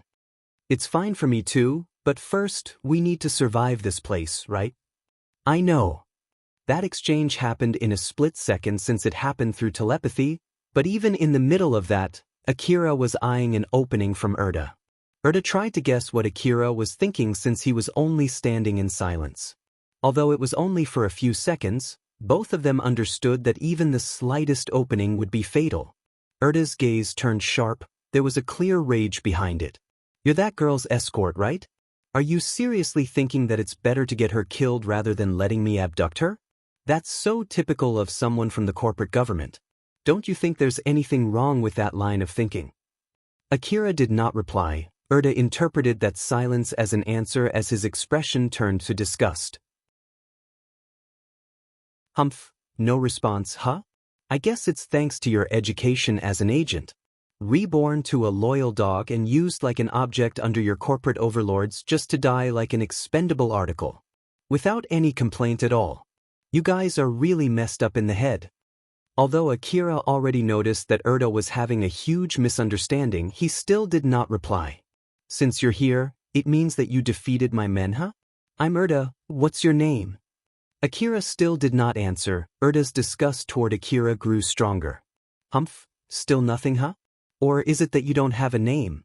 I guess the most that an object can have to identify itself is its product code, huh? Born as a human, educated to live like an object under the corporate government, and then die like an expendable item. How pitiful. Even after that, Akira still did not say anything. Erda finally stopped trying to have a conversation with him. My men died under my command. So I was planning to at least present your name to avenge their death, but no name, huh? Well, at least I'll balance their bad luck with your death. Erda's expression turned solemn. He had completely changed gears. But before he made a move, Akira suddenly said, Akira. Erda raised his eyebrows, but Akira did not say anything any further. That I see, those 2 are Torpa and Salza. Feel free to carry those names to the afterlife. In a time-constrained mission, to use a precious second to ask the name of his opponent was unnecessary. Nonetheless, Erda still chose to spend that much time because of his respect toward his men. Thus, Akira gave the least needed respect toward a man who showed respect to his deceased comrades. In the next instant, both their expressions turned solemn.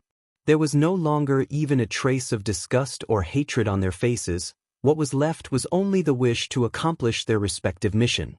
In short, the death of their respective opponent. Instead of keeping distance, both of them leapt forward, challenging the other to a close-range fight with a mix of rifles and fists. Both wanted to end the fight in the shortest time possible. For Erda, it was for the sake of his mission, while for Akira, it was because of the limited energy in his augmented suit and the narrowing time where he could continue to compress his time perception. Bullets filled the room in the next instant, just like usual. The speed filter caused them to suddenly lose momentum and fall down to the ground. That speed filter became a medium to propagate shock waves from Erda's kicks. They were jumping around inside the room during the high-speed fight while destroying the places where they could safely step. Just under a few seconds, Floor, ceiling, wall, furniture, everything inside the room was wrecked as if they were devoured by a storm. Inside the command center of the transport convoy, everyone finally breathed a sigh of relief since the battle outside had finally calmed down. So, they proceeded to assess the damage on each transport vehicle. But after the death report for the hunters reached them, their calmed faces turned cloudy. The commander sighed. "Thought to be honest, I want to celebrate since we've survived that ordeal, but there's nothing to be happy about with this situation. Continue the emergency alert and keep the SOS signal up. There's no report from numbers 6 and 8, what's going on there? We still can't reach them. We are still working on it. Send someone to directly check on them, we at least can do that much, right? We've already sent someone. But they haven't come back yet. I believe that it's because the transport vehicle went into lockdown, so we might need some time to reopen it." "I see. Either way, tell them to hurry up. Ask the other hunters to help as well. I'm sure they can at least go to check those 2 transport vehicles." "Roger that." They quickly broadcast the order and collected all the information that they could get, but even so, they still had no report coming from transport vehicles 6 and 8. The commander frowned. "What's the progress with numbers 6 and 8? It's taking too long. Tell them there's no need for a detailed report, an overview is enough." The staff conveyed that to the hunters. After hearing the reply, the commander tensed up. The report basically said that the hunters who went to check had not returned. Even after sending several people a few times, no one returned. Even the hunters started to notice something fishy was going on. That was right when they asked what was their next plan. The commander made his decision. He had a worried look as he gave his order. "Tell the hunters to secure transport numbers 6 and 8. Secure? Just tell them that it's okay to even damage the transport vehicle. But make sure to keep the damages within the limit. Get numbers 6 and 8 under our control immediately." "Do you mean that someone took control of those 2 transport vehicles?" "Yes." "Tell them to make their move with that assumption in mind. It's fine even if it's an unnecessary worry. Get them to move out as soon as possible." In that situation where it was just a guess, worry started to ripple inside the command center. Everyone wanted that guess to be wrong, but unfortunately, they were not mistaken. Erda's kick landed on the ceiling.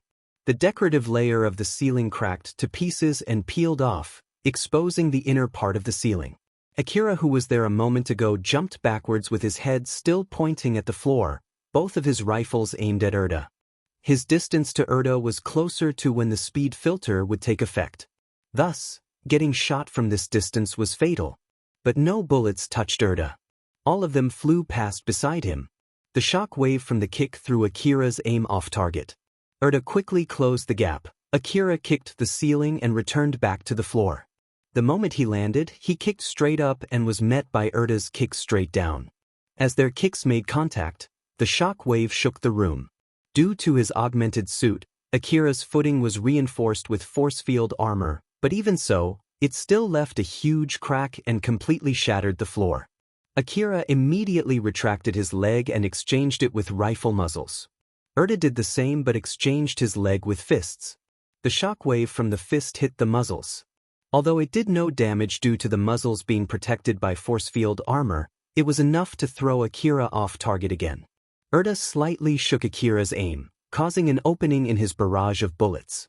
While at the same time, he created a force field armor platform in the air to propel himself to the side, using the opening on the barrage to get away from Akira. After that, neither of them tried for a second attack. Akira and Erda just stood facing each other in silence. Akira had an extremely stern look on his face. He had his rifles pointing downward. Although that was purely by chance, he did not point them to the Erda because he had no wish to escalate the situation at the moment. "Alpha, how's my leg?" "The augmented suit is still okay. It is still fully functional. But that kick shaved quite a lot of energy since I had to increase the force field armor output past its limit. But how about my body? Aren't you glad that you took quite a lot of medicine beforehand?" Although Akira could not see it, he knew that the inside of his legs was badly damaged. The expensive medicines that he took helped him to fix those injuries as fast as possible. But even so, he did not want to even make a move immediately if it was possible. The backlash from the third reality manipulation was severe. The fatigue assaulted his brain in the form of an excruciating headache. At the moment, he tried to lighten the effect by focusing it only around where Erda was. This is harder than fighting those two. Seriously, why are these guys aiming for Hikaru? If he was in that fight, you would have been dead by now. It's at least one good thing among all the bad things that you face today, right? Just why in the world does my luck only give me the least to survive situations like this? It won't be strange if I at least have some more, no. How about retreating to buy some extra time? If you still have some luck, you might still be able to return back safely. Akira smiled wryly in reaction to that suggestion. The moment he opened his mouth, his opponent might take that chance to attack him. But even so, he still said something to Erda. Say, what is the chance of you letting me go? Erda's stern face colored with a tinge of confusion. That was out of the blue. Why be sheepish now? It's not like I have any personal grudge against you. When I accepted my mission, no one told me that I would be fighting someone this strong. So, I just thought that running away from you won't mean that I'm breaking my mission, so it should be alright. Thank you for the very tempting suggestion, but I'm afraid I cannot accept that.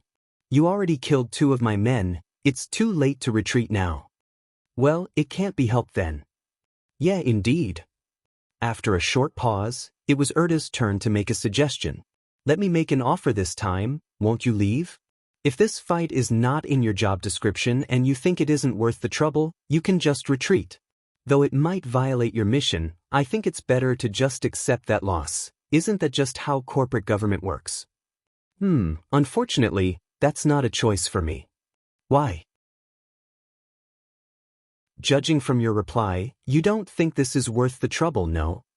I'm here because she asked me to help. I would hate myself if I retreat just because I found out the opponent is too strong. He felt that doing something like that would exhaust whatever little luck that he had left. Akira of course could not say that. So Erda, who took that as a simple matter of feeling, tilted his head, showing that he could not understand Akira. But you were just about to shoot her, no? I did, but I would make sure to miss my shots. Even if they hit, they would not be fatal. I also still have some medicine left. The moment you used her as a shield, she's equivalent to being dead already. It's the negotiator's job to find a way to save her in that situation, and I'm not a negotiator. I see. So basically, although you're strict in deciding that it was too late, it was not like you did not have the wish to save her.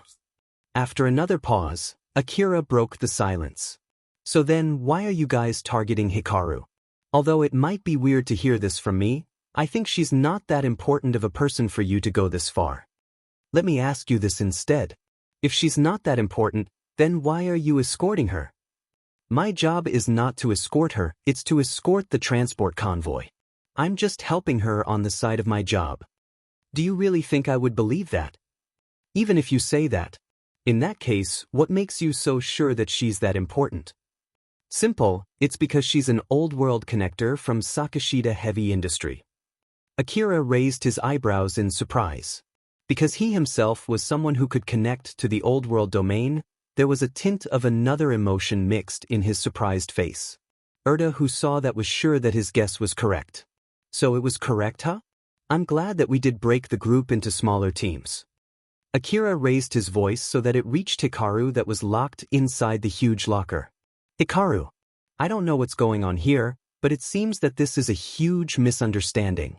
Do you have any idea how to clear up this misunderstanding? Or is it that you're actually an old-world connector from Sakashida Heavy Industry? Hikaru, who heard that from inside the locker, was greatly surprised. She then shouted back from inside the locker. How the heck did they end up thinking I'm an old-world connector? Like hell if I know. That guy is telling me so. Hikaru was so confused, but she finally understood what was going on.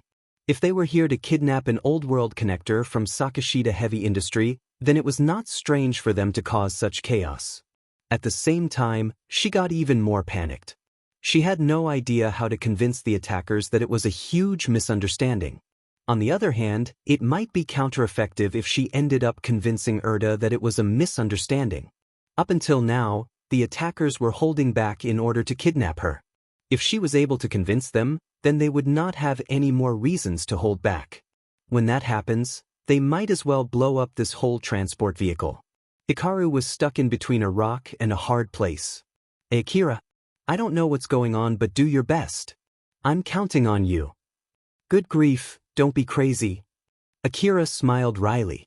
Judging from that reply, one thing that Akira could catch was that trying to convince Erda was not an option.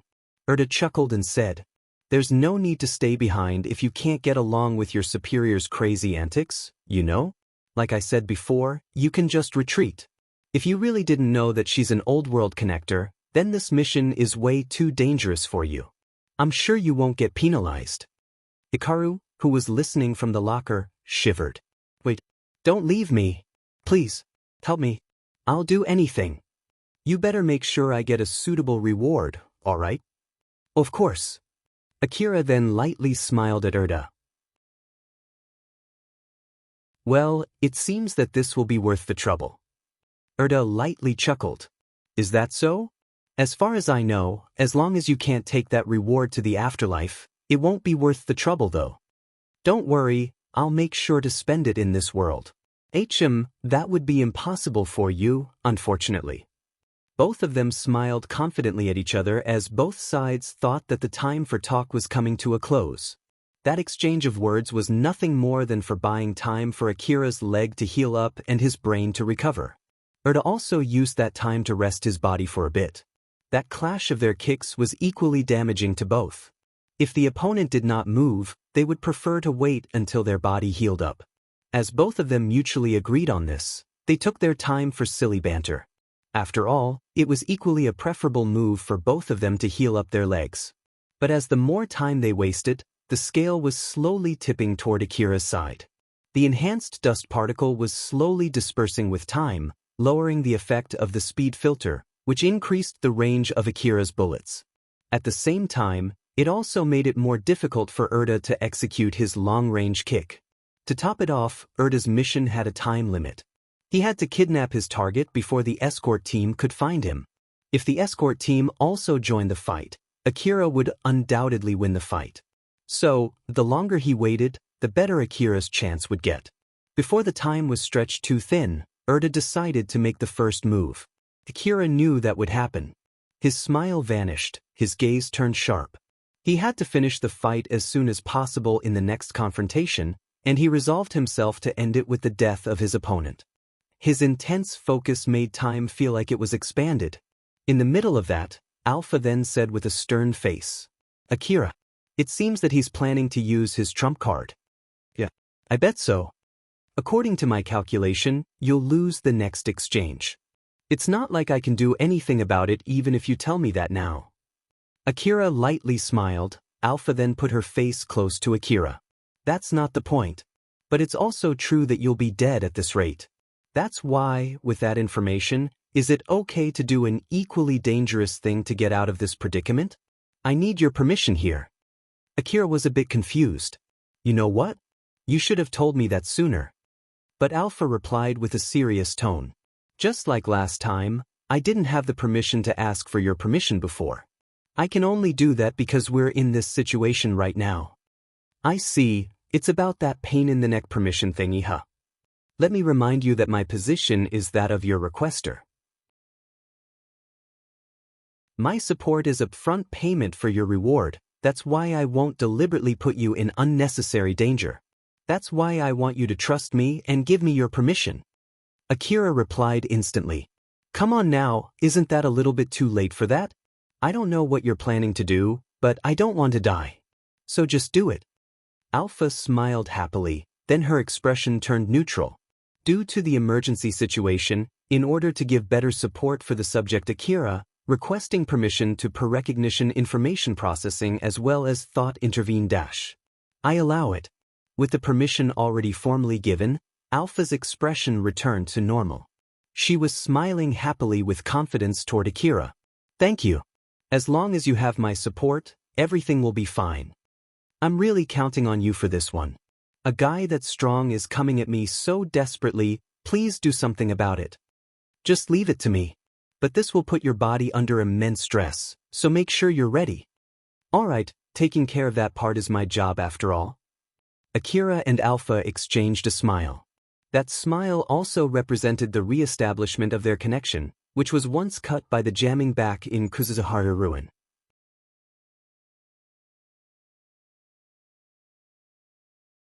Chapter 242, Superhuman. Both Urda and Akira noticed that something had changed inside their respective opponent. The aura seeping off from the other person gave a sense of an unknown. It was as if everything that they had learned during their last exchange was all meaningless. It was as if they were challenging each other, two skilled fighters, into melee combat without any prior information. Even so, they were not as sheepish enough to show hesitation. As a matter of fact, both thought that they might use that situation for their benefit. In the next moment, Urda made his move. With the speed that was way above what he showed up till now, he closed his distance to Akira as if he was a bullet. The force from propelling his body cracked the floor, but even before the cracked pieces that he sent flying by his sprint could reach the wall and ceiling, he had closed his distance to Akira. They were now within arm's reach.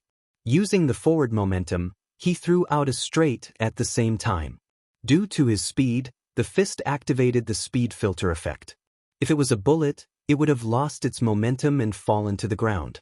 But unlike a bullet, that fist was backed by superhuman strength. As that fist broke through the invisible walls with pure brute force, it sent shock waves in all directions as if it was a warhead shot by a powered suit. Receiving that fist would be fatal, even the shock waves alone could easily crush rubble. Akira barely evaded that fist and used the force field armor of his augmented suit. It was concentrated to the side of that fist. This was done by Alpha to dampen the shock wave. At the same time, the output of Akira's augmented suit was increased to its utmost limit to launch a counterattack. Akira's fist connected with Urda. Even for Urda, evading a quick counter right after his own attack while leaping forward with that speed was impossible. However, evading was not a choice. He could only defend against that attack. Urda received that fist with his arm in order to avoid the full brunt of that fist. The damage was minimal, and he was not blown back. As a matter of fact, the kickback from that punch created a huge crack on the floor under Akira's foot. It showed the difference in their physical strength. That was when Urda noticed something strange. Fist. Akira's LEO multi-rifles were nowhere to be found, although they were on his hands in the last exchange and before this confrontation. Akira had pulled out his fist and moved to throw another punch. Seeing that, Urda instantly knew that his attack would reach Akira first, but the moment he shifted his stance to strike Akira, an ominous feeling assaulted him. He immediately jumped back. At the same time Urda retreated, Akira threw both of his rifles upward. The two LEO multi-rifles rotated freely in the air. With the help of their advanced kickback compensator system and aiming system, they stabilized themselves in mid-air even without anyone holding onto them. Right after that, both released the C bullets that have been charged full of energy during the idle conversation from before. But Urda perfectly avoided the hailstorm of bullets from above him. The bullets flew straight to the floor and sent pieces of it flying around. Eventually, the rifles hit the limit and were unable to stabilize themselves as they started shooting indiscriminately. Since that move was done due to a preset setting instead of long-range control, Akira had to reach for them again in order to stop them. And that was exactly what Akira did. Before Akira could reach for his rifles, Urda released two punches from afar. The shock wave propagated through the air. But Akira quickly jumped sideways. Since he was not able to retrieve his rifles before that, only the rifles were blown away from the long-range punches. Urda immediately released a series of punches. The punches ignored their physical reach and propagated through the air. But Akira, who was running through the room, evaded all of them. The distance between Urda and Akira grew further. He even evaded this too, huh? Wait, no. I guess it's only to be expected if it's against an escort for an old-world connector from Sakashita Heavy Industry. That augmented suit is either a custom-tuned augmented suit or a completely different augmented suit but with a fake appearance. I've seen that augmented suit in the catalog before. It should not be able to produce that much output with its spec. And a normal human body would not be able to withstand that kickback as well. In the first place, what he did was not something even a rank 50 hunter could do. As I thought. He must be an agent from the city disguising as a normal hunter so that no one would notice that he is escorting an old-world connector. Erda's guess was partially correct. Akira's equipment was further enhanced due to Alpha's upgrades. Moreover, its original software which prioritized safety had also been rewritten. The LEO rifle's firepower was increased to its breaking point. The augmented suit was moving so fast that it was breaking down Akira's body. With the safety feature tossed aside in exchange for power, even the slightest mistake would kill its user. Akira's augmented suit was not moving along with his will. Instead, he was trying his best to match its movements so that his limbs would not be torn off. Since the augmented suit was originally performant, with its safety restriction off, Akira was not able to keep up with it. Normally, his limbs should have already torn off by now. It was the same for the attacks from Erda. Under normal circumstances, Akira would not have been able to evade them. Although the shock waves from the punches were slower than bullets, they were far more difficult to evade. Bullets only flew in the direction of the muzzle. Akira could get a rough estimation of where that muzzle was pointing at, and that helped him in determining the projectile of the bullets. However, that was not the case for Erda's punches. Furthermore, there was no guarantee that the shock wave would propagate in a straight line. The shock wave propagated depending on the way he launched his attack. He could manipulate such a phenomenon thanks to his superior skill. If Akira had not granted permission to Alpha, he would have been hit by those shock waves. The exchange between attacks and evasions inside his compressed time perception was extremely intense. One small misstep guaranteed death. It was completely out of what Akira could handle, so he asked for Alpha's help. But the backlash was in no way light.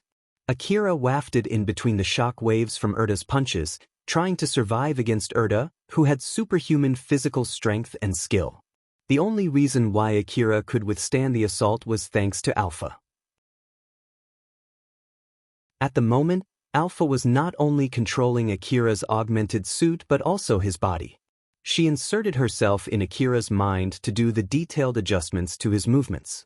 Thanks to that, his augmented suit could move around as if it was trying to kill its user.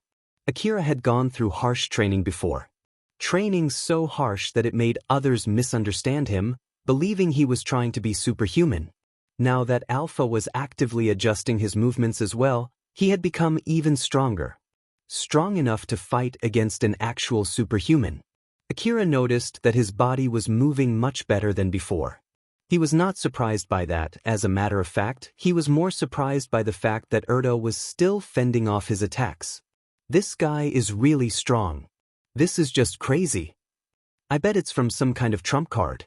Personally speaking, I didn't expect his trump card to boost his fighting power by this much. You didn't expect that? Alpha, are we really going to be okay? Of course. Akira, if you have the time to complain, it's better to use that leeway to focus on the fight, you know? You still have a long way to go, seeing that things make you waver when you know that it doesn't work right away. I know. Exchanging words like that in the middle of an intense battle helped Akira to regain some calmness. That helped boost his chance of winning. His mental state was built from a world where life and death battles were normal. It had turned into strength to help him survive. While he was dodging the shock waves, Akira readied his AF anti-material cannon. Akira understood that it was not a weapon to be used in a closed space. In the worst-case scenario, it might even destroy the transport vehicle, which he would have to pay for later. Even so, he did not hesitate as he pulled the trigger. A blinding ray of light engulfed the room and struck Erda. However, that pillar of light was deflected by his right hand. It drilled a hole through the ceiling. This outcome was something Akira did not expect at all. You got to be kidding me? He even blocked that too? Even the white-powered suits outside could not block that, you know? Unfortunately, the enhanced dust particle significantly lowered its firepower. If it was under normal circumstances, that would have killed him. Give me a break already. Alpha, what's the plan? I have nothing stronger than this cannon. Don't worry. It's not like he was able to fully block it. Although it was not enough to kill him right away, it did damage his arm. He hasn't moved from that place, right? Akira knitted his eyebrows and looked at Urda. It was true that Urda's stance had not changed. He remained unmoving from when he blocked the annihilating light with his right hand. He had a stern look on his face, but he did not seem to be wavering and his right hand seemed completely undamaged. To be honest, it's not all that great to hear that I was finally able to stop him in place for just a moment with that attack, you know? Also, he doesn't seem injured at all. That's not true. Anyways, here he comes. Urda shifted his stance. His right hand fell limply down. He then started throwing punches again, but this time, only with his left arm. Akira jumped sideways to avoid the incoming shockwave. Moreover, this time, it was Akira who took the initiative to close the distance. He slipped through the repeating shockwave from the only arm swinging. In the meantime, he used his dual LEO multi-rifles to shoot at Urda. The bullets and the shockwave collided and ricocheted inside the room. Urda's face twitched.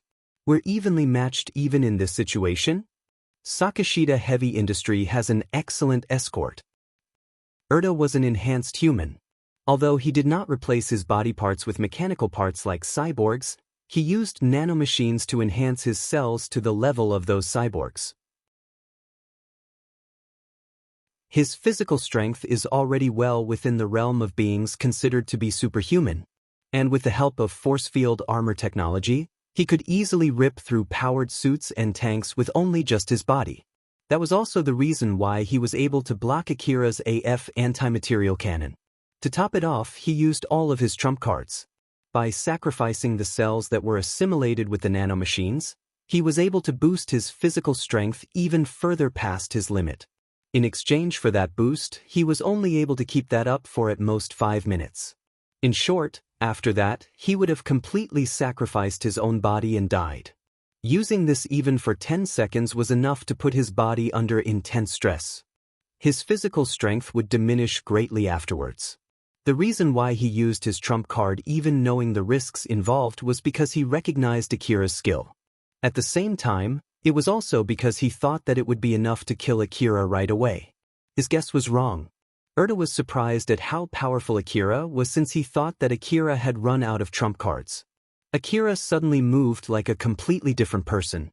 If Akira fought like how he did during their initial exchange, he would not even have had the chance to use his AF anti-material cannon. Damn it. I misjudged the time to use my trump card. But I can't afford to lose here. In such a short span of time, both sides rampaged around with their superhuman strength. The room could not contain their rampage and was turned into a mess. The decorations on the floor and on the ceiling were all destroyed and the frames of the transport vehicle were in full view. A part of the room was filled with the holes from Akira's sea bullets. To top it off, Urda's kicks and punches left craters within the room. The transport vehicle was already greatly damaged because of their battle. A battle between these two people started to cause the chassis of the transport vehicle to bend outwards. The overwhelming force from Urda's attacks was enough to bend the isolation room out of its original shape.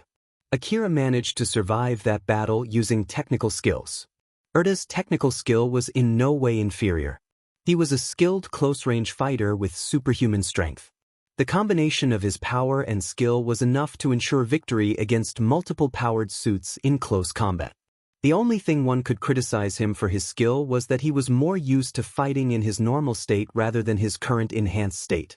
Naturally, Alpha did not let that side. She used the opening caused by that unfamiliarity and allowed Akira to withstand the battle despite his disadvantage. The expensive medicine that Akira had been excessively using ever since he started working as a hunter was pumped full of old-world healing technology, especially the one that he had taken from the Kazusuhara ruin. It was medicine made by old-world doctors that caused all his injuries up until now to heal under old-world standards. Compared to the current world standard that was filled with holes, the old-world standard could be considered as a full-body renovation. Thanks to that, Akira was turned into a superhuman, bit by bit. That was also the reason why Alpha did not recommend Akira sell those medicines to get better equipment during the beginning of his career. She decided that using them was more beneficial in the long run compared to just selling them for equipment. Moreover, even after obtaining a strengthened body, he also spent his days under grueling training. The augmented suits that he used were always set to ignore the safety limit. They were always pushed to the point where it was just enough not to get him killed, allowing its output to be increased to its utmost limit. This further pushed Akira's strength into the area of the superhuman. But even so, that alone was still not enough against Erda. It was only with the conscious intervention permission that Akira gave to Alpha that he was able to execute techniques that no normal human could do. It allowed Akira to acquire superhuman skills on top of his superhuman strength. He barely managed to hold out against Erda using the power that he was not used to. Unfortunately, even after going that far, it was still not enough. Erda, who was getting more familiar with his enhanced strength bit by bit during the battle, tilted the scale little by little. Eventually, his chance came. Erda's intense kick threw Akira's rifles off his hands. Erda saw that as an opportunity, and he quickly closed the distance between them. The two LEO rifles that were thrown out of Akira's hands spun and went behind him. But they suddenly stopped and fixed their aims toward Erda's back. Erda had fully expected that to happen. Knew it. He did that deliberately. He's trying to force me to evade the shots. Erda believed that Akira was planning to use his AF anti-material cannon once he attempted to evade it. This time, Akira would be shooting from a closer distance. Even so, Erda made his resolve and pushed forward. As he predicted, the LEO rifles behind him released shots. Erda blocked the bullets using the projecting force field armor on his back. Meanwhile, from the front, he could see Akira preparing his AF anti-material cannon. However, Erda did not show any signs of evading. Instead, he leapt forward, not giving Akira enough time to fix his aim. Out of his expectation, even before Akira was able to lock his aim, he had already pulled down the trigger. He released a ray of light from his AF anti-material cannon. Although it was unable to get a straight hit, it was still better than nothing. Moreover, it should be enough to stop his opponent in their tracks. In the middle of a high-speed battle where even blinking was fatal, in a situation when it was possible to see the opponent's rifle, veterans tend to get away from the muzzle by pure reflex. But Erda had also expected that as well. He focused his force field armor to his left hand, completely identified where the AF anti-material cannon was aiming and released a punch that blocked that beam of annihilation and aimed at Akira at the same time. The punch was packed with the power of a superhuman. It deflected the beam and pushed forward with enough power that could easily destroy even powered suits. In the middle of that do-or-die intense exchange, Erda was surprised. That beam felt abnormally light. In order to break through the AF anti-material cannon's attack and deal a killing blow to Akira, Erda continued to push his fist with everything he had. However, because the resistance was far lighter than he had assumed, he got a little off balance. Right at the next moment, Erda's attack completely destroyed Akira's AF anti-material cannon. Rather than breaking through the force field armor protecting the barrel of the cannon, the shock wave threw the cannon off Akira's hand, peeled it off from his augmented suit, and blew it back. At the same time, Akira evaded Erda's punch and stepped forward. He readied his stance and drove a straight punch toward Erda. It was a beautifully executed punch thanks to Alpha's support. At that moment, Akira did not have a strike stronger than this. Even so, that attack should not have been enough to break through Erda's defenses. Unfortunately for Erda, the force field armor that he projected behind his back to defend himself from the bullets and his left hand to deflect the AF anti-material cannon caused the force field armor in other places to be thinner than usual. To top it off, he was still moving forward thanks to momentum. His momentum would have been lost if the shot that he deflected back then was the normal AF anti-material cannon's output. In truth, Akira had already run out of AF anti-material ammo. That ray of light was nothing more than dense light created using leftover energy. But that was the key that granted Akira victory, allowing him to slip through Erda's attack and hit him with a counterpunch.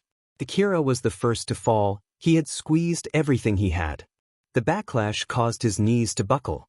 He first leaned forward, kneeled, and then fell forward. As Akira was lying on the ground, his eyes were fixed on Erda, who was still standing there. Finally, Urda smiled and congratulated him. Well done. Akira could see from his back that there was a large hole that went through Urda's chest. It was a hole created by Akira's punch. Urda's smile was one that was filled with appreciation toward Akira, which also had a tinge of remorse.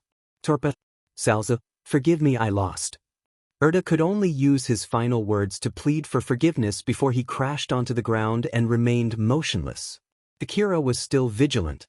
He managed to push himself up and checked on Urda. That was when Alpha spoke to him. Akira, it's okay. We won, with only that injury. Even after he was declared victorious, Akira still had a stern look on his face. Although Urda had a hole in his body, he still had his head and 4 limbs. So, it did not feel like he had one. After all, there were people who could still laugh only with a head left. There were also people who still could fight without a head. Akira had already experienced both situations, so he was still doubtful that he had won. Alpha once again said, "Don't worry, he's dead. Or at least, he's in no condition to continue fighting, is that so?" Akira understood that at least Urda no longer posed any threat to him. But he still looked tense. He tried to stand up but tripped over. Therefore, he decided to crawl to pick up his LEO multi-rifles. Alpha, how's the situation? There is no enemy signal in the area, I guess that's it for now. After that, Akira managed to return to where Hikaru was locked and lightly knocked on the door. Hikaru, are you still alive? Even Hikaru, who was locked inside the large strong locker, could feel the room tremble and hear the sound of the intense battle outside. It was easy to imagine just how damaged the room was. It greatly frightened her, but she then somehow managed to return a reply. Why yes, somehow. How is it over there? Well, Akira looked around the room. It looked as if a swarm of monsters just rampaged here. Anyway, those 3 guys that were trying to kidnap you are already dead. Though, I don't know if there are more out there or not. I'm sorry, but I'm already at my limit. If another one comes, I don't think I can fight anymore. Alpha suddenly interjected. Akira, don't move, it's dangerous. More enemies. No, but it's still dangerous. Alpha pointed toward the ceiling. Right at that moment, a huge finger broke through the ceiling followed by another finger. They grabbed the ceiling and tore it off. Akira squinted his eyes on the scene of the sky that was laid in front of him. At the same time, the powered suit that owned those fingers showed itself. It was Tatsukawa. An amused voice could be heard from the powered suit speaker. Oh, it's already over. HM? Akira, right? So, it was you, huh? Akira was really surprised. Whoa there, what the heck are you doing? I detected someone fighting intensely inside the room, so I decided to check it. The escort team said that it was fine to damage the transport vehicle if it's only little, and since I thought that it was too much work to walk around, I was thinking of joining the fight with my powered suit. I see. Akira's surprised face was mixed with exasperation. The ripped-off ceiling allowed the enhanced dust particle to quickly disperse, lowering its density in a short time. Thanks to that, the jamming also weakened. Hikaru, who noticed that, immediately contacted the escort team and shouted, Akira, the connection is back. We need to call for help. Yes, it's already here. Tatsukawa's voice echoed. Is there someone inside that locker? If you can't open the door, I can help you. Yes, please. Akira knew that he had exhausted the energy pack for his augmented suit, so he just stepped aside so as to not get in the way. The powered suit then reached for the locker's door and ripped it off. Hikaru, who was only in her underwear, was finally let out. She stood frozen from the scene in front of her, but Tatsukawa's apologetic voice pulled her back to reality. Whoops, sorry. Hikaru turned to Akira. Akira did not say anything and just turned around. Inside the half-destroyed room, Hikaru shrieked and tried to find something to hide her skin. The battle between Akira and Urda plus Tatsukawa, who ripped off a part of the room, caused considerable damage to the transport vehicle. However, considering that it was because there were some people who were aiming to kidnap an old-world connector from Sakashita Heavy Industry, the damage was considered to only be superficial. That was because the squad sent to kidnap Hikaru was a relatively small squad. In reality, Urda and his team thought that Hikaru was only a decoy. But they did not expect Akira to be that strong. Because of that, they thought that Hikaru was really an old-world connector. They originally planned to just kidnap her and check if she was really an old-world connector before bringing her to the main squad. Meanwhile, the main squad was aiming for the one that they thought to be the real one. Shiro was in the transport truck number 8. Just like Akira, Shiro's room was also an isolation room. As a matter of fact, his room was built to be even sturdier. That room was also located deep in the middle of the transport vehicle. At the moment, the area around that isolation room was completely destroyed, leaving only the isolation room intact. It was as if the isolation room was thrown from the sky to the top of a pile of rubble. Hammers, who just finished his job, was standing in the middle of that rubble and sighed. Good grief. In the end, I'm the only one who had to work hard, huh? The area was littered with dead corpses. It was the main squad from Urda's team. Many of them were enhanced superhumans like Urda. Some of them were even armed with heavy armor. But Hammers, Shiro's only bodyguard, took all of them out all by himself. Superhuman, Hammers demonstrated the true meaning behind that word. Although the special armor on his back was badly damaged, Hammers himself had only light injuries. He could just replace his armor later. He did not seem like someone who was responsible for that carnage. Although he looked tired, he was still standing straight. There also was no sign of fatigue from an intense battle. Hammers banged the door to the isolation room, and Shiro replied from inside. "Oh, are you done?" Shiro said so casually, due to the fatigue, it really annoyed Hammers.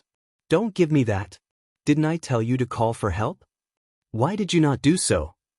"I did call for help, but the jamming prevent me from making a connection." "Jamming? Like hell jamming would work on an old-world connector like you." In contrast to Hammer's irritated voice, Shiro replied with a mix of exasperation. "I'll remind you here, just because I'm an old-world connector, that doesn't mean I can do everything. The help request just wouldn't get through. It's not like I can do anything about that, you know? By the way, since I couldn't send the help request to the escort team's HQ, I sent one to Sakashita Heavy Industry. Just how did you connect to a facility that is so far away from here when you can't contact the escort team's HQ which is nearby?" "That's because I was using an old world line connect to the facility while I can only use a normal line to contact HQ. So, the effect of the jamming particle is different." Hammers accepted that excuse and sighed to help himself calm down. "That I see. So then, how's the jamming right now?" "I'm still trying. Maybe it will work after we wait for a while." But still, as expected, the escort team should have noticed it after making this much ruckus, no? Probably. I don't know who these people are and where they came from, but since the escort team doesn't seem to have noticed them even after they made this much of a mess, I bet they did something. In the worst-case scenario, they might never notice unless we inform them first. So, hurry up with the connection. "I'm on it already. It's back." Hammers frowned. Why did it return at this time? That's just how the world works. Just like how you never find the thing that you're looking for but can easily find it when you're not looking for it. In reaction to Shiro's casual excuse, Hammers heaved a heavy sigh.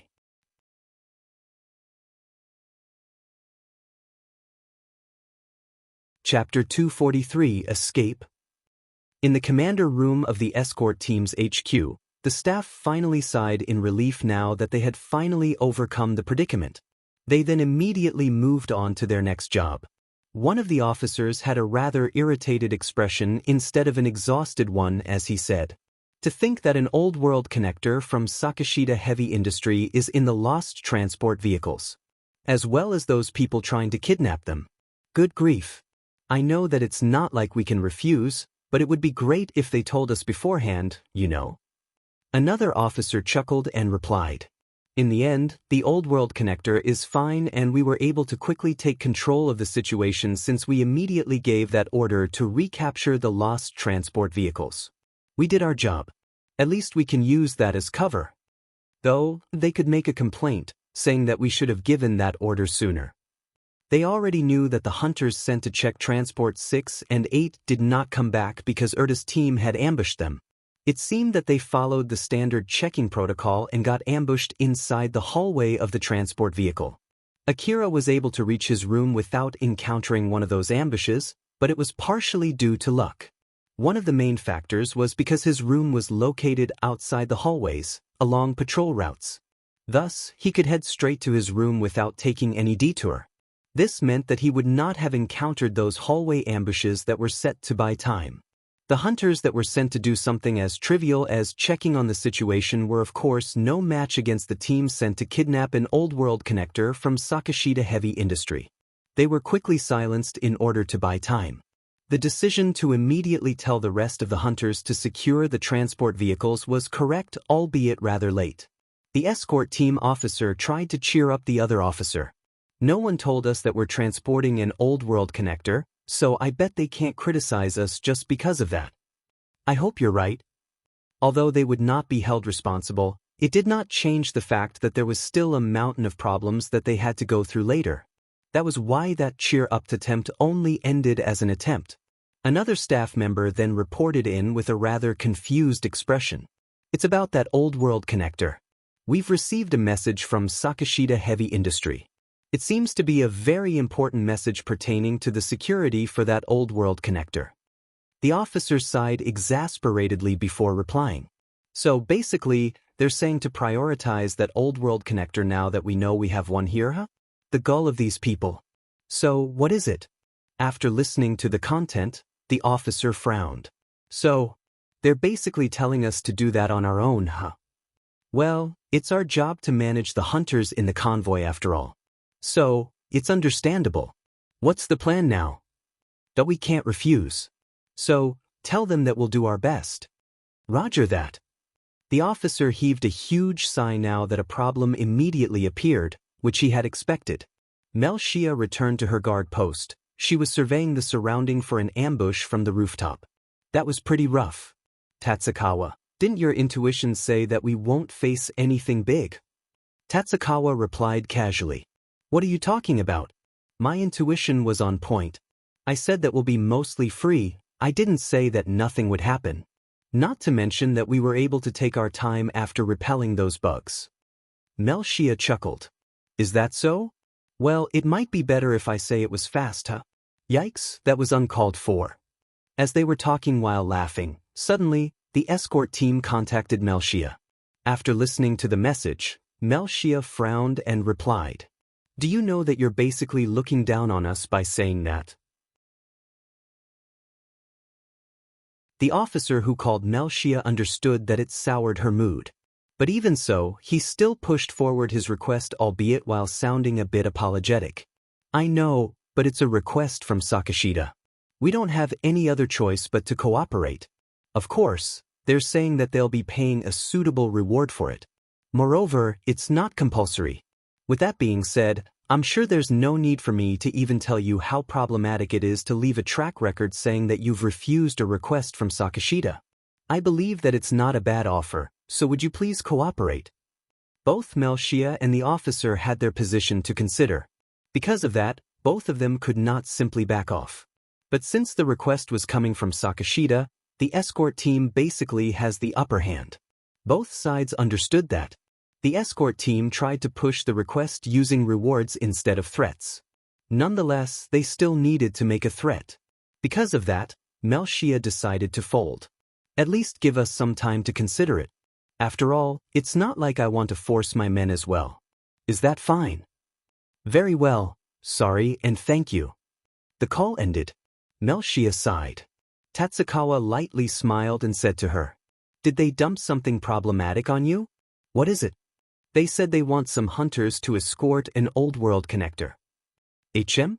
That would give a good track record and a good reward, right? What's the problem? The requirement for the escort is just not right. Basically, they're asking for a cyborg and to give some level of control to that cyborg's body. Tatsukawa smiled bitterly. He finally understood why Melchia gave that reaction. Oh, that's rather haughty for them.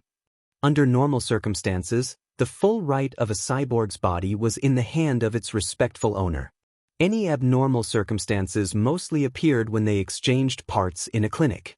For those who replaced their entire body with mechanical parts excluding their brains, giving control right to someone else was not a small matter. Sakashida's demand was equivalent to asking a cyborg for its life. It was a very arrogant and selfish demand with zero regard for the other side. It would not be strange to take that as a declaration of war. Although, of course, Sakashida would be the one to win. The only choices were either to die or to comply and give barely enough control to satisfy them. Of course, Sakashida had no wish to act in such a manner that bought the grudge of many. It would only lead to more expenses after all. But that also meant if there was a need or profit in it, they would not shy away from doing so. An escort mission for an old-world connector affiliated with a large corporation satisfied that prerequisite. Melchia then said to Tatsukawa with a serious expression. So, what's the plan? Although it's from Sakashida, it doesn't change the fact that they're treating us disrespectfully. What do you think? Even if you ask me so, it's not like we have the choice to say no, right? It's a good thing that both you and I don't satisfy that prerequisite. I'll ask the men who want to take it and send them away. If no one volunteered, then we have no other choice but to say sorry and refuse. Are you okay with that? Tatsukawa was a bit confused seeing Melchia asking him with such a serious expression. Do you find anything you don't like with that? If it was the past you would have immediately refused that offer just from how they're treating us. Well, if I do that, this team would not be able to survive for long. It would be a huge waste since it has become this big. In that case, we can just rebuild a new team, no? Melchia kept pushing questions with a serious look. Tatsukawa smiled wryly and embraced Melchia. Although I said our team, it's mostly thanks to you that it became this big. Don't throw it away just because I don't like how Sakashida is treating us. That would be a huge waste, you know? Though, if you say that you don't care, it will be completely up to you. You can toss aside this team, is that so?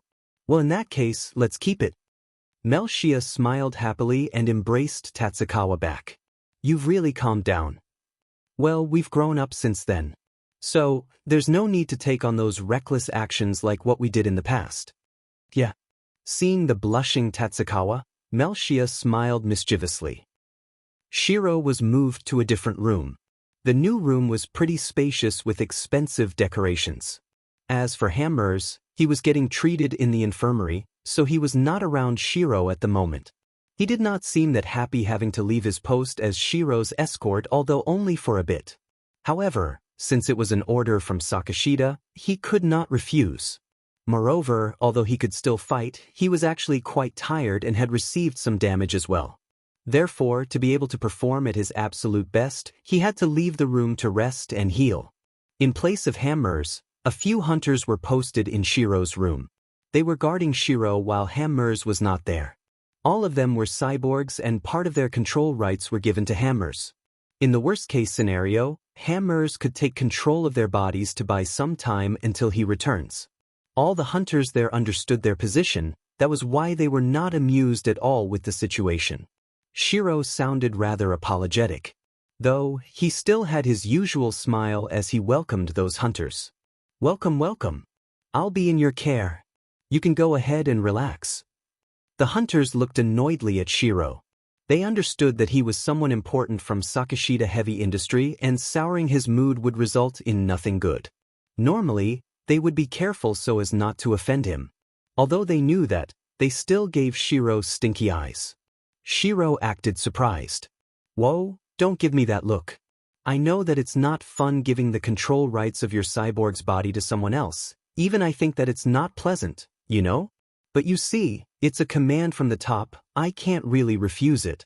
One of the guys annoyedly said. Humph, we're in this situation basically because of you. Come on now, don't say that. Calm down. Although you guys will be guarding me, it's not like you guys have any work to do. So, you can just eat and drink until we reach the city. If you put aside your grudge against me, it's basically a very easy job with a huge reward, you know? Come in and just relax. Shiro sat on a nearby sofa and invited the others to take a seat too. He then took a bite of the meal on the table and made a blissful expression. Are you not going to try it? It's really delicious, you know? Though it might be weird for me to say this, it's a meal prepared by Sakashita to keep me in a good mood. I bet you'll never taste something like this before, you know? Shiro smiled and invited the others to take a few bites as well. The hunters there knew that it would be bad if no one volunteered for that request from Sakashita Heavy Industry, so they were akin to a bunch of sacrifices that were sent here. That was why they did not find their situation amusing at all. Even so, after some time, the feeling of repulsion got worn down and some people started to take a seat and had a taste of the meal. The others followed suit not too long after that. The taste of the dish quickly blew away their grudge as one of them inadvertently exclaimed, "Whoa, this is really good." "Told you." Shiro smugly smiled. He then once again invited the others to join. The rest looked at each other before eventually joining the hunters that were already eating there. But one of them did not bulge. Shiro looked confusedly at him and asked, "You're not going to join? It's not poisoned, you know." That man answered back half shouting, "I can't eat food, you know." That guy had a cyborg body that did not allow him to digest food. Shiro, who noticed that, was exaggeratedly surprised, but his surprised face quickly changed to a smile. "Oh, I see, I have an idea. Wait for a bit." Shiro left his seat and returned back later with a large box with a device inside it. "In that case, you can borrow this. It's a special VR device. Although it might not fill your stomach, it can at least let you enjoy the taste. Though in the end, it's just a VR food, so it might be not that satisfying. Do you really think this will be enough for me? Well, you can also use it for something else. This is just a secret between us, but you can enjoy erotic stuff too with this VR too." The guy suddenly stopped. Shiro's smile widened as he continued. "It's amazingly erotic." There were many cyborgs who had to sacrifice their lust, desire for food, and desire for sleep in order to get a body fully specialized for battle. Due to the limitation of the current world's technology, high-quality bodies demanded expensive body parts. Even so, there were still people who claimed that it just did not feel the same. That was why this was a very tempting offer. Is it that amazing? But of course, after all, it's prepared by Sakashita to keep me in a good mood. Well, though, if it's me, I might be able to get a real one if I just ask. But let me tell you this. It's pretty amazing even for me too. Yep, amazingly erotic. But how about the safety? Sakashita prepared it for me, so I bet it's totally safe. But how about the connection with the cyborg body? It's not that simple, right? That was when finally Shiro frowned and apologetically said, "Well, about that, it's true that normally it won't work, but since I have limited control of your cyborg body, we might be able to use it." "Ah, I see." The guy then frowned. Normally, he would never let others take control of his body for something like this, but since he had already done that, he might as well use it for his own advantage. Shiro then continued, "Although you can take back any of the food you want, I'm afraid that's not the case for this VR device. If you want to try, this is your only chance. I do feel sorry for making you do this, that's why I'm making this an exception. So, do you want to have a try? Well, I won't force you though. It would be weird to force people to try this when they don't want to after all." The guy hesitated. Another guy suddenly interjected, "Can I try then?" "Sure, go ahead." Shiro replied with a smile. After that, Shiro connected the VR to the other guy and turned it on. From others' point of view, that guy only seemed to be sitting without doing anything. But with his 5 senses connected to the VR, although he only sat there without moving, he was actually moving around inside the VR. After 10 minutes of using the VR, he then opened his eyes. The guy next to him asked him, piqued, "So, how was it? That was really something?" That short impression left much to be questioned, but it was clear from his reaction that it was indeed something amazing. The other guys looked at Shiro. "Can we try it too?" Sure, feel free to use it. Though there's a limit on how many people can use it at the same time, so you guys can only use it in turns." The guys that hesitated at the start finally joined in too after hearing the impression from the others. It did not take long for them to start using it in turns. As Hammers was getting his injuries treated in the infirmary, he was also watching Shiro through the shared vision of the cyborgs that he had a shared control over. Hammers frowned as the hunters were looking at naked girls, which he could watch as well. What the heck are they doing over there? He quickly called Shiro, and Shiro then waved at him through the hunter's vision. What is it? I'm still here and not doing anything, you know. Some of the hunters over there have weird things in their sights, you know? What did you do to them? Oh, about that, I basically lend them the VR device, so I bet it's from the VR. After hearing Shiro's explanation, Hammers sighed. Listen here. They are bodyguards, okay? Just what do you think you're doing? It's fine, isn't it? Just let them play for a bit. I believe things should calm down after that incident. Moreover, we have some control over their bodies and are basically forcing them to guard me. It's scary for me to be here surrounded by angry people, you know? So, at least let them enjoy this.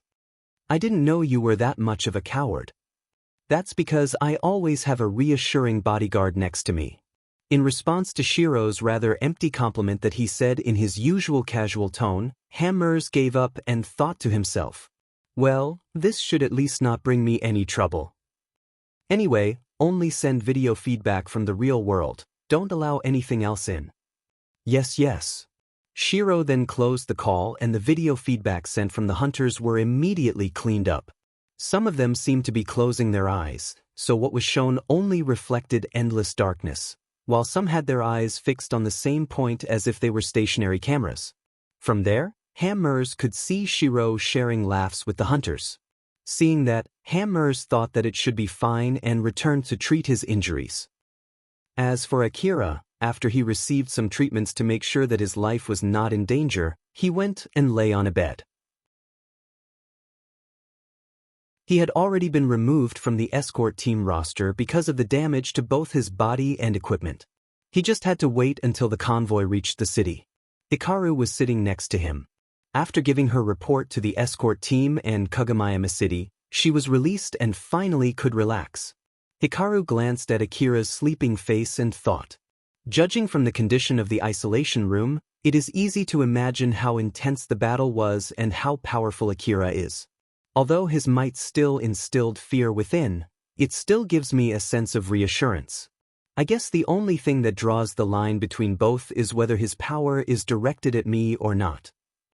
Akira had killed hundreds of people outside the walls. In that situation where it would not be strange if he abandoned her, he still chose to save her even if it meant that he almost got killed because of it.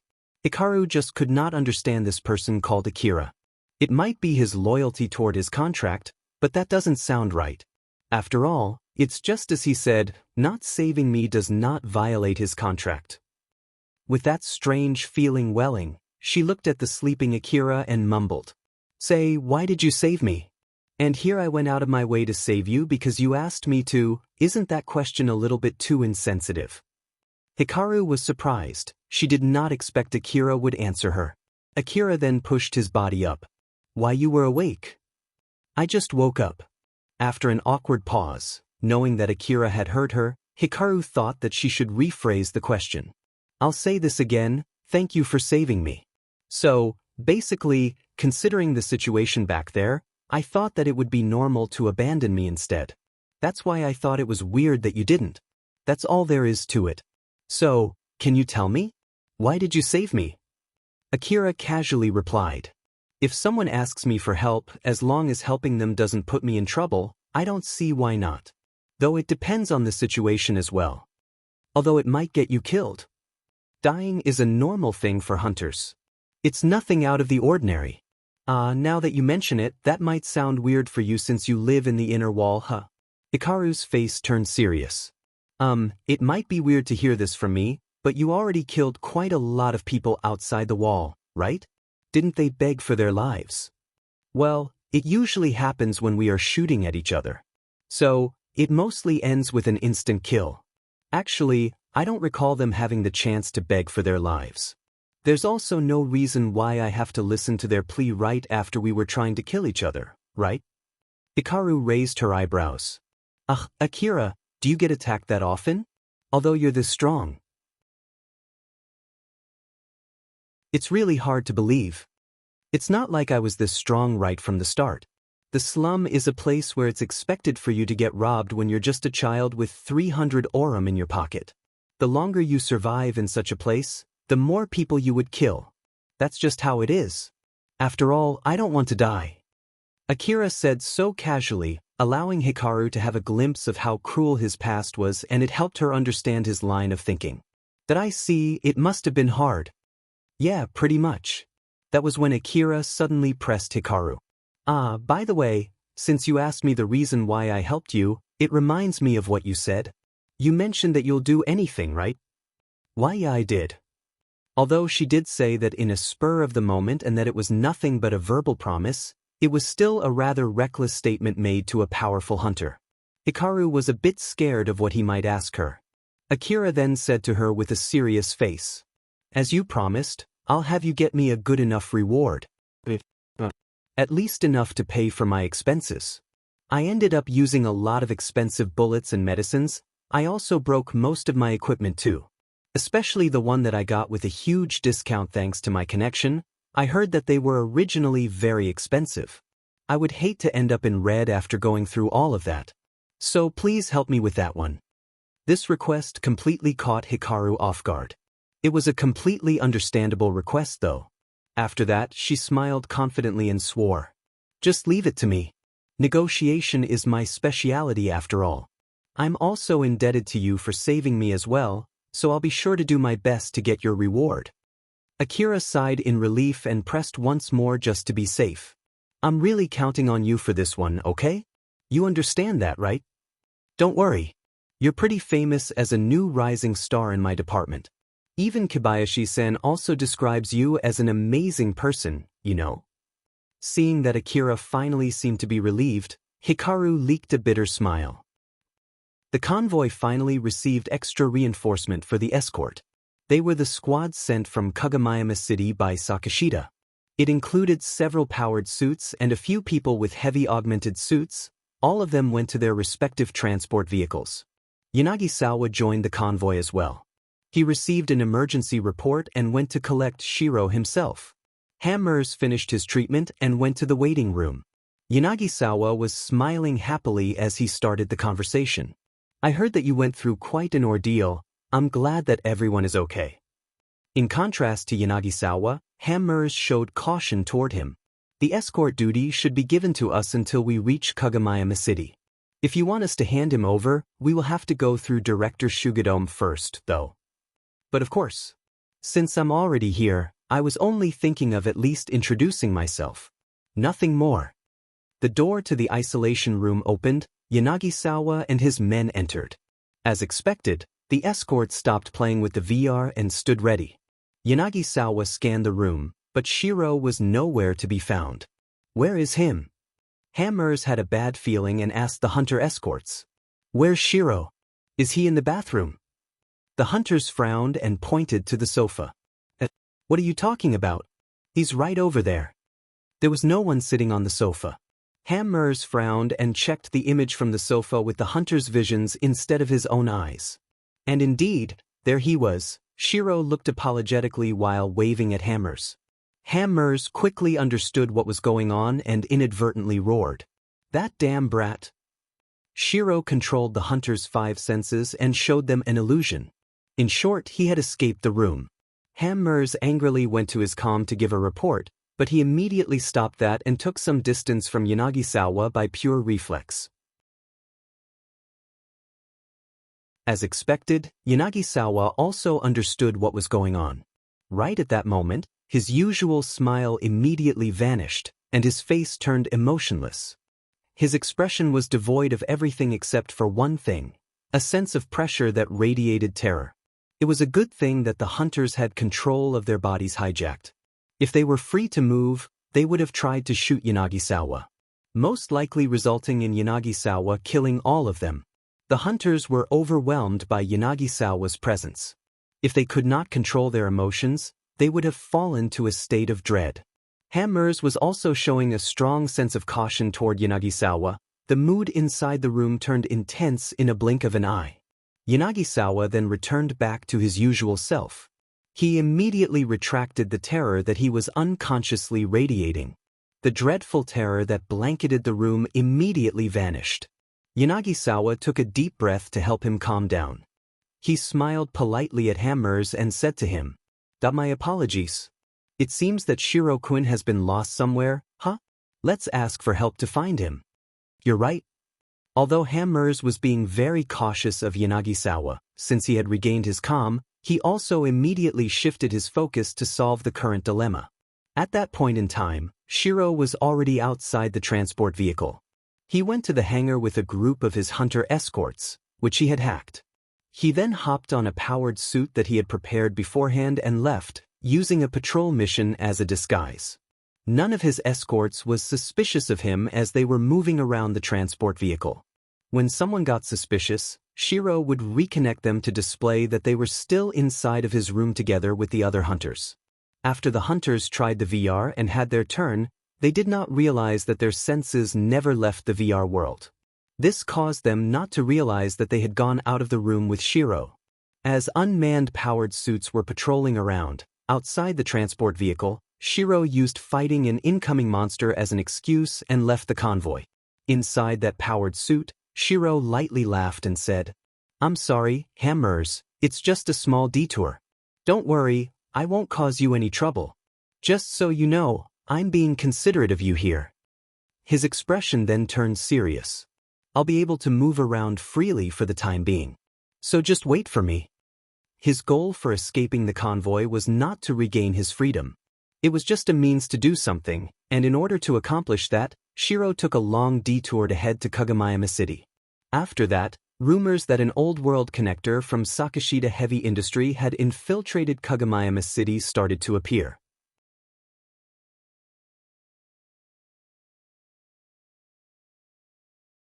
Chapter 244, Akira's Treatment. Styrian was one of the top-class restaurants inside Kagomayama City. All the meals served here was among the best of the best. As such, they were also priced way higher than any high-class restaurant in the lower district of Kagomayama City.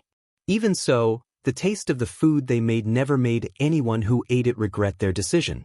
The decorations and the furniture here were also first class, boosting the dining experience as well as giving off a glamorous and luxurious atmosphere. Naturally, it was not cheap to be able to dine here. Customers who went to the restaurant were only the rich. They were the kind of people who could casually pay out a sum that would make anyone in the outer wall crazy.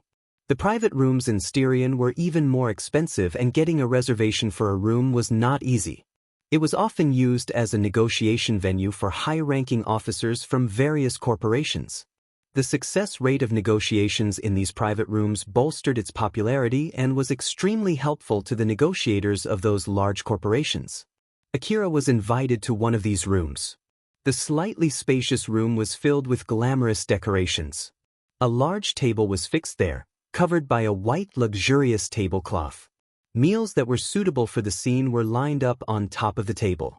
On the other side of the table, Kobayashi was already sitting in wait, looking extremely happy.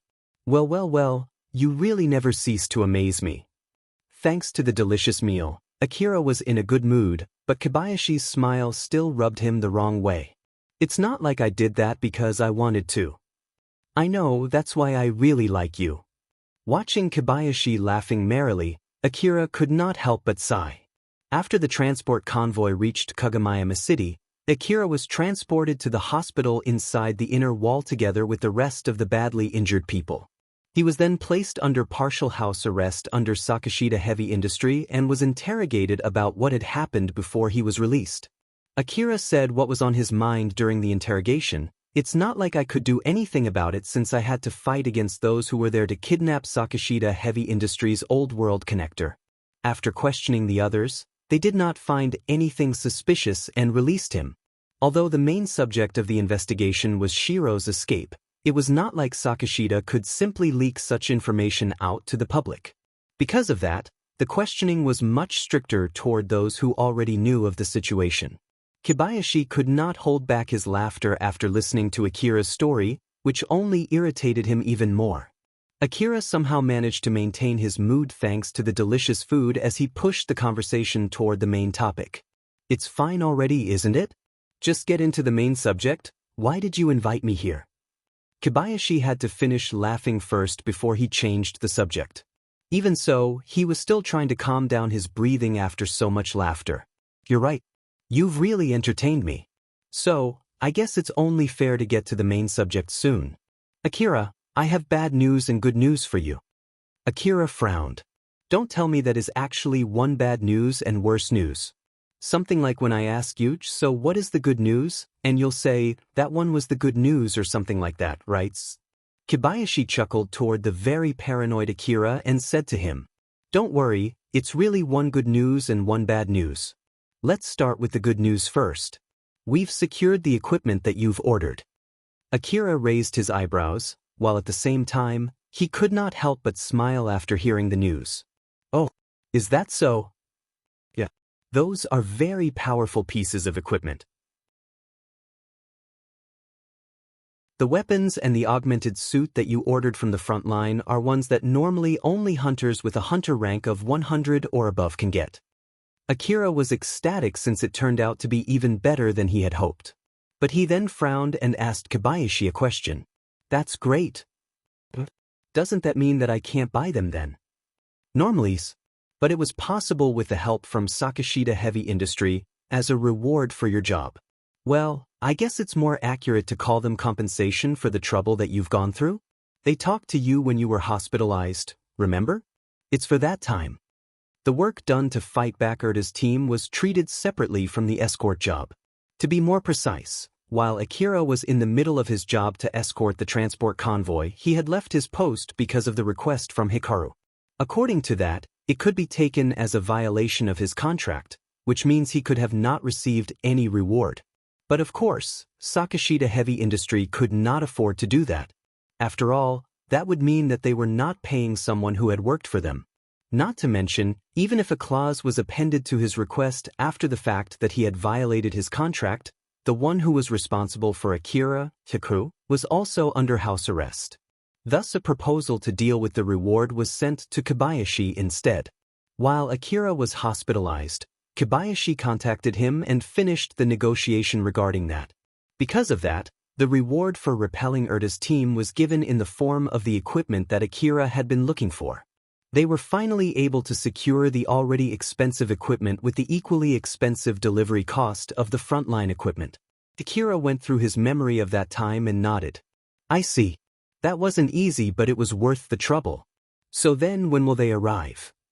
Akira was brimming with expectation, but Kobayashi's expression turned cloudy. As I said, I have good news and bad news. That was the end of the good news. It was really good news, right? The next one is the bad news. Akira reeled back. What is it? Although it has already been decided that they will transport your equipment from the front line to here, we still have no estimation of when it will arrive. Well, it is from the front line of the Eastern District after all, so it's only to be expected that they'll take quite a lot of time. Akira already knew the trouble of transporting stuff from further east. He was a bit relieved since he thought that it was something worse, but it turned out to be something fully understandable. However, as though intending to betray his expectations, Kobayashi then continued. Even with that considered, we really have no fixed schedule as to when it will arrive. It can be tomorrow, or maybe next month, or maybe half a year later, or even next year. We don't even have an approximation. As expected, Akira did not find the bad news amusing at all. What the heck is with that? Well, it's complicated. Like the transport permit, for example. It's also not that simple when we have to entrust such powerful weaponry to a third-party transport service. With just this troublesome stuff accounted for, it becomes even more difficult than before. You see, since we got it from Sakashita Heavy Industry, can't they do something about that too? That is for them to decide. It's not like I can do anything about it. Well, I can understand that providing support to purchase these items is much easier than handling its transport. After all, it's not like Sakashita can just send a long-range intercity transport vehicle just to ferry your weapons here, right? That's true.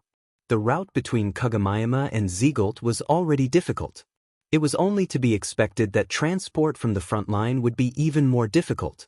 Although he knew that it would take quite a lot of money, Akira could not even imagine how much that would be. Since he understood that it was unreasonable for Sakashida and Kobayashi to have all the solutions for this, he felt that the whole thing was rather unfortunate. I see, so what are the other troublesome stuff? I'm sorry but I can't say. Akira could not help but show displeasure. Watching him like that, Kobayashi smiled amusedly and said, well, I don't think you'll be happy with the answer either. That's why, in case you want to know no matter what, I can lend you a hand, you know? But for that, we'll need a formal Hunter office-issued confidentiality contract.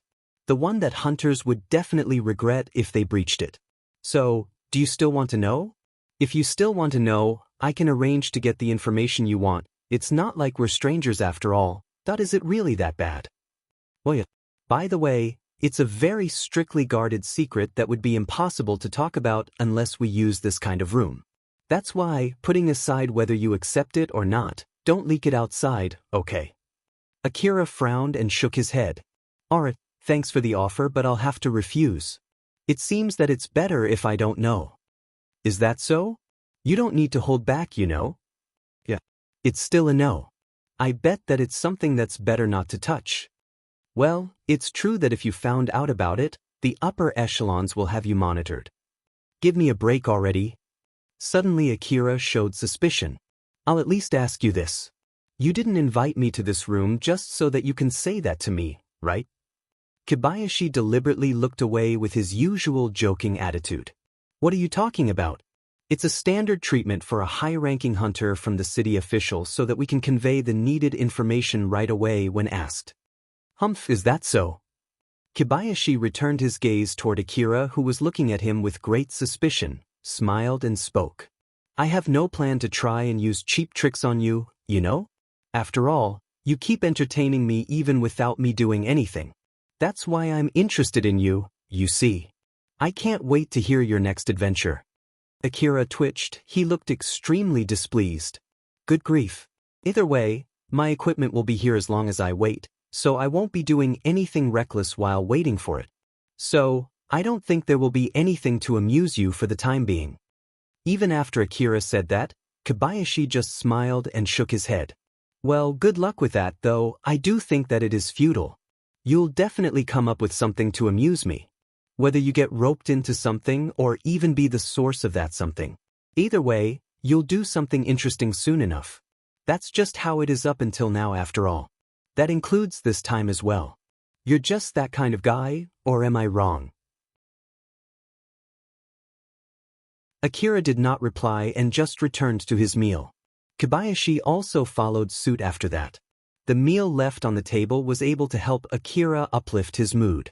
But the amount needed to be more than what was available to completely restore his mood. After Akira cheered up for a bit, he then threw a question to Kobayashi. Say, you said that there's no exact date when the equipment will arrive, right? I know that you can't exactly get a promised delivery date to a hunter, but can you at least give me a rough estimation? It's fine even if you don't have any evidence to support your estimation. My guess, huh? I'm sorry, but that will be difficult. It's not like I know all the detail. Although I know about the general rules and regulations for the transportations between the cities, I don't know it well enough. A new rule has just been enacted. I don't know why it was enacted upon, though I have my own guess. However, asking me when this new rule will be revoked and when your transportation can resume is something impossible for me to say. Is that so? Can you at least tell me the rules? Let's see. Kobayashi hummed for a bit. He then shook his head with a serious look. Sorry, but I can't. If my guess is correct, people might get suspicious as to why I can come up with such a guess. Though, you're free to make your own guess as well. Though, I recommend you don't tell anyone about your own thoughts on the matter. I think that's all I can say. I see. Akira actually found something weird. Alpha, it's about what Kobayashi said. Alpha went ahead and warned Akira first. I don't mind telling you my hypothesis, but if you can't pretend that you don't know, it's better if you actually not know it in the first place. I see, it's fine then. Yep, that's a good decision. After that, Akira continued enjoying the meal, while on the other hand, Kobayashi was curious about something after that exchange and thought. Judging from that rule, I bet that Old World connector or something from Sakashita Heavy Industry has escaped. After all, that rule is way too lax if he was kidnapped. So where did they go? Did that Old World connector just run away from the observer under Sakashita? Could that Old World connector be somewhere around Kagomayama City at the moment? Does Sakashita already know if that is the case? There are many hunters with unknown origins here. It is the perfect place for people with questionable origins to conceal themselves. Kobayashi looked at Akira. Akira frowned and said to him, "What? Nope, it's nothing." Thinking that something interesting would happen if Akira got in contact with that Old World connector, Kobayashi could not help but to look forward to the next incident and smiled. Around the time Akira was having a meal with Kobayashi, Hikaru was also sitting inside the same restaurant, Styrian. Shizuka was sitting next to her and someone from Kiryu and Tosan were sitting on the other side of the table. Although she was put under partial house arrest just like Akira after they arrived, Hikaru was still doing her job. After finishing the negotiation with the transport convoy side, she was able to secure the reward that Akira asked from her. But they were still discussing how much of his reward would be paid in Aurum, and how much would be paid in the form of an increase in hunter rank. Akira was looking for powerful equipment, but many of them had hunter rank restrictions. Except for one certain exception. Since the restrictions mostly came from the distributors, if the distributor allowed it, the hunters could purchase those equipment regardless of their hunter rank. Akira did ask Hikaru to be paid in form of better equipment instead of hunter rank. That was why she decided to contact Kiryu and Tosan directly, to rope them into the matter. As for the corporation side, they were also looking to establish strong connections with high-ranking hunters since they tend to purchase high-quality, expensive products. Hikaru thought that it was possible to obtain equipment from the corporations directly despite the hunter rank restriction, and her guess was right.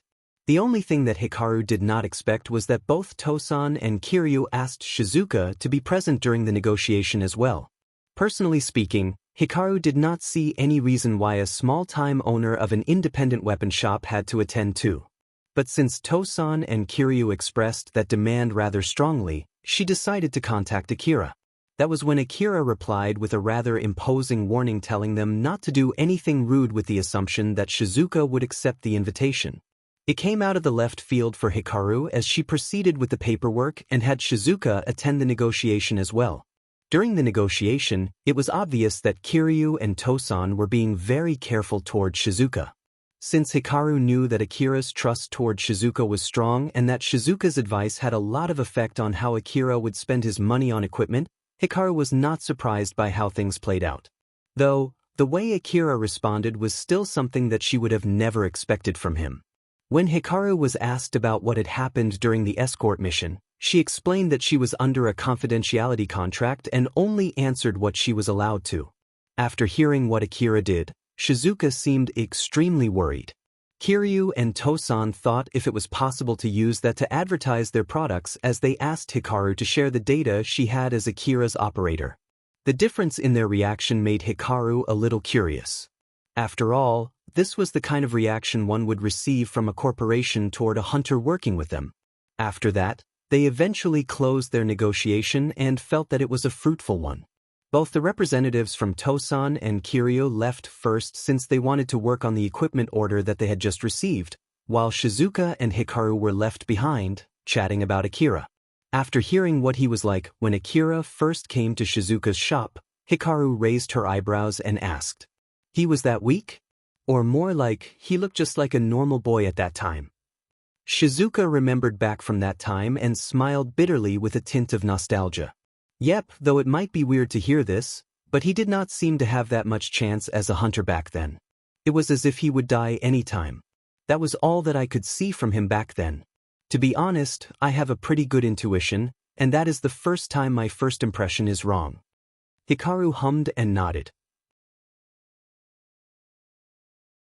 She initially thought that Akira might actually be a city agent and that it was just that Shizuka did not know it. But judging from Shizuka's story, Hikaru was surprised to find out that Akira was really a boy who originated from the slums. So, he was telling the truth when he said that he was weak in the past, huh? That was a bit unexpected. That was when Shizuka suddenly said with a serious face. I have a question though, as a city official, what do you think of Akira? As a city official, huh? Yes. Hikaru also turned rather serious. I'm really sorry, but if I have to be honest, from the point of view of the city officials, he's someone really dangerous. Even the permission for him to enter the Middle District as well as getting into the transport vehicle were all nothing but temporary permissions. I know it's not right for me to say this since he saved me, but I can't use that fact to guarantee that he's a good hunter based on the standards within the inner wall. That is my answer from my position. Although Hikaru felt that was rather harsh considering that Akira saved her, she still properly answered that question as a city official with a rather apologetic tone. She glanced at Shizuka, wondering if she angered her. But in contrast to her expectation, Shizuka seemed relieved as she said, "It's fine that way." Hikaru raised her eyebrows. "You're not angry? I'm sure I said some pretty harsh things, you know? It seems that you don't have a bad impression of him. Well, he did save me. And almost got killed because of that, so." Shizuka looked warmly at Hikaru. She then continued as if to warn Hikaru. Unfortunately, Akira often does a lot of dangerous things. At least, even for me who has known him for longer, I can't honestly say that he's not a bad kid. It's not like I'm saying that he has a bad personality or anything like that. It's just that he's not exactly normal. It's like, the way he thinks is not right, or more like, he's quite reckless. There's that side of him, you see. I can completely understand that. It seems that Akira had a rough time in the slums. Maybe that is the reason why he ended up like he is. His way of processing things tends to get him more enemies. That's why I can understand why you see him as someone who is dangerous. It's a good thing that there's a city official who can handle him well. If I have to be honest, if it's possible, I hope he would learn to make compromises with others though. After saying that, Shizuka smiled bitterly. Hikaru also replied with the same bitter smile. Even for me who only known him recently, it's obvious to see that he's bad at dealing with people. Just to be safe, I'll add a note on the evaluation report to be careful dealing with him. If the other staff members see that note, I'm sure they will be careful so as not to pick a fight with him. Yeah. I'll be sure to add that note. Shizuka giggled and said, "Isn't it better for you to handle since something might happen?" Hikaru reeled back. Putting aside her feeling toward Akira, she would not want to go through anything like that again if it could be helped. To be more precise, she had no wish to be involved with Akira anymore. Well, I'm actually a part of a management department that deals with many different things, so this request might be the last request I have with Akira. Is that so? That's rather unfortunate. Shizuka said that with a smile that did not match what she just said as she kept her intuition to herself. After they were done, Hikaru and Shizuka returned to the first-floor lobby of the Kugama building. Akira then grouped up with them a bit later. That was when Shizuka gave a strict scolding to Akira. "Akira, I heard from Hikaru-san that you did something reckless." Akira winced back and laughed awkwardly. "Well, that was not my fault, you see. It's true that it was rough, but there's no way I could have seen it coming. I see that you lost all of your equipment again. This time, the only thing that is left unharmed is that new bike of yours, right? So what is with that?" "Well, I bought the bike from further east. So, as expected, it really is stronger than my usual equipment. I'm glad I decided to buy my safety with money since I had the chance to back then. So, in short, if it was not that durable, you would have even lost the bike as well, huh?" Akira awkwardly laughed it off and glanced at Hikaru as if he was seeking help. Hikaru smiled wryly and then chimed in. "Shizuka-san, it's also partly my fault for asking him to save me. So I believe that's enough of scolding for Akira." "Is that so? Well, I'll leave it at that then." Once Shizuka stopped, Akira smiled in relief. Hikaru was watching how Akira acts with great interest. Although he was being scolded, there was also a trace of happiness, knowing that someone was worried for him. He looked like a little boy who had a great lack of care and affection while growing up. At the very least, he did not seem like someone who had killed hundreds of people. But it did not change the fact that Akira did kill that many people before. Even back during the incident in the transport convoy, Akira quickly abandoned her and aimed his rifle at Urta, who was using her as a meat shield without showing even a shred of hesitation. Hikaru understood that very well. Both in the good and bad way, I can understand why Shizuka-san wants someone who understands Akira to handle him. But with that being said, I hope that doesn't have to be me. Hikaru replaced the bitter smile that she had unconsciously displayed with a polite one as she stood in front of Akira and said to him, "Akira, since the negotiation for your reward is done, it means that this request had officially concluded. Thank you for the hard work." "I see likewise. Thank you for the hard work. I don't think I have any other request left for you, but let's meet up again if the occasion comes. I pray for your success in the future, but I believe that it's better if you hold back on doing reckless stuff." "I know. Honestly, I already know that best myself though." Akira smiled wryly and Hikaru gave the same wry smile back. He then left with Shizuka to escort her back to her shop. Hikaru saw them off and sighed. After that, Kobayashi came to her with his usual smile of great delight. "Well, Hikaru, good work on that escort job. You did amazingly well." Seeing how Kobayashi was merrily complimenting her, Hikaru was more anxious than happy. "Thank you very much. I guess this means that I have to apologize for misjudging your skill. I'm sorry. Though it might be weird to say this is compensation, I will use my full power to get what you asked from me back then approved. So please forgive me with that." Hikaru frowned. She did not understand what Kobayashi was talking about. However, thanks to her adept skills at reading in between the lines, she quickly understood what Kobayashi was referring to and started to panic. In the past, Hikaru asked Kobayashi to let her handle Akira, who was a high-rank hunter. The escort request this time was basically a test, to show Kobayashi that she had the skills to handle Akira. And judging from that point of view, it could be said that Hikaru passed with flying colors. That also meant she would be dealing with a more dangerous high-rank hunter, exactly just what she wanted before. Hikaru flusteredly tried to retract her request. No, he's way more than I can handle. I understood that very well with the last request. So, I take back everything that I have asked for." Kobayashi already knew that, of course, but he still continued with his usual flippant attitude. No. There is no need to hold back. To be perfectly honest, you did extremely well, you know? I will put in my recommendation letter as well. After all, having a rising star like you rise will eventually bring benefits to the whole team. Even those officers who doubted you will have no arguments left once they see the report from the last request of yours, you know? You're basically on a fast track to success. Congratulations. Hikaru's face turned pale as she shouted. "Please stop. Seriously. Just stop it already. I'm being serious here. I'm begging you." "Geez, don't say that. It's fine, I'm sure you'll do all right. That's not the problem here." After that, Hikaru used her negotiation skill to convince Kobayashi not to do that. Seeing Hikaru sigh in relief afterwards, Kobayashi smiled with a tint of regret, but deep inside, he still found it very amusing. You're tuning in to the Passion Pages YouTube channel. We're so grateful for your support, and don't forget to subscribe to join us on this incredible journey through captivating stories. Your generosity through donations truly makes a world of difference, as it's the primary source of revenue that allows me to expand and enhance this channel for you.